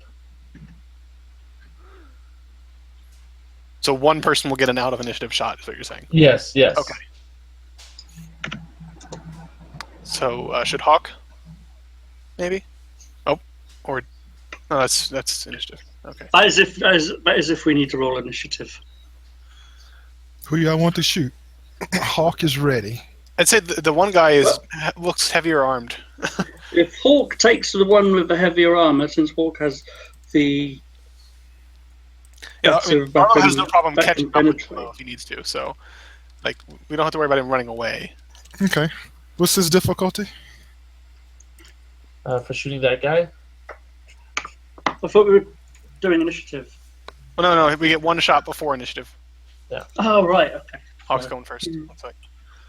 He's adversary 2, defense 1. That's the bodyguard guy, or the mercenary guy, right? Yeah. Okay. Oh, is that right? No, yes, that's correct. So yeah, adversary 2, defense 1. Okay, so we're gonna get rid of the defense. All right. How? Oh, Precision aim, I think he's got. Oh, okay. yes, I think that's what it is. All right, let me put my strain up on here. Let's put my 9 for shooting, and then another 2. 9, 11. All right, let's see what we can do here. They're at medium range, just so you Yeah. know. Okay. Oh wow, no advantages. Oh, when? I mean, no I didn't even see a roll. Oh, there it is. Ah. That's a lot of advantages, actually. I'm not sure how you got no advantages out of that. I couldn't when it showed up, it had no advantages. Okay, so let's see here. Oh, well, no advantages. There's 9 of them. Weird, I expected 24. Let's do this real quick. So the first shot is 11, 12, 13, pierce 2. 13 pierce 2. Uh-huh. Did you want to crit on it as well? Yeah, well, I'm going to get a couple shots. Well, you can crit on each of them if Yeah, you wanted, so. I am. And then the second shot is going to be 10, 11, 12, pierce 1. 12 pierce 1. Uh-huh. Gonna do sorry about the mess. Okay. So, Let me know what we get. Got my chart ready. all right, plus 50. All right. 122 is knocked senseless, staggered until the end of the encounter. Staggered Very means good. he Oh, excellent. And then, can't take any maneuvers. He can take all the maneuvers he wants. He can't take any actions. Cannot take any actions. Oh my then god. we're gonna crit on the other gun, so this is plus 60. Dead. Yeah, now he's just dead. Okay, so what's the I hope you didn't expect that guy to pose a challenge because he's dead now. could we stick Hawk on the grassy knoll? Yeah. All right, is there still another guy there? Yeah, it's too low. Yeah, no, Tulo's still there. This guy just. I mean, we can do initiative if you want, or Arlo can just jump into his face and frighten him to death. Like, I think in the interest of time, let's make it a little on the narrative side, given what just happened. Okay, can Dara jump up and take him down? That would be my vote. Yeah, no, that's fine with me. You guys have done a really good job with this mission. So, we'll narrative it that you guys pop out and Tulo's there. And unfortunately, one of those despairs did not come into effect because you killed the other guy. Okay, so you pop out, Tulo's there, and he looks at you, and he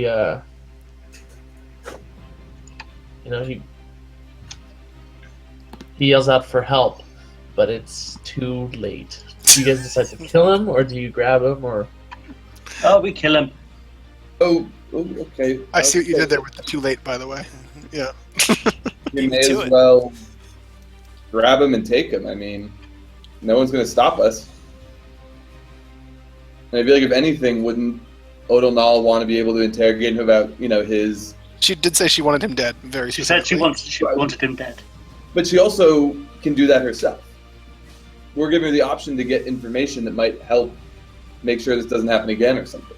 But also, if he gets a chance to live, he might get a chance to also talk to Ordinal's guards, convert him Fair like point. he did some of the Yar clan. Fair point.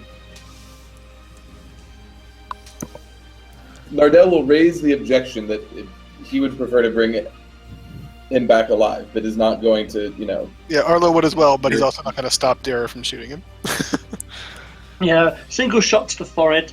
Dara will then ask Mevelian to do the deed, as in cut his head off, stick it in a cooler or something like that, and just nuke his computer and get out of Dodge. Oof, back to the edge of the Empire days.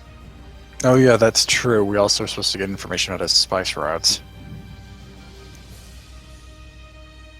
Oh, oops.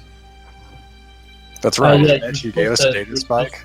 It was a Yeah. side objective to shove So the. do I have, hang on, I may have a talent that saves us. I think War Leader has one that lets me insert a fact into the narrative once a session without flipping a destiny point. Ooh. Yeah, that's what I said. We just nuke the computer and get the hell out of Dodge. Careful planning. Once a session, you may introduce a fact into the narrative as if a destiny point had been spent. That's pretty great. Yay! So Here we he are. has He has all that information with him on his data pad, and you can. Up He to has, you. he has a sticky note with a password on it. I'm like, oh, that's how we get in. Okay. Okay, congratulations. So you take him, leave him, bring him back to Otal Nal. Give me 1 second. I almost feel bad for him.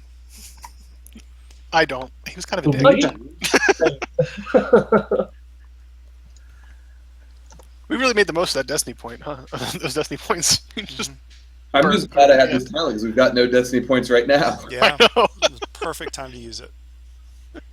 Okay, so mission accomplished, agents. Yay! You killed Tulo, and you've taken out what was going to be a cool recurring character, and Nope. and you've officially wiped your obligation to Otal Nal. I'm sure Tommy has a whole graveyard of those kind of things, like characters he hoped would come back, then we just murdered. It happens. All right. Or put into rebellion, or put in the rebellion stockade. Cool. So let's do XP. Oh, also, didn't Hawk do some negotiating last time with Otal Nal about the reward? Oh, I don't remember what Right. the amount was, see. but he did negotiate a reward amount. 5,000? That sounds about right. I think so. 5,000 each. Yeah. Yeah. Okay. So XP base 15. +1, little bonus for bringing the gift to Maz. +2 for general RP in that first section. Lots of good character stuff and different unique things. I like that a lot. Speaking of Maz, by the way, can we have said that we warned her about the thing in the cave? Just so Sure. it's not lost. Yeah, well, we can talk about that after we do the business. Okay. +1 for getting the outfits for the mercenaries. I'll give you +1 for dealing with the Towson in a neat way. +3 for killing Tulo. So that's 23. I'll leave room for a couple extra points if you guys have suggestions. I mean, how about just the... I don't know, I guess that'd be more an MVP thing for Hawk. For just the way we just took that guy out. Because, I mean, how many times during the course of this whole campaign have we flat out, like, crit death enemies? We've had a few. There are some people who have Well, focused heavily yeah. on that. I mean, Rock, Rock I and guess Sophia. Rock doesn't. People rolling like +100 like every single time. Rock crit death that active baby Rancor once. So Maybe I just haven't been around for most of them.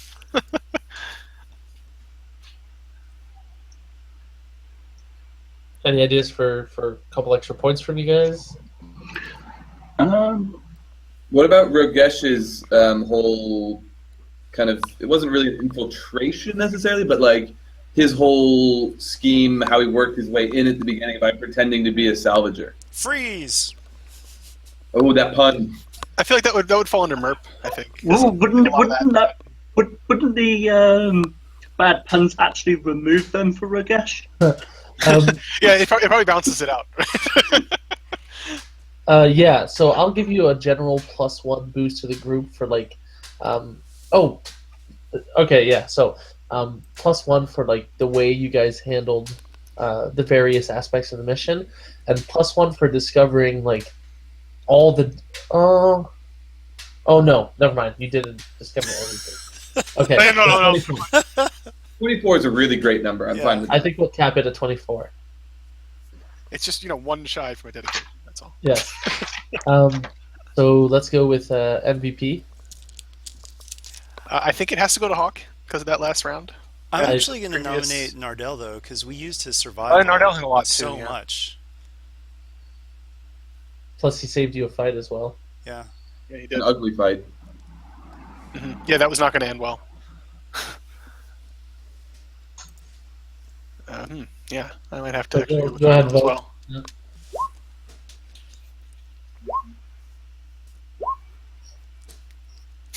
Nard. Nard dog. Well, whoops. yeah, Nardo wins it unanimous, more or less. Well, I mean, only half of us have I mean, voted. there's But only if you're, three but if people you're that voting for him, then that becomes more than half. That's the opposite of unanimous. Oh shoot! I typed on the wrong keyboard. Mm.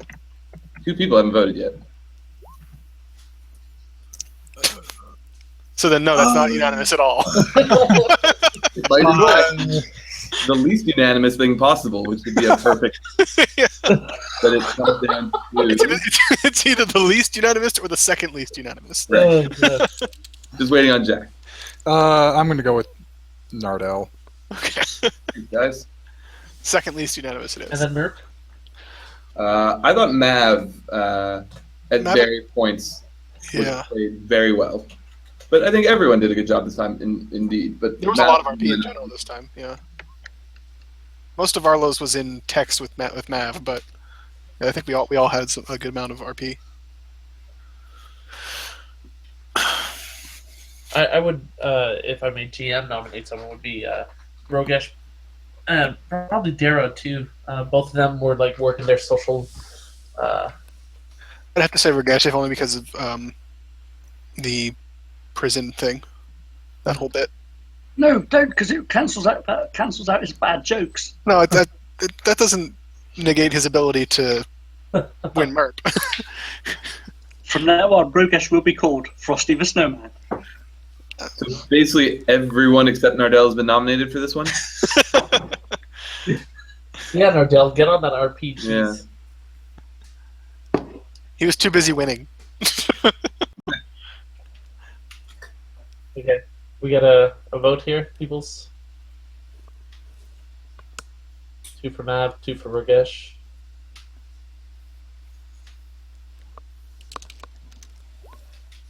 And I vote for Rogesh, so split vote. Okay, you guys can roll high as bad. Ooh.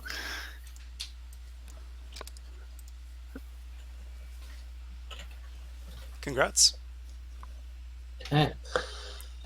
So that will call to a close this mission, Termination on Takodana.